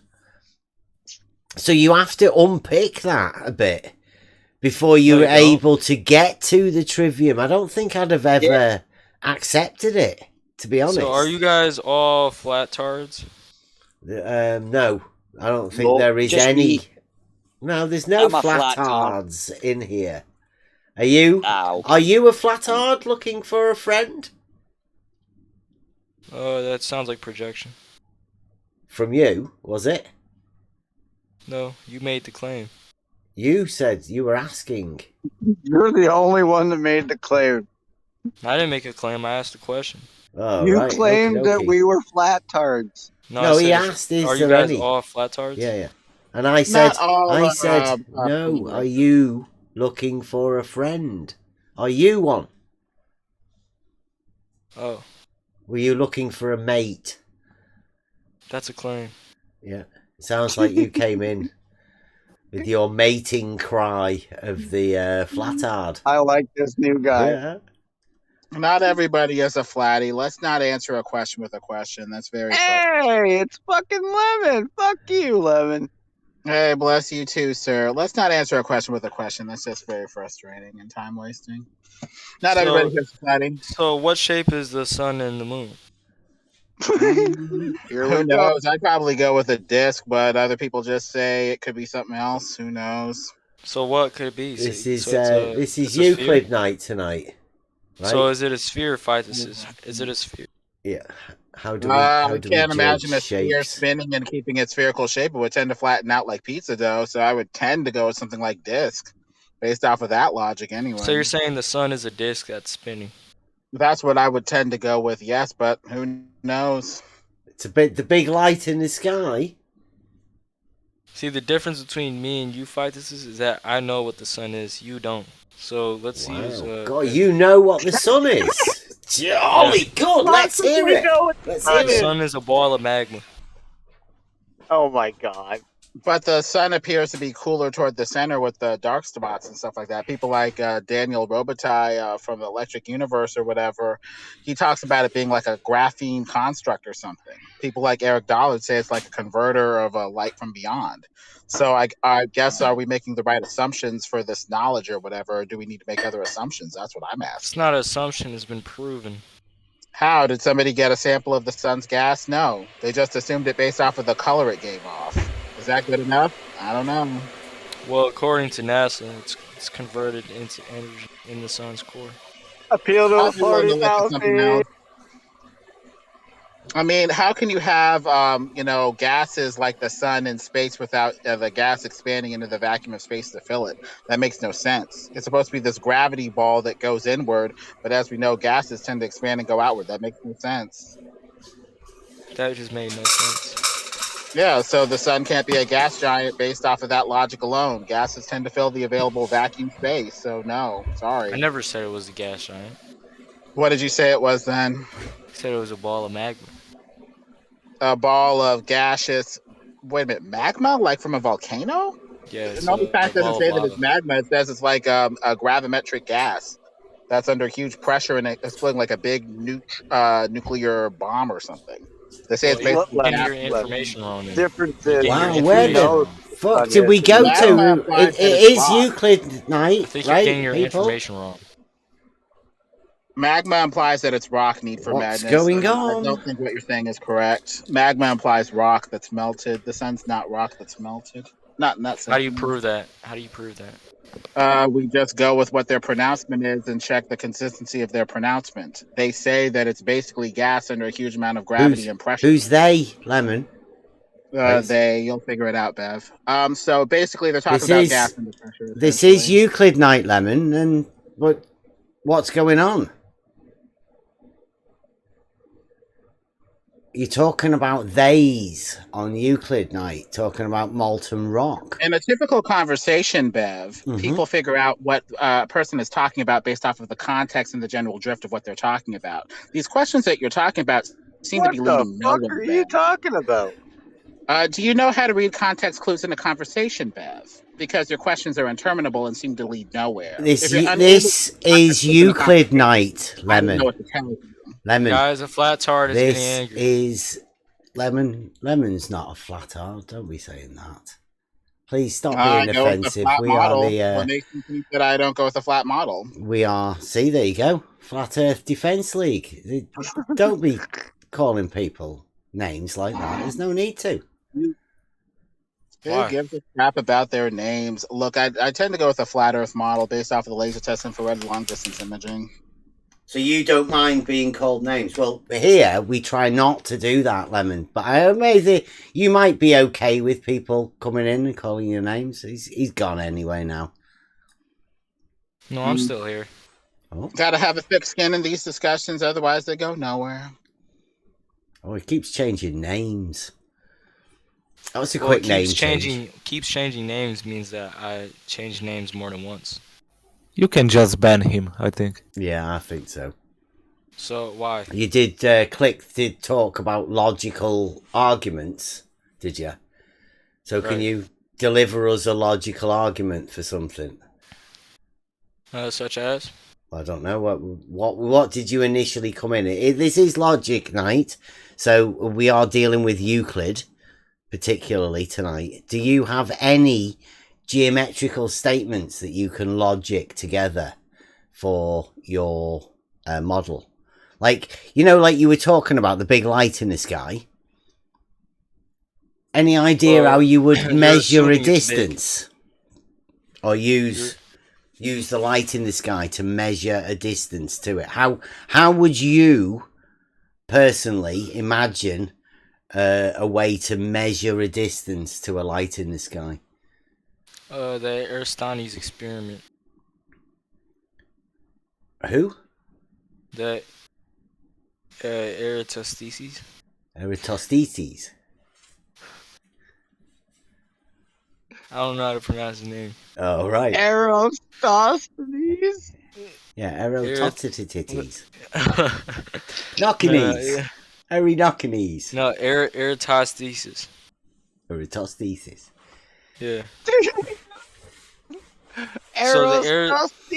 Right, so what did he do? Go on then, what did he do? It's an experiment. That sounds pretty good. So he made the first alleged measurement for the circumference of the Earth by measuring the angle of sunlight, right?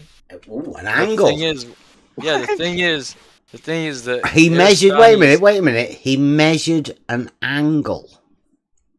Well, allegedly. Oh, he allegedly measured an angle. Allegedly. Wow.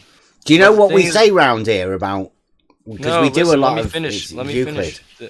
Well, there's more. You're not letting me finish. The experiment works on both models.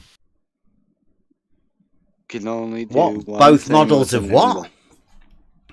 The Aristotle's experiment. It actually works on both models. What? But which both models? I mean, on a flat Earth or a globe Earth, it works on both models. So the experiment that he conducted, measuring an angle. He measured an angle, and he can do that wherever he wants, can't he? I guess. It did not prove it. They say you can measure an angle, and I'm not surprised that he didn't prove anything with it, because all he would have had is an angle, right? According to you. Excuse me? You said he measured an angle. He allegedly measured an angle. And that didn't prove anything. Well, because you can do fuck all with an angle, right? Yeah. So I'm not surprised that he didn't prove anything with it, because it's just an angle. That's what logic is about. Trying to make necessary inferences and conclusions by synthesizing a bunch of observations and stuff and trying to come up with some sort of conclusion, globe or flat. I wouldn't say anything about a dichotomy, a false dichotomy of models. Well, a dichotomy does emerge because our experience tends to present to us flat and motionless. So there is a bit of a dichotomy between, what's presented to us. We did this earlier.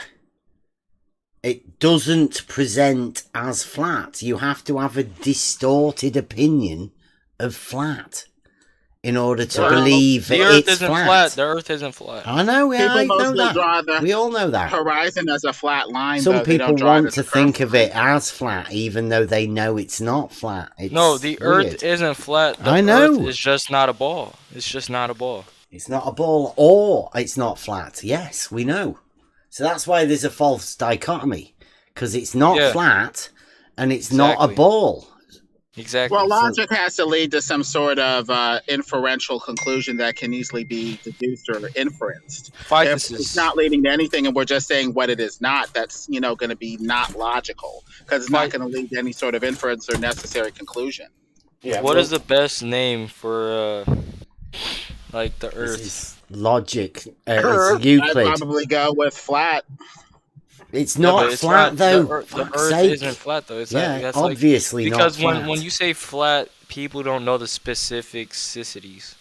I go with flat, covered by a solid section of sky called the firmament, under the waters above, under the heavens doing the God.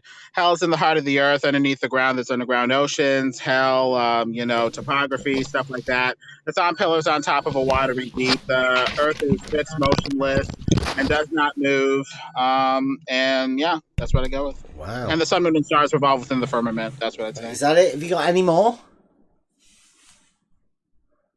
Favorite color?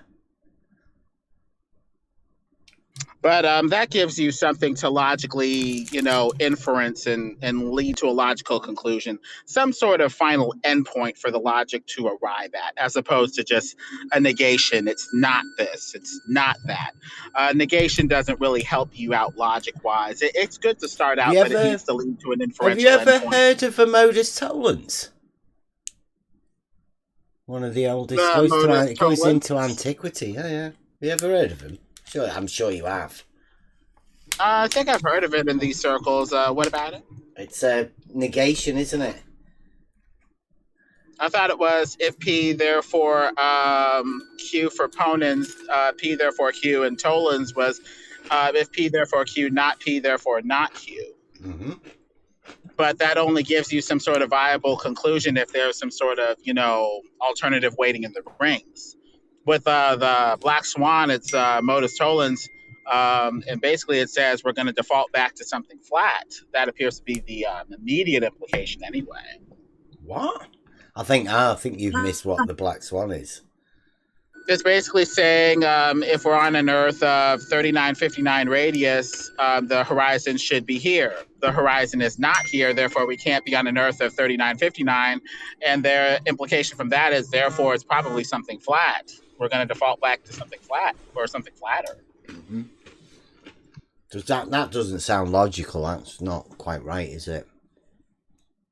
What's not logical about it? Because the statement is, if the Earth is X number, it's not X number, therefore it's flat.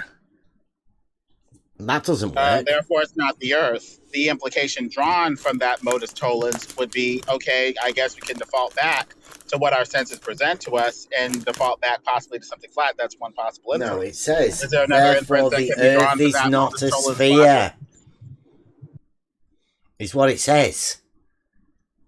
Okay, that's saying what it's not. Can we get a positive inference of what it could be, like defaulting back to something flat or not? Well, you can't say through a modus tollens that because it's not a radius of X, then therefore it's flat. That doesn't make any sense. That's not a logical conclusion to come to. You just gather a bunch of conclusions along with that. You just gather that along with the laser test, infrared long distance imaging, the evidence of our senses, the Bible, history, stuff like that, and make a case to basically say if you believe it's flat or something else. What, from the Black Swan? And other things, yeah. So from the Black Swan, you can gather through inference loads of other stuff that isn't actually within the initial statement. You could potentially, if you wanted to. I mean, they're basing their gravity off of this number. They're basing the distance to the horizon off of this number and Who's stuff they? like that. So if the whole house of cards falls apart, we Who might need to default is back to another they? system. Please, Lemon. Who's they? Figure it out, Bev. I'm not going to just keep on answering interminable questions from you that go nowhere. Well, are you talking? Are you talking for people over at the Flat Earth debate server, or are you speaking for? Who are they you want to be talking about? Figure it out. Wow. Why can't you answer? Yeah, what do you mean, these people?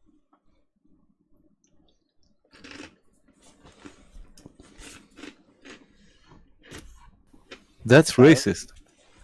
That's, yeah, right? Right? No, What do you that's mean, these pointless. people? It's not What do you mean, they? racist. It's pointless. Why can't you just say people? People say, that's fine. They could be anybody. It could even be you. I'd go with something flat. Yeah, but you know it's not It is Lemon that's saying it. Lemon just says these people say it, but it's not these people. It's Lemon that's saying it. I don't know whether everybody hears that.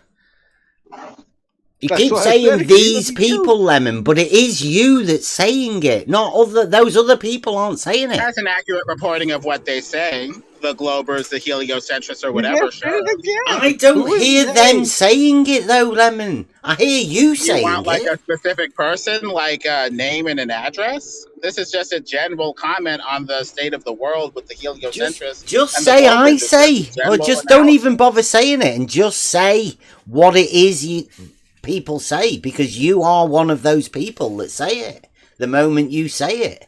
I don't believe in that stuff. But you are saying it. I'm just giving How an do you accurate know report that the of what people, they the say. other people that say it mean it? Because They I could be talked to saying them. that other people say it, and you could Because be I just saying talked that to other them. people say that other people say it. I talk to them. And I used to be a Glober myself. I understand both mindsets, and I know where both are coming from. You were never a Glober because the globe isn't real. Never was. It has to be real Most flat for you to be earthers on were it in the first Globers. place. They affirmed the globe, they believed in the globe, they believed in its premises, and they went along with it until they Yeah. started testing it. And we consensusly go along with the color red is red. So, like, tomorrow we can just decide that red is now blue. So, like, shut up. Consensus. That's all it is. What? What's this about the color red? Anyway, we can accurately reflect what the other side is saying without necessarily believing what they're saying. That's the essence of intellect, holding an idea without and entertaining an idea without necessarily, holding it yourself. Just You imagine. literally. He literally just said that he believes what they're saying. Yeah, you have to go I along said with that it. I'm You a have flat to. earther. I don't believe that anymore. At one time I did, but I don't believe that anymore. So you're saying you were always a flat earther, turn up the truth? Is that what you're saying? Because that wasn't the case for me. Are you saying that you were always a flat earther and there was never a time when you were a glober? How about you've never been a flat earther? Yeah. How about that? Question for a question. Turn up. Were you a glober or not? Please don't avoid the question with a question for a question or trying to turn it back on me. Were you a glober at one time or not? No. So you were always a flat earther? No. Then what were you? I'm a person. Wow. What, does that not count no more? People aren't fucking people anymore? What? You gotta be labeled with something, right? He's Can't always just been be turn up to me. Yeah, like fuck.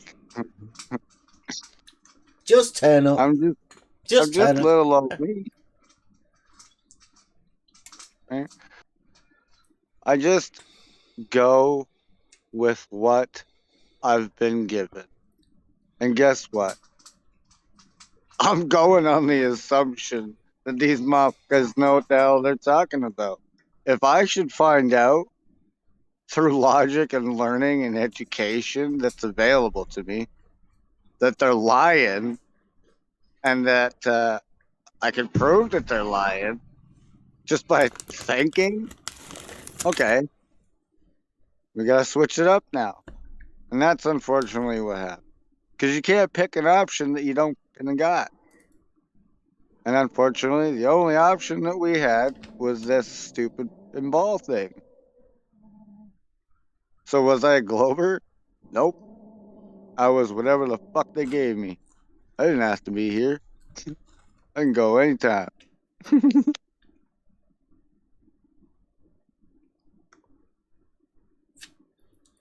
I just point out that I think Blue sent George over here to harass Mobius and coax him over there. He's gone, go and jump on the bike, George. Go and see if you can offer some sweeties to Mobius. Coax him over to Blue Ops. Wants to get him on Team Blue. Mobius will come when he's got a good time. Don't worry about it, George. They couldn't handle the Mobius strip. Yeah. You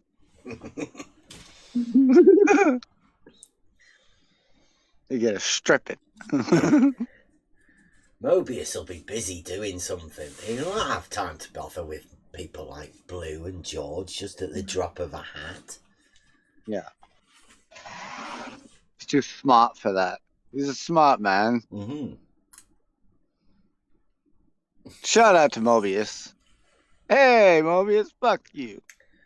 He said he's never intended to go over there. Blue is just sending him messages, isn't he? Come join my server, Mobius. Don't do it, Mobius. It's a trap.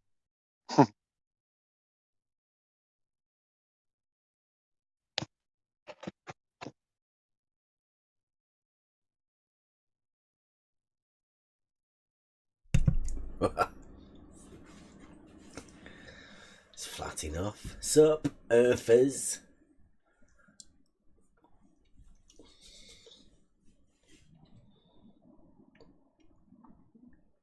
Yeah, I don't know. It's free for all Friday tomorrow. A Euclid night was a bit of a mess.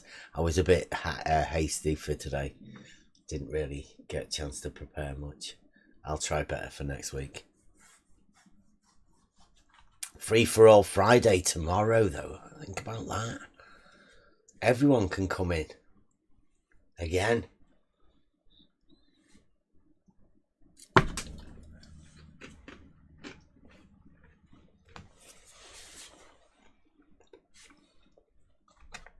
Right, anybody got any final words? It's getting late. Any final words for tonight? It's been a good night, I think. I'm gonna sort out that Vesica Pisces parallels and straight line segment thing and see what we can get with DP to do. Sort out that bigger one. Very nice. Oh, just good night, YouTube. And don't believe what they say.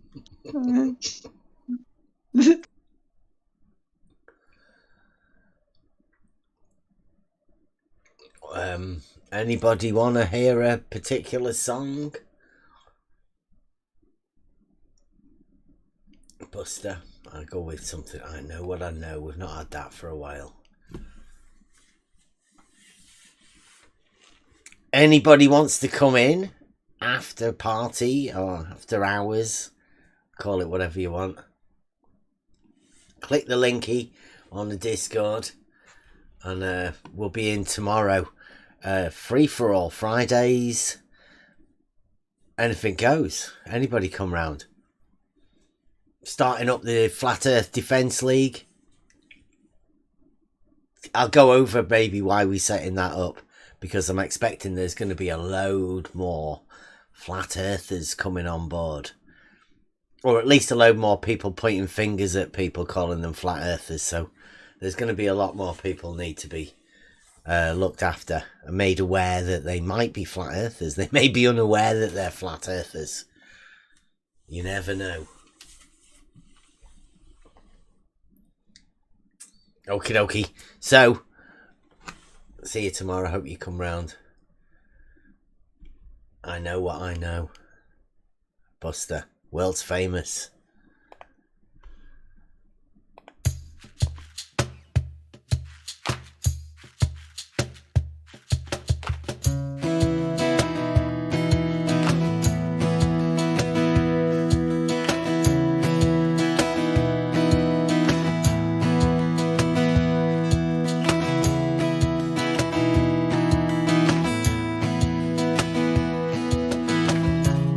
Double think, clouds your mind. If you walk that road, you'll be left behind, like swaying branches in the air,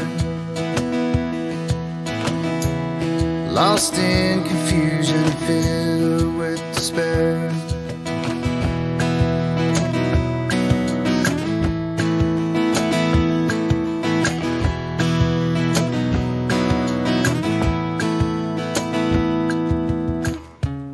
Arguments and fallacies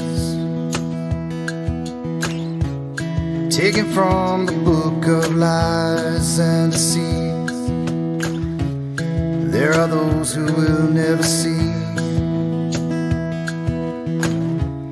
the gift of Logos that was given to me. And I know how water flows, I know what level shows it. You'll be wasting your time trying to change what's been defined. I know what I know. I know what I know. You don't know what you don't know. Blackpool paradox. You think it's measuring, but it's not. It's optical phenomenon. All you fools think you know what's beyond. I know how water flows, and I know what level shows it. You'll be wasting your time trying to change what's been defined. I know how water flows, and I know what level shows it. You'll be wasting your time trying to change what's been defined.